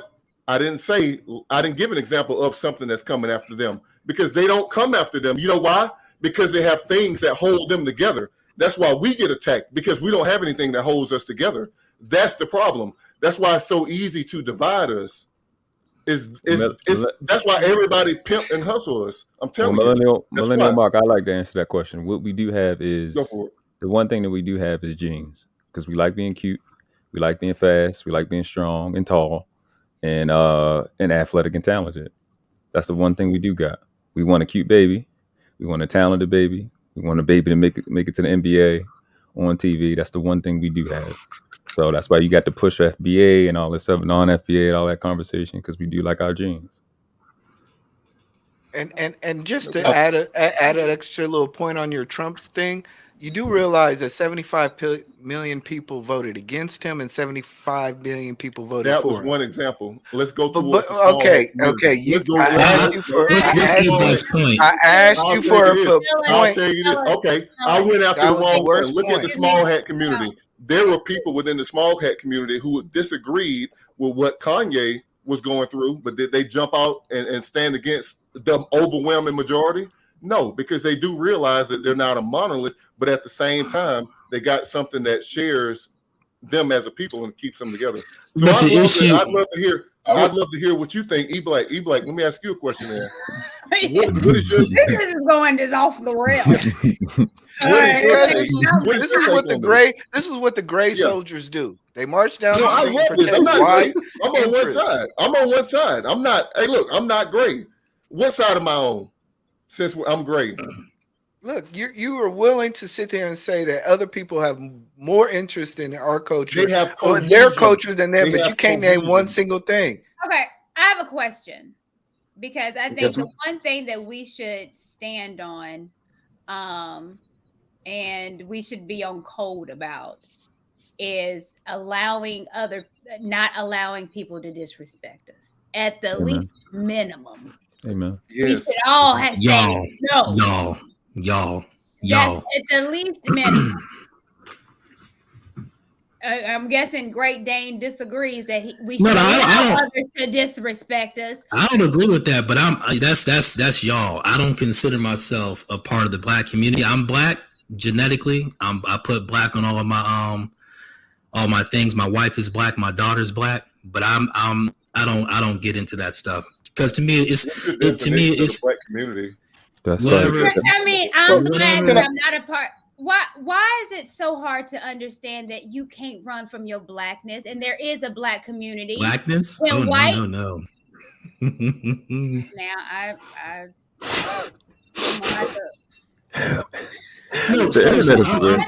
I'm more serious. Everybody's so creative. I don't seriously. I don't adhere to that kind of stuff, because when you say the Black community, when you say us, that means that when I say community, meaning we have whatever group y'all want to define it as, or we have some kind of goal we're working towards, which we don't. I don't want to be lumped in that. And I've had this discussion with many of Black people. I don't want to adhere to what you all consider Blackness. I refuse to live my life. Guess what? It doesn't matter. You can try to run from it. You can say, I'm not a part of the community. Guess what?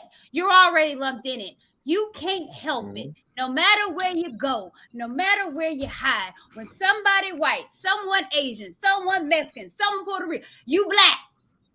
And this, until we get that into our thick cranium, that you can't run from your community, the dysfunction of it, you still can't run from it, because it's going to be tagged to you. When you walk into a store, they're not going to ask you, hey, do you agree with the Black community? Are you a part of the Black community? They're going to see this is the nigga going in. That's what they're going to say. But you know, to your point, though. Why can't we get that through through our heads. But to your point, Courtney, to your point, you are correct. When I individualism, that's why. What about black on black crime? Where the white women at? All white peoples ain't bad. We is our own worst enemy. That's hilarious. I will agree with you, Thanks for Courtney. not You using know, A5A in that. I agree. Yeah, you are correct. When another person, a white person, whoever looks at me, you know, they will see that I'm black, obviously. But you know, there's a book by Thomas Sowell, and Thomas Sowell is one of my. He is a personal hero of mine, and he has a book called Black Rednecks. And I forgot how it's called, but it's Black Rednecks and some crackers. But it's about what he calls cracker culture. He talks about a store. It was not a store, but he talks about statistics where you had in the North, you had black people who, I guess as you all would say, conform to Eurocentric standards and norms and ways of acting, if that's how y'all want to call it. But they conformed to that, and they had less issues with racism. They actually melded into and conformed to what you all would consider Eurocentric standards, such as, you know, talking a certain way, acting a certain way, observing certain traditions. And I'm a firm believer in that. I'm gonna tell you from personal experience, I've avoided a lot of things. I remember one time I got just by being white. Just by being white. I'm sorry, I had to mute you. It's just so much I can take It's a right lot. now. I'm stressed out. Me personally. Guapo, please help me. Hey, Courtney, I didn't want to just jump out. I got to rock and roll. Okay. Thank you so much for having me up. Listen, I'm going to put you on the spot. Can I get you back on the channel again? Yes, you know, I'm coming Okay. on there anytime. Exclusive interview. Just me and you. You going to put on the red dress? Put on that red dress. Yeah. Listen, I'm going to leave you with this. Can I leave just with one thing? And Great Dane, this is just a little pushback. Let me explain something to you. Historically and tactically, this is from the military perspective. The solo operator always dies first. So when you say that we're a bunch of individuals, that never works. Humans are not designed to operate alone, especially black people. We need community. We need a structure. We need people that are in different jobs and different roles. We need a hierarchy, and we do need leadership. And I understand that from your vantage point, it may seem like that, hey, that might be great. But when you take a step back and see the forest for the trees, I guarantee you, and people out there, please don't listen to that rhetoric. It is extremely dangerous to sit there and think that you can just navigate through this world by yourself and everybody can lead. That is not the way that life works. And life doesn't care about how you feel. You know, Great Dane, I don't want to beat you up, man, but I saw in the chat that you put, I feel this way. You lost me there. It has nothing to do with, nature doesn't care about how you feel. The C-19 thing didn't care about how you felt. Life is what it is. And if you think that you can walk through this life by yourself with no one else and lean on simply your own individual understanding, you're a fool. Not you individually, but anybody that thinks like that is a fool. But thank you so much for having me on, Courtney. I don't need the mic drop and all that stuff. Can I say something? E-Black, man, thank you for the donation the other day too, bruh. I know you laughed at that. But Guapo, I just want to say I'm really proud of you because I was looking around to see who was going to say what. And much like Courtney, I was surprised because, like I said, no matter what, we all have different backgrounds and we all care about the black community. But no matter what, we all going to stay in accord to what we feel is right. And some people take, to me, it took I was proud as a black man to see you take the stand there because you didn't have to. You didn't have to say anything, really. Really? I didn't want to say nothing, but it was like, God, people are missing this, man. I didn't want to say anything. I told lead attorney, I was like, man, I'm staying out of this. But I had to because people missed it. People missed it. So, before you but say thank you. I that, appreciate I the can't- positive affirmations. I love all of y'all. Great Dane. I love you the most, man. Yeah, All I right. bet you do. El I bet you I'm Guapo. gonna do. give you a bottle on the way out, bro. Take this with you. Hey, El Guapo. I'm just joking. El Yes. Guapo, next time you have a conversation, if you have a conversation about leadership, love to join you so we can go a little further. Email me. We can work something out. No problem. All right. Thank you, team. Peace, I appreciate you all. Yeah, have a good Mark, one, man. I'll catch up with you on the flip side, bro. I got you. Hey, All right, real peace, quick, peace. I wanted to add something, or just kind of piggyback off of something that Guapo said, and it goes back to what you just said a minute ago, Great Dane. I love these conversations. I don't discount our people for having different views of opinion. I rock with E-Black, even though we might disagree a little bit. I still rock with him because I know that we're not a monolith. But I do have a question, Great Dane. So you say that you don't align with the Black community. You don't do things that would align with the blackity black views. I would agree with you on the part of if you when you say that, you mean I'm not the blackity black. I'm not going to say no matter what I go with black folks. I would agree with that if that's your view. But let me tell you something, and I'm going to tell you why that's so dangerous. Individualism is a problem with our community, and a lot of times, from the way you talk, I feel like you're a black man who's made something of himself. And far too often, too many of our men who make something of themselves, no matter if they were a black woman, white woman, or whoever, they excommunicate themselves from the community. And by doing so, there's people who they can help elevate and bring up to the next level who will never get the opportunity, not because they needed you, but you have to look at the fact that, look at how we move. We move as a group who seems to need leaders. You could be a leader among black people around you if you chose to at least have a slither of faith in your community.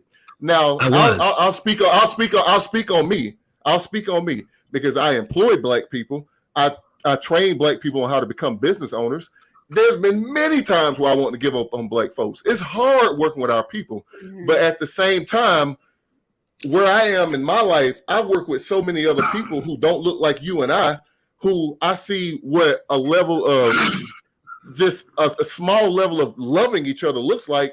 I see the fact that, yeah, they might hate each other as individuals, but as a people, they'll work together. And I think that's what divides us, is the fact that not only do we get into this position where we hate each other as individuals, but we allow that to make us not want to even work with our people as a group.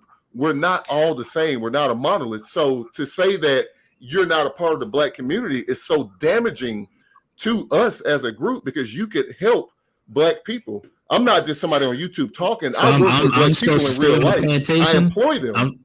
Go ahead. I'm supposed to stay on the plantation. Look, It's not a plantation. It's not a plantation. Let me tell you this. What if Harriet Tubman just left and ran off and then go back and help people? That's what I'm saying. What you guys don't understand, what you guys don't understand about me is, number one, my black card was revoked at birth. My black card has been revoked.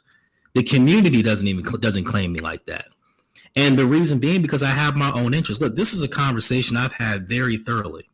I am black. I am a black man. That is not the problem. Being black is not the problem. The problem is you all are saying, you're basically saying that, what if you could help, kind of like a talented 10th. Well, you've done well for yourself. Why don't you reach back and help your fellow brother? I've done that. I've done that. I do it every day. I do my damnedest to help people, black people specifically. All right. Well, let me ask you a question. Why did you decide to join this panel today? Because here we all believe that we are the black community. Well, number one, I don't go to echo chambers. I'd rather go somewhere where my views may not necessarily be not agreed with, but where I feel like you all are worth having a conversation with. I don't think you all are disrespectful. I don't think you guys are.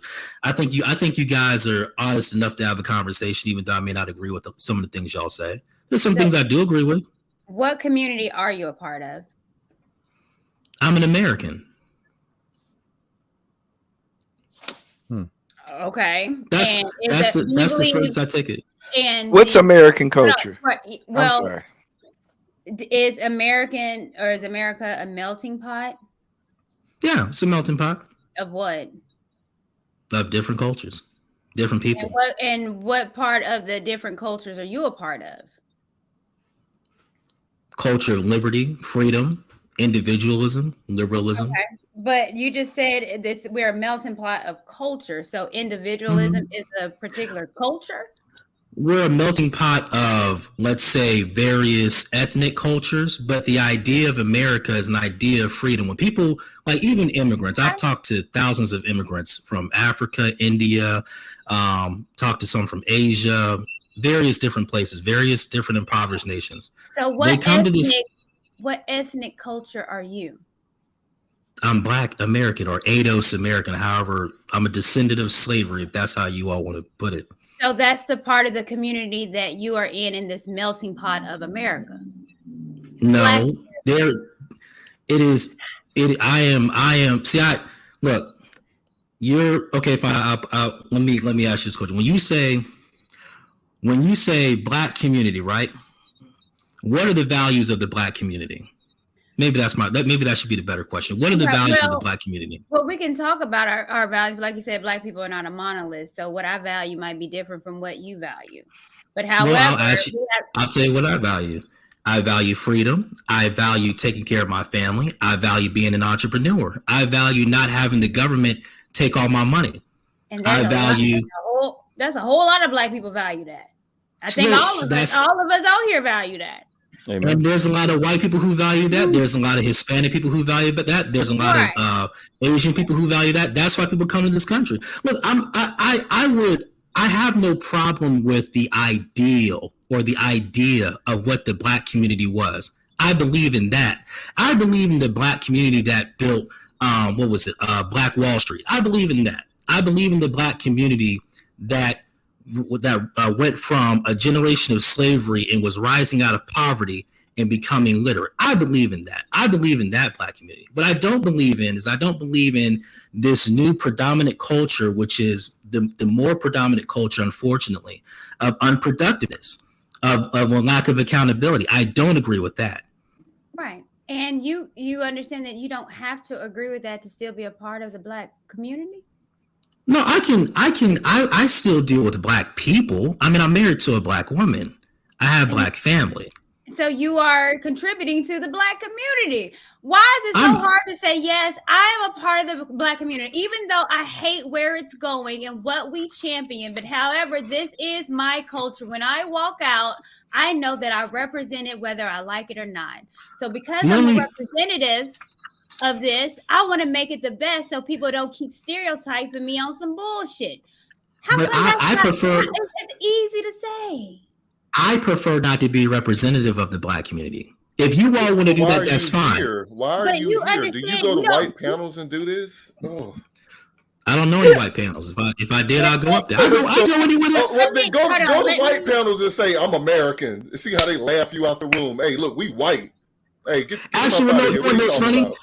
I'm gonna tell you something that's really funny. I used to do Uber, right? I did Uber for about 3 years. I did about somewhere around 8,000 or 9,000 rides. I used to drive. Hey, look, we all have had hard times. I get it. Keep right. going. But check this out, though. I met lots of people through that, lots of white people. And I live in South Carolina. I live in Charleston, South Carolina specifically. So I'm no stranger to racism. I'm no stranger to, the various things that ail the Black community. South Carolina has them in spades. Trust me.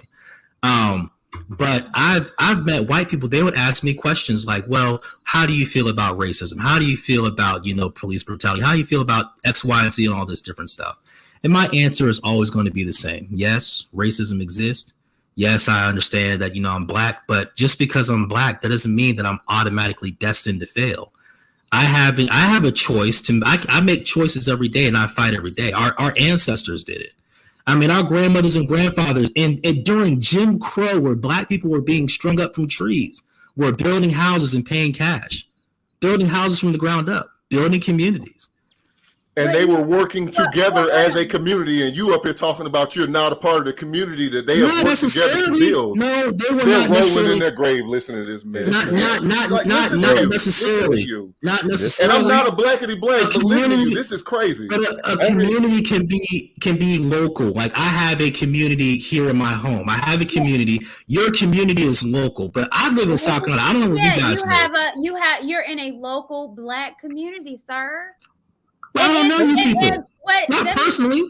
It doesn't matter. It doesn't matter. And this is where, the cognitive dissonance is just in full effect because you're trying to separate something you can't separate yourself from. So the black community and being black are synonymous? Black community. Whether you like it or not, sir, it is what it is. Like, I feel like I'm going to be debating tomorrow like a transgender. You are what you are. You are your DNA. No matter how bad you want to dress it up, put some ketchup on it, relish, you still what you are. You are black. Yeah, I'm black. Yeah, but I don't want to be a part of the black community. But I don't want to be a representative of the black community. You don't want to be. Do you? But I'm not. So sad. And the reason why you don't want to be, and it's usually when black people don't want to be a part of the community because they don't like who they are. Shit. I don't know who I am. I mean, I have a daughter. If I didn't know who I am, I wouldn't reproduce myself. I would have married a white woman. I ain't gonna say who hurt you because you got a black wife, but who robbed you? I mean, crime is local. Crime is local. Okay. This is something I talked about in my. And you know what? This all ties around about what the title of this today. Who taught you to hate yourself? I don't hate myself though. I love black people. But to me, I am not a representative of. I am not a card-carrying representative of the black community. And why is that? So when I do something y'all don't agree with, y'all can take my black card. Oh, well, see, he talk like this. We're gonna take his. He don't eat collard greens. He don't eat cornbread. We're gonna take his black card. Oh, he don't season his chicken this way. Come on, I'm not trying to put up with that. That's black politics. Let me ask you. Hold on. Let me ask you a question because you said that when you was born, they took your black card. So I'm going to assume that you've been told that you wasn't black enough because you didn't or entertain stuff that maybe stereotypically black people liked. Yeah, stereotypical black. Yeah, and I'm light skinned, so I got called my bright. I knew he was light skinned. I just ain't want to say. Okay. You're not, but you know what? Why did that? Can I ask you? Why did that make you not want to deal with black folks? No. I've shared your experiences. I don't talk black. I don't act black. I don't move black. I read books like all the he's white. But that doesn't separate me from black folks. I deal with black folks. I deal with black folks. I am black. I am not a part of the black community. Meaning there is. Yes, you are. Go tell white folks that. Go tell white It's your fault. So weird. It's your fault. Courtney, it's your fault. Sir. There's a difference between being black and being a part of the black community. The black community. You share the black experience. No. The black experience. I do share the black experience. What I'm saying is the black community is that's a political term. That goes back to I don't remember, I think it was E-Black or whoever. They were talking about how you have people who come into the community and they game the community. That is a politic thing. That's why you have these black pastors, you have these black politicians, you have the NAACP. They run games and they use the black community as a proxy to play these power games. That's what that's really about. I'm not going to be a part of that. Do you know that's like saying I came out the crayon box, but I'm not a crayon? You do understand this? Dude, I'm black. I never said I'm not black. I just said I'm not a part of the community. The community. Again, we literally. Do you? I'm stressed out. You're not hearing yourself, and it's comical. I'm stressed out. No, I hear what you guys are saying. You guys think that black community and blackness is synonymous. I'm stressed out. Let me tell you. You so black. let me tell you, you so black that you want to divest from blackness, but you can't do it to anyone but black No. folks. I am You not a so divester. black. We are not doing that. We are not doing that. You are so black that you can't even divest from blackness unless you're talking to other black folks, because white people ain't listening to you saying that. They're laughing at you. White black, people just are football. laughing at you guys. Actually, white people respect the other races of people respect the fact that I'm like, yo, I'm black American. I don't do the African American thing. I didn't come from Africa. Sure. I might descend from African slaves, fine, but I don't go. This it's just not a road I want to go down. My wife's the They same do way. not She's a black respect woman. that. Nobody hold up. respects Well, somebody let me who ask sits you back this. and talks No, bad about I other people. actually hold on. I actually understand where he's coming from. He does not want to be a leader of his community.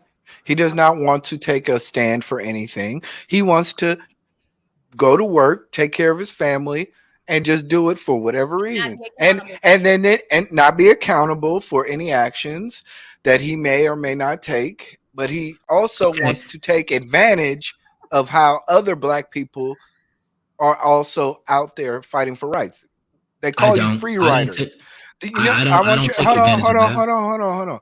I want to make this point. There are people, even during the time in which the boycott of the buses, black people said, you know what, I'm still going to ride the bus, but they took advantage of that. There are people who said, you know what, we don't need a right to vote, but we still fought for that. And I understand your standpoint. I do. I get it. You just want to take care of your family, work a job, and not be judged on anything other than the character of your work and everything else that goes along with it. That's fine. But like I said, do you understand that you're considered a free rider? So this would be my question then. Okay, so if I was to be a leader, which I was, if Nobody I was to asking you to be a leader, just participate. Okay, if I participate in the black community to whatever degree, leadership or just rank and file, what are the benefits of that? All right, we're gonna answer that. Exactly. Exactly. It's a ridiculous. Okay. How about this? I'll say it like this. I said worthiness 3 times. What are the benefits I would get versus the benefits I get as already being an American? You won't die twice, and then somebody will remind your child that you existed. All right. You won't live a life. One of the black leaders that I think that exhibits complete leadership has told me to bid you adieu. So it has been real. Thank you, Great Dane. Okay. I appreciate you. Yeah, good talking to you. That was stressful. I'm stressed out. So I don't. Yep. Do you see how delusional? I blame it on light skinned guys. No. Light skinned people. No, this is a conversation that I've been having within the black manosphere for a long time. It's just a thing. Like, it's just talking points upon talking points. This is why I coined it a lot of people the Coonosphere, because, like I said, this sells. This makes money. This gets super chat. Mm-hmm. The black woman hurt me. The black men robbed me. Chicago. Right. Chicago got to come up. It's so important. This is a part of. Come up. You can't. Oprah Winfrey's gonna come up. TLC ain't got no scrubs is gonna come up. Look at him. Once you say Chicago, he bring his peanut head ass up. I mean, it's Chicago. What you doing about Chicago? What you doing about every Chicago? Every time you say Chicago, he come up. It's just sad because you have a lot of people in the community. He's still a part of the community. He shares the black experience, but you have a lot of people in the community who will do their paymasters heavy lifting and not even realize at the end of the day, when the bullets start flying, they're going to lock arms and push your black ass right up out there. You're done. They're not going to protect you. Saying earlier. They're not going to stand in front of their people and say, leave these black people alone. Show me an instance where that has happened. Never. That's all the reason we should have to be on code with each other. The fact that no one has stood up in front of all of their people, and they have a big enough platform to where their people will listen to them and say, hey, leave those people alone. That'll never happen. But you do see examples of them doing that within their own groups because they have a shared commonality. And that's what I was saying, E Black. I wasn't disagreeing, and I see where you was coming from, but I'm just saying that shared commonality, something that brings them together. But that's what easily divides us. It's the fact that we just don't have that. Go ahead, Better. What? I hear what you're saying. Why is it that we discount the power of our heritage? I don't know. Honestly, like that's powerful. Slavery is a shared common experience that most people who are American descendants of slaves have experienced. Jim Crow, slavery by another name, is something that I'm 30 something, but both of my parents came up under Jim Crow. These are experiences that, I mean, are nearly universally in nearly every Black person's family, unless you recently just came over on a boat within the last few years. And it's like, we give credit to whiteness, we give credit to language, we give credit to all these other things as blues for culture, but we discount our own history and experience. Like, why is that? But you know why? You know why? Somebody And it's so paid for sad it. that we That's don't even why. realize how powerful we are as a people. These groups that we look up to and wish we were, they have written books. Read The Delectable Negro. I've read that book twice. These people are so enamored with the fact that we were able to survive what nobody else has been able to survive. They'll write a book about, they're trying to eat us to get our power. We don't even see that. That alone should keep us together. You got people out here who want to actually devour us. We have been nothing but a guinea pig throughout our history in this country, and yet we stand and we still fall apart. They see how powerful we are. That's why the saying, we are the culture. Look at the whole world. They emulate us, and we don't see that. That's why my response to your question was genes, man. Our genetics is what it is. And that's the one thing we are relishing. But not only that, people forget not too long ago the shooting of Buffalo. And this is what made me like talk to Pearl and say, do you understand how dangerous you're talking? He was the guy that went to Buffalo, found a Black community, was talking about the great Great Depression or Great Resignation of white folks, that their numbers are dwindling in so much amount that we need to kill every other Black person. Like the talking points that Nick Fuentes and Just Pearly were talking about have a small vein that goes directly to that line. And that's why I was saying these are the most vulnerable people.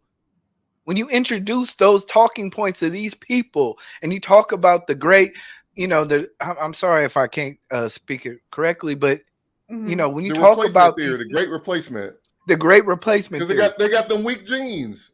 When they talk about the Great Replacement theory, this is a direct line from that talking point to that talking point. And we have an experience within the last year of white people actually listening to that, who listen to so-called red pill talking points, and they do want to do us harm. And I just like I said, I want to know, do you understand the dangers that you're talking about? This is not just entertainment. I promise you, this is not just entertainment, especially in my life. I've lost 2 of my close friends to white people. I just want you to understand that one of them guaranteed Trump supporter. The other one, I can guarantee you, but I'd have to do some research. But I just want you to understand, even if you like Trump or not, just understand that we're fighting a fight that you guys may not be willing to fight, but we all are willing to fight, and we all see what's going on. We see the okie doke. So I'm sorry. You know what else, E Black? And I want us to think about something. And a lot of our people really don't know the actual history of the cohesion and how tight we were as a group. And a lot of these talking points, you'll hear a lot of our brothers say, well, the Black woman sold us out in the 60s for some chicken change from the government for welfare. And so we don't want to deal with them. But they don't even realize that before that time point, you had Black men who would still stand beside their Black wife when the slave master would come along, take his wife to go sleep with his friend, and he couldn't do nothing but listen to it. And she'll come out there and still hug her husband and say, I love you, but you know I have no control over that. Our cohesion used to be so tight. And I think that we seem to forget about that as a people. So that's why I really don't get into any of these conversations about, relationships, because we don't even realize at the end of the day, our people used to be so tight, and that stuff is still there, because at the end of the day, no matter what, no matter how many baby mamas, single this, single that, we still find a way to end up with each other. And we fighting against that, but we still here. We're still here. If that was the case, then there wouldn't even be a Black community. Everybody would just be beige. I mean, come on, man. Like, we got to go further back in history and really look at the power of our cohesion. And the thing is, it's not that it was just that long ago. You got to realize the 60s and the 70s, there's people in the chat right there that was born and lived in there. So it wasn't like it was that long ago. And for the life of me, I don't know why people are looking for the oppressor to get you out of oppression. There is not one thing that would be advantageous for white folks to help Black people get out of this mental slavery that we're in right now. For what? So we keep looking at white folks to get us out of something that they put us in, and it's more beneficial for us to stay separate. They make more money. We are weaker when we're separate. So why are we looking for the white folks to help us out when it's beneficial for us to be separate?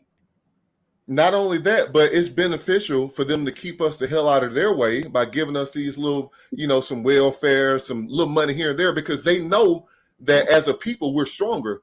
Look at sports. We dominate everything that we got a foot in. That's why look at all these little crazy sports they come up with. These people slapping each other.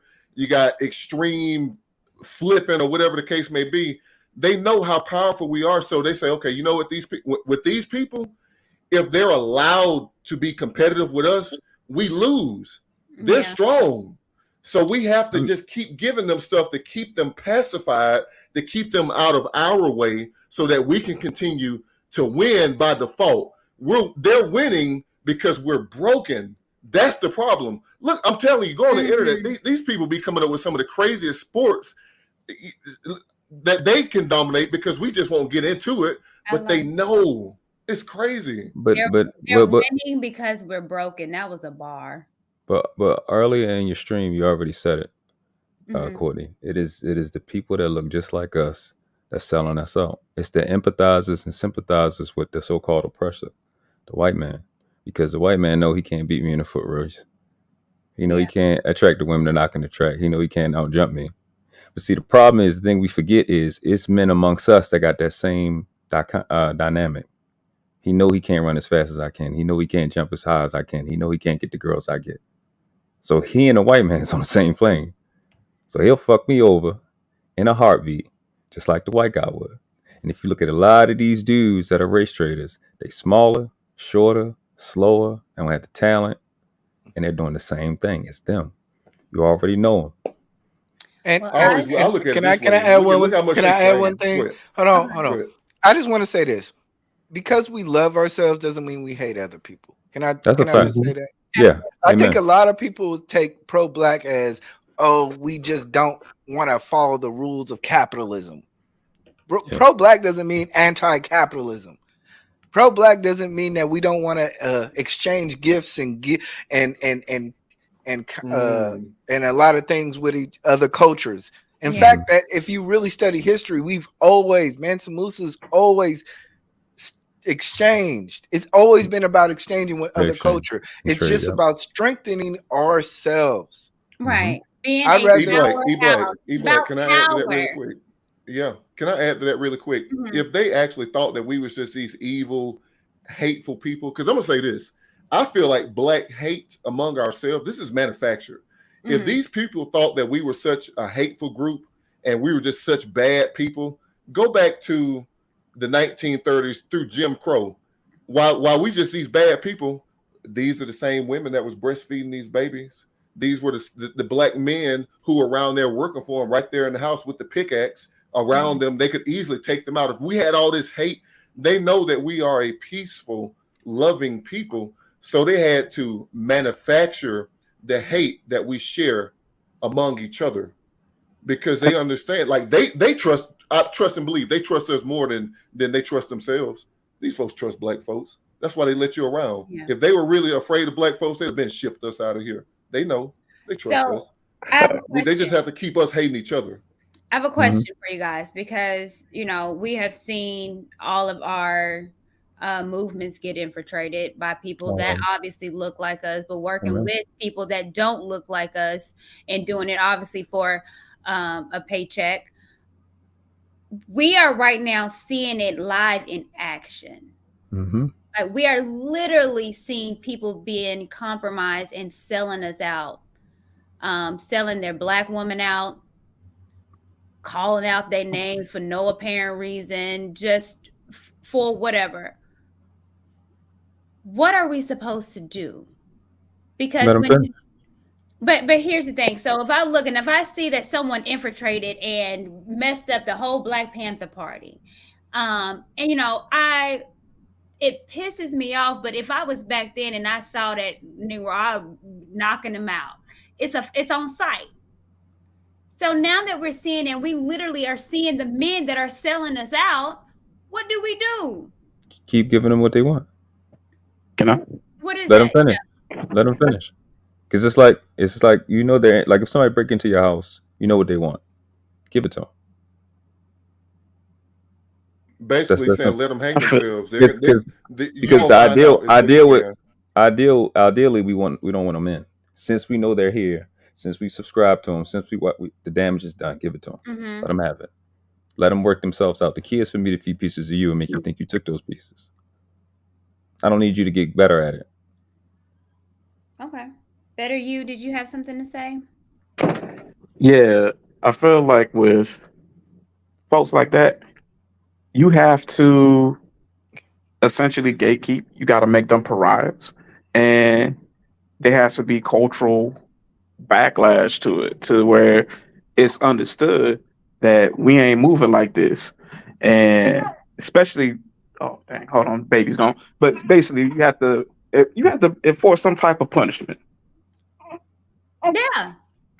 I mean, look, those people in the middle, they have honor killings. And they don't play. If you say something crazy, you gonna die. And we can't even say, we don't even have the guts enough to say no to somebody white that disrespected. We can't even say no. And you have other communities beheading the folks. We'd be the first one to jump in front of the camera saying, I forgive, or, well, what was he doing before the camera started? We don't see nobody else do that. That's us. Let's keep it a buck. That's us.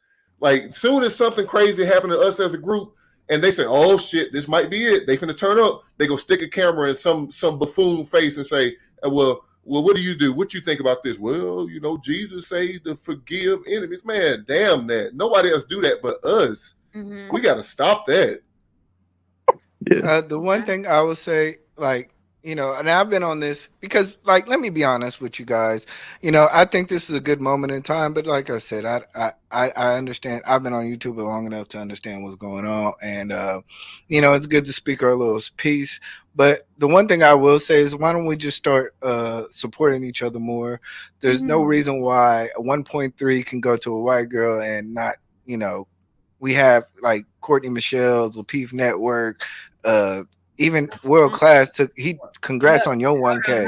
Hold on. I'm sorry. I'm just saying, why? What we're going to do is support.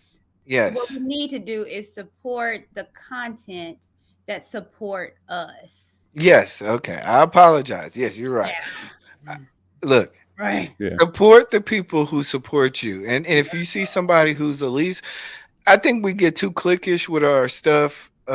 I really do think that a lot of times you see a black man who take care of his kids or who's actually doing stuff in the community, and you don't subscribe, but then you'll see somebody who has a great lighting and you'll subscribe. So in my opinion, I think we need to, as a community, at least do that. Other than that, I don't think there's not much, in my opinion, that we can do, because the audience is fickle.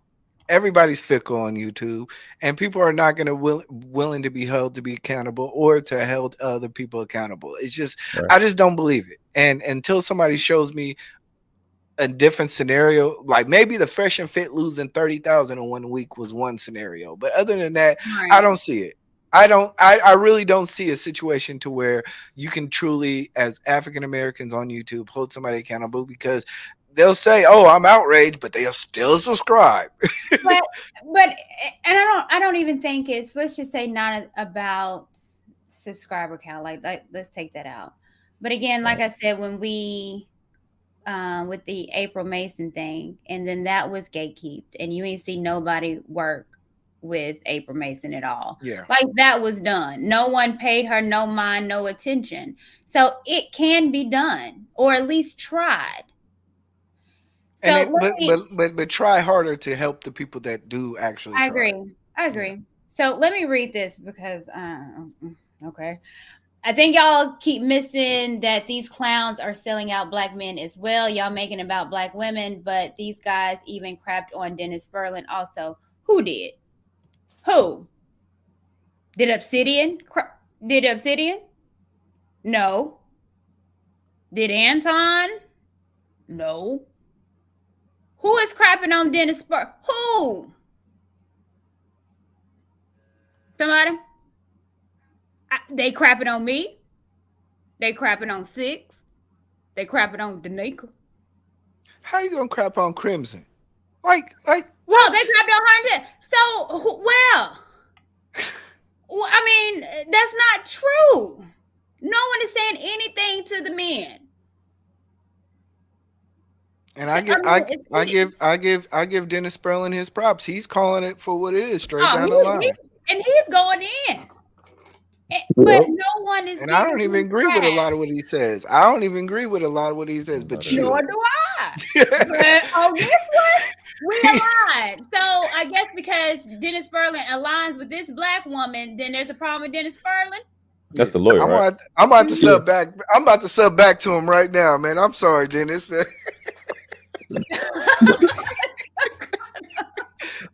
Look, Dennis be wilding, and I love my guy. We're a wild one over there. But I mean, he's actually calling for what it is, straight down the line. And yeah, he is. And so, even I'm victim to it, to where I don't support people who I don't agree with necessarily on 100% of things, but they're at least trying to make the effort. So. Let me see. He responded. Okay, he is the older black man Pearl was referring to. He did several anti-Pearl videos. Oh yeah. Well, I mean, she said something, but what I'm saying is that other folks, you see, you have content creators over here going in on people going in at her. I am not seeing an Obsidian stream talking about Dennis. I'm not seeing nobody talking about any of them, calling them lazy. First of all, okay, all this, you better work. You ain't worked hard. You ain't working like she put in the work. She put in the work. Coming from Obsidian that has the least subscribers of all of us that's going in. So, and you've been doing it a lot longer than me. So because you're not at 1 million, does that mean you're not working hard, Obsidian? Bang, bang. To Anton, it's the same thing. You're not at 1 million and you've been doing this for 10 to 12 years. So does that mean you're not working hard? Bang, bang, bang. No, it doesn't mean that. Maybe it could be that they pushed her up and showed her more. And every time you get online, you see a Pearly. Maybe it's because the shorts go viral and the people subscribe because of the shorts, but not showing her videos. Maybe that's what it is. Mm-hmm. The people's logic, like I said, some of these things that people are saying, these niggas. It's like, are you smarter than the 5th grader? And it's no, because you have to use that same logic on you. You are not at 1 million. You've been doing it for over a decade. Mm-hmm. I'm sorry, Courtney. You got to drop him. You got to drop him. No, stop. I'm about to put now, Courtney, I found it interesting, right? You know, he backs and not to get messy, but Mm-hmm. he backed what Pearl was saying in terms of content creation, right? Mm-hmm. But he paid Drake Prince more than what Pearly would probably pay in terms of his worth towards his channel. I just found that conversation really wild, and I don't want to get too deep into the quagmire, but I just like, if you're gonna back somebody's talking points, you should at least say, this is how I run my business. But then when you run your business, we show that, okay, he didn't make a lot of AdSense revenue. He didn't make a lot of money. You said that this black dude didn't make money, but you still paid him more than what he was worth. Mm-hmm. But then you're on a stream with the white girl saying, yeah, that's a bad deal. Oh, these niggas is wild. Bang, bang, bang. So fast. I mean, like I said, the talk. Look, these old ass talking points got to go. Amen. And it's amazing that no one challenges. And I'm like, there's nothing to challenge. It's just easy. She worked harder than y'all. Y'all need to get to working. Well, look at you. Look in the mirror, man in the mirror, Michael Jackson. So that means you're not working hard because you're not there either. Well, he runs for me, so I don't. It doesn't. So scratch that out. Okay. No, it doesn't mean that. I don't know. But anyways, you guys. I'm gonna wrap it up. Do you guys any last things to say before I end this? I want to give a shout out. Y'all like my song because every time I see some cooning, he black. I'm on your type of mood right now. Coon train is coming. Coon train is coming. What about black on black crime? Coon train is coming. Where's the white women at? Coon train is coming. Coon train is coming. All white people ain't bad. Coon train is coming. We is our own worst enemy. Is that Tyreek? the voice? No, the voice. It sounds like some Tyreek Nasheed be making jokes. I'm not even getting paid. I'm not getting paid for my coon train, so I'm sharing revenue with this. Put a one in the chat if you was alive when Soul Train was on. You back just now. But no, the one thing when was Soul Train on? I don't know. No, don't do that. I was born during Soul Train, so my mom was mad at me. I'm an early '90s baby. My I don't know grandma what that wanted is. me to be a Soul Train dancer back in the day. My cousin used to do it every day. We used to make a Soul Train line for nothing. Like, I don't feel like dancing anymore. But hey, you know what? I just want to say this. I want to give a shout out to LSU, the Black Women Squad. I love seeing that.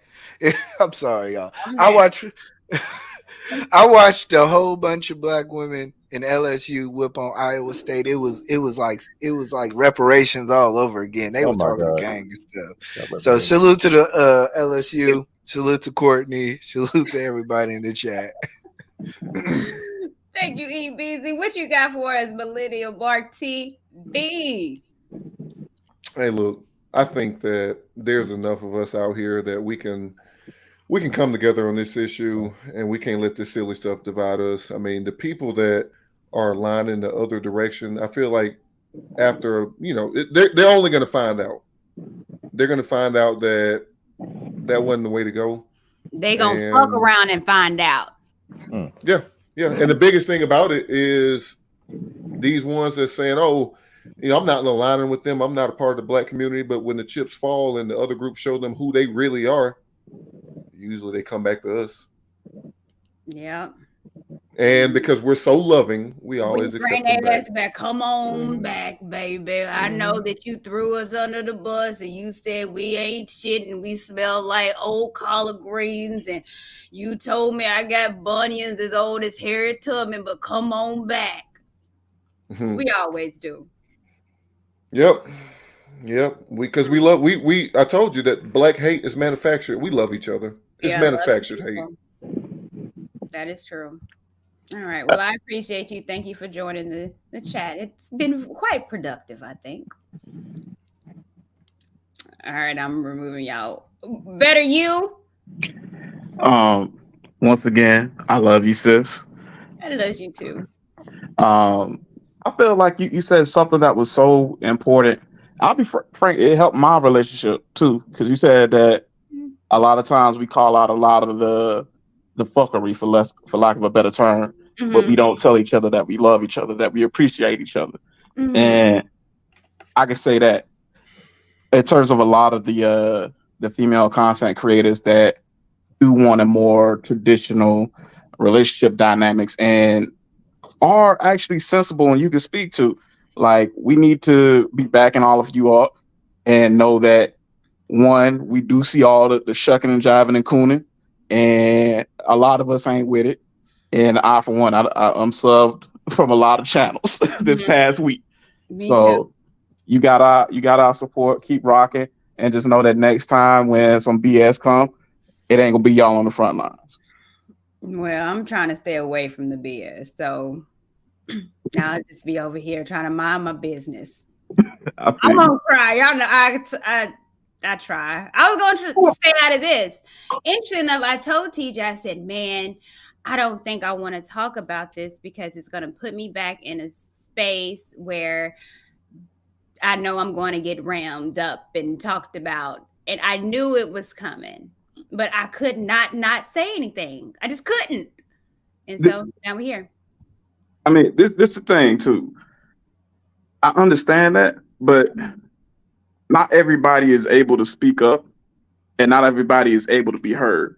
That's what I meant with my super chat. Like, if I say certain words, some people will hear me, and I get animosity from others because they hear something different, even though I might be trying to convey a completely different message.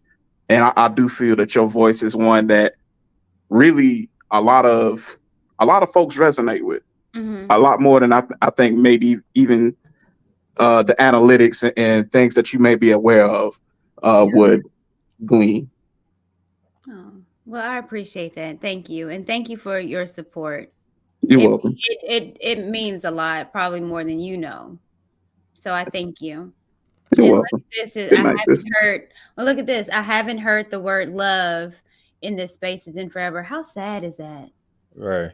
It's not good. We can't, that's not, but, and she's right. All we do is bicker and you Beef. strag and all this, but 304. we don't even say, well, I love you. They ain't trying to love in this space. It's just I literally got a dude that did for the last 2 weeks he did 9 lives against me because I had a young lady on my channel talking about her experiences because she's supposed to be a 304 and I'm not supposed to give her a space. However, she says that women should be submissive. She kissed the ground that men walk on, et cetera, et cetera. You know, she said she's Dominican, but she said black women's the most submissive and men just need to have a conversation with them. She said all this, but it don't matter because she's not supposed to speak. Meanwhile, I'm the only one that's in this space saying these females have a cemetery wound. I'm like one of the meanest, but somehow I'm simping and pandering. So, okay. All right. Okay. I don't know. It's weird. I'm not going to talk about that. I mean, I guess I Don't do. worry. Don't worry, I will. Anyways, all right. I appreciate you, and I'll see you on the flip side. Oh, and congratulations to you. Thank you so much. I heard that you appreciate heard you passed the 1K now a little bit over, ain't you? Yeah, a little bit over there, just a little bit. Yeah. Got monetized in less than 24 hours after. Well, congratulations. Thank The you so world much. class. Y'all sub to the handsome man. Come on now, you know you're beautiful. I love you. I appreciate you. I do really am proud of you because we need people that I think more than anything, put the Most High first. God, Allah, Krishna, Elohim. I am very religious. Probably don't seem like it because I'm ghetto. That's the first part, and then put our people right up under that. So I appreciate what you do. You definitely I'm like your biggest fan because you speak up for children, and that's what I've always done. That you know what I'm saying. So I do appreciate you and what you do. Love your content. Love what you're doing, and the team that you're building. And yeah, definitely. See you on the flip side. See you on the flip side. Man, so I came in here a little sad, then mad, then glad.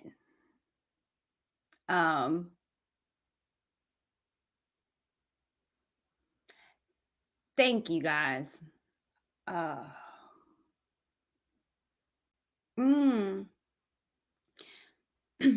am grateful that everything happens for a reason.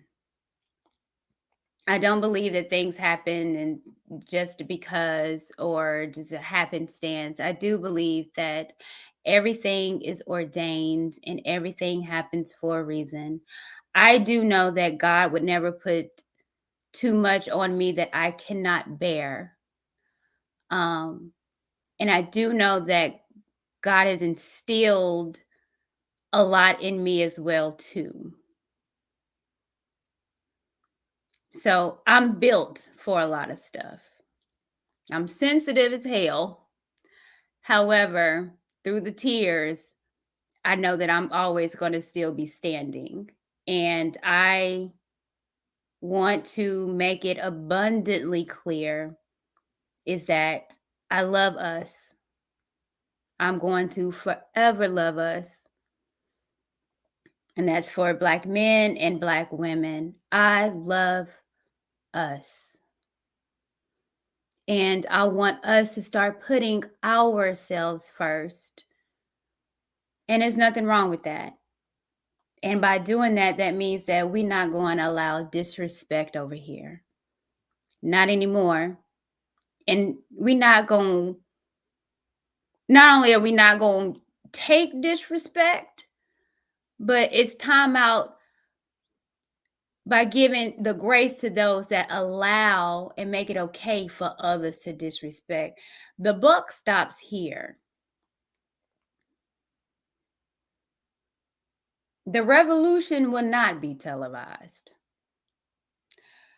The revolution is going to be on YouTube. The revolution is now.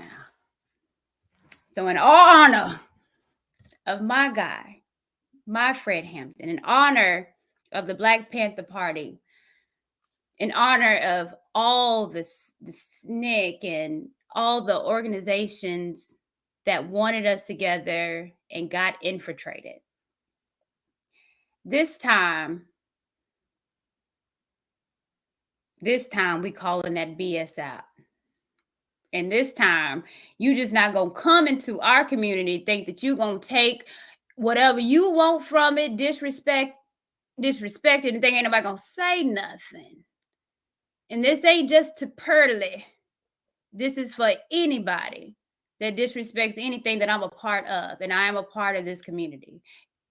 It's on site. And it's fuck you. Respectfully.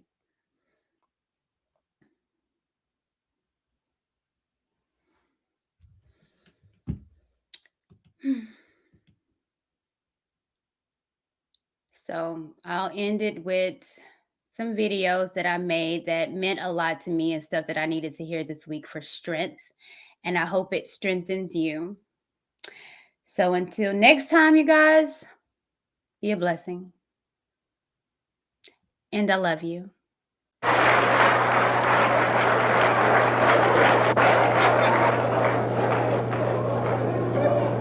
Who taught you, please, who taught you to hate the texture of your hair? Who taught you to hate the color of your skin to such extent that you bleach to get like the white man? Who taught you to hate the shape of your nose and the shape of your lips? Who taught you to hate yourself from the top of your head to the soles of your feet? Who taught you to hate your own kind? Who taught you to hate the race that you belong to? So much so that you don't want to be around each other. No, before you come asking Mr. Muhammad, does he teach hate, you should ask yourself who taught you to hate being what God gave you. Money means nothing to me, nor boxing when it comes to the freedom of your people. So everything I'm doing, if it means hitchhike tomorrow, if it means be raggedy, if it means look for a job, I'll be happy because I can go to bed, my conscience is clear, and I didn't sell out or trade my people just because I could be rich in Hollywood with a yacht out here on that could be my yacht right there. Imagine it's valued at $200,000, but I wouldn't want that damn yacht if I couldn't go back over in the black neighborhood and protest a black woman being raped. The hell with the yacht, the hell with the championship. So I want the people to know this. I mean, whatever you say about Spike, he's got a lot of us working. Does that matter? That doesn't mean nothing. That don't mean nothing. Dope dealers got a lot of us working. That don't mean nothing. You know what I'm saying? You can't compromise our culture and our principles just to put us to work, just to make us appeal to the masses. Because revolutionaries and freedom never came easy. You know what I'm saying? And he knows he has a lot of work. So if he's up there and it's easy, he should know something is not right. Yeah. And something's not right, buddy. And Eddie Murphy, with all that dough he's making, he hasn't done nothing for us. He does a lot of charity. What charity doesn't get to the ghetto. Everybody knows that. Everybody who ever came out the ghetto knows they never saw any charity. They don't see the charity benefits that goes we to all the go suburban black people. You know what I'm saying? The middle class black folks who don't need the money.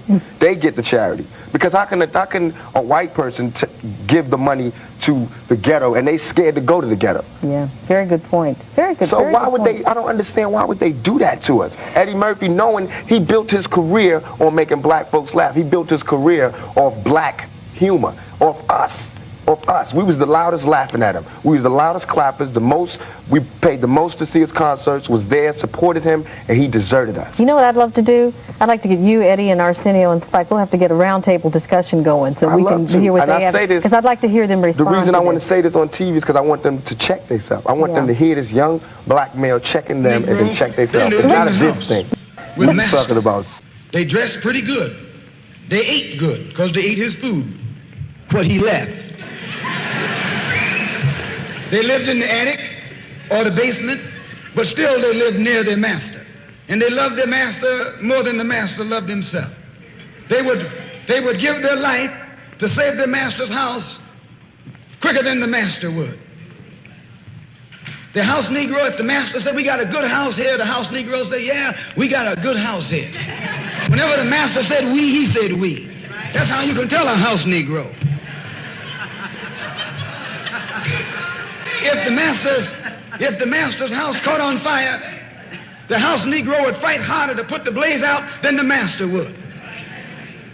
If the master got sick, the house Negro would say, what's the matter, boss? We sick.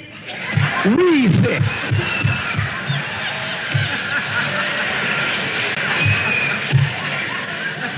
He identified himself with his master more than his master identified with himself.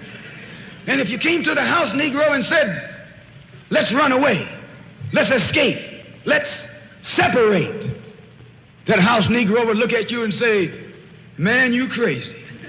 What you mean separate? Where is there a better house than this? Where can I wear better clothes than this? Where can I eat better food than this? That was that house Negro. In those days, he was called a house nigger. And that's what we call him today because we still got some house niggers running around here.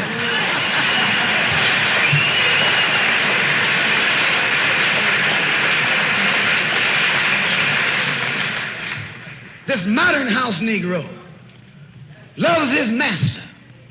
He wants to live near him. He'll pay 3 times as much as the house is worth just to live near his master. And then brag about, I'm the only Negro out here.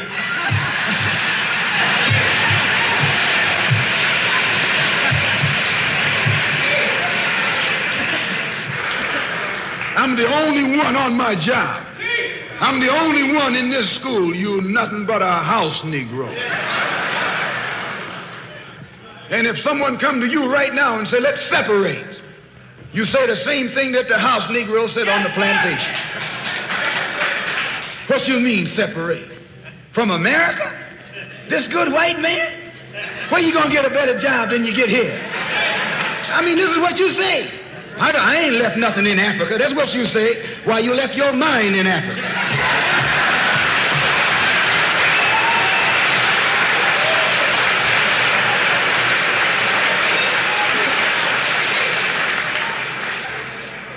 On that same plantation, there was the field Negro. The field Negro, those were the masses. There was always more Negroes in the field than there was Negroes in the house. The Negro in the field caught hell. He ate leftovers. In the house, they ate high up on the hog. The Negro in the field didn't get nothing but what was left of the insides of the hog. They call them chitlins nowadays. In those days, they call them what they were, guts. That's what you were, a gut eater. And some of you all still gut eaters.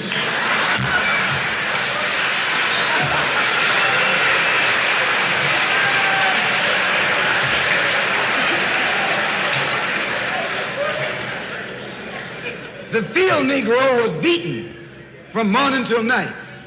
He lived in a shack, in a hut. He wore cast-off clothes. And he hated his master. I say he hated his master. He was intelligent. That house Negro loved his master. But that field Negro, remember, they were in the majority.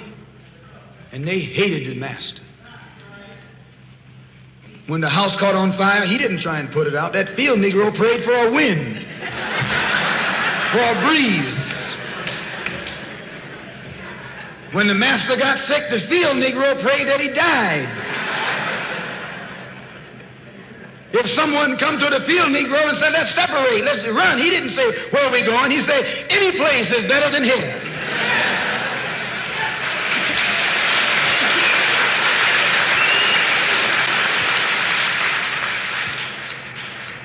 You got field Negroes in America today. I'm a field Negro. The masses are the field Negroes. When they see this man's house on fire, you don't hear these little Negroes talking about our government is in trouble. They say the government is in trouble.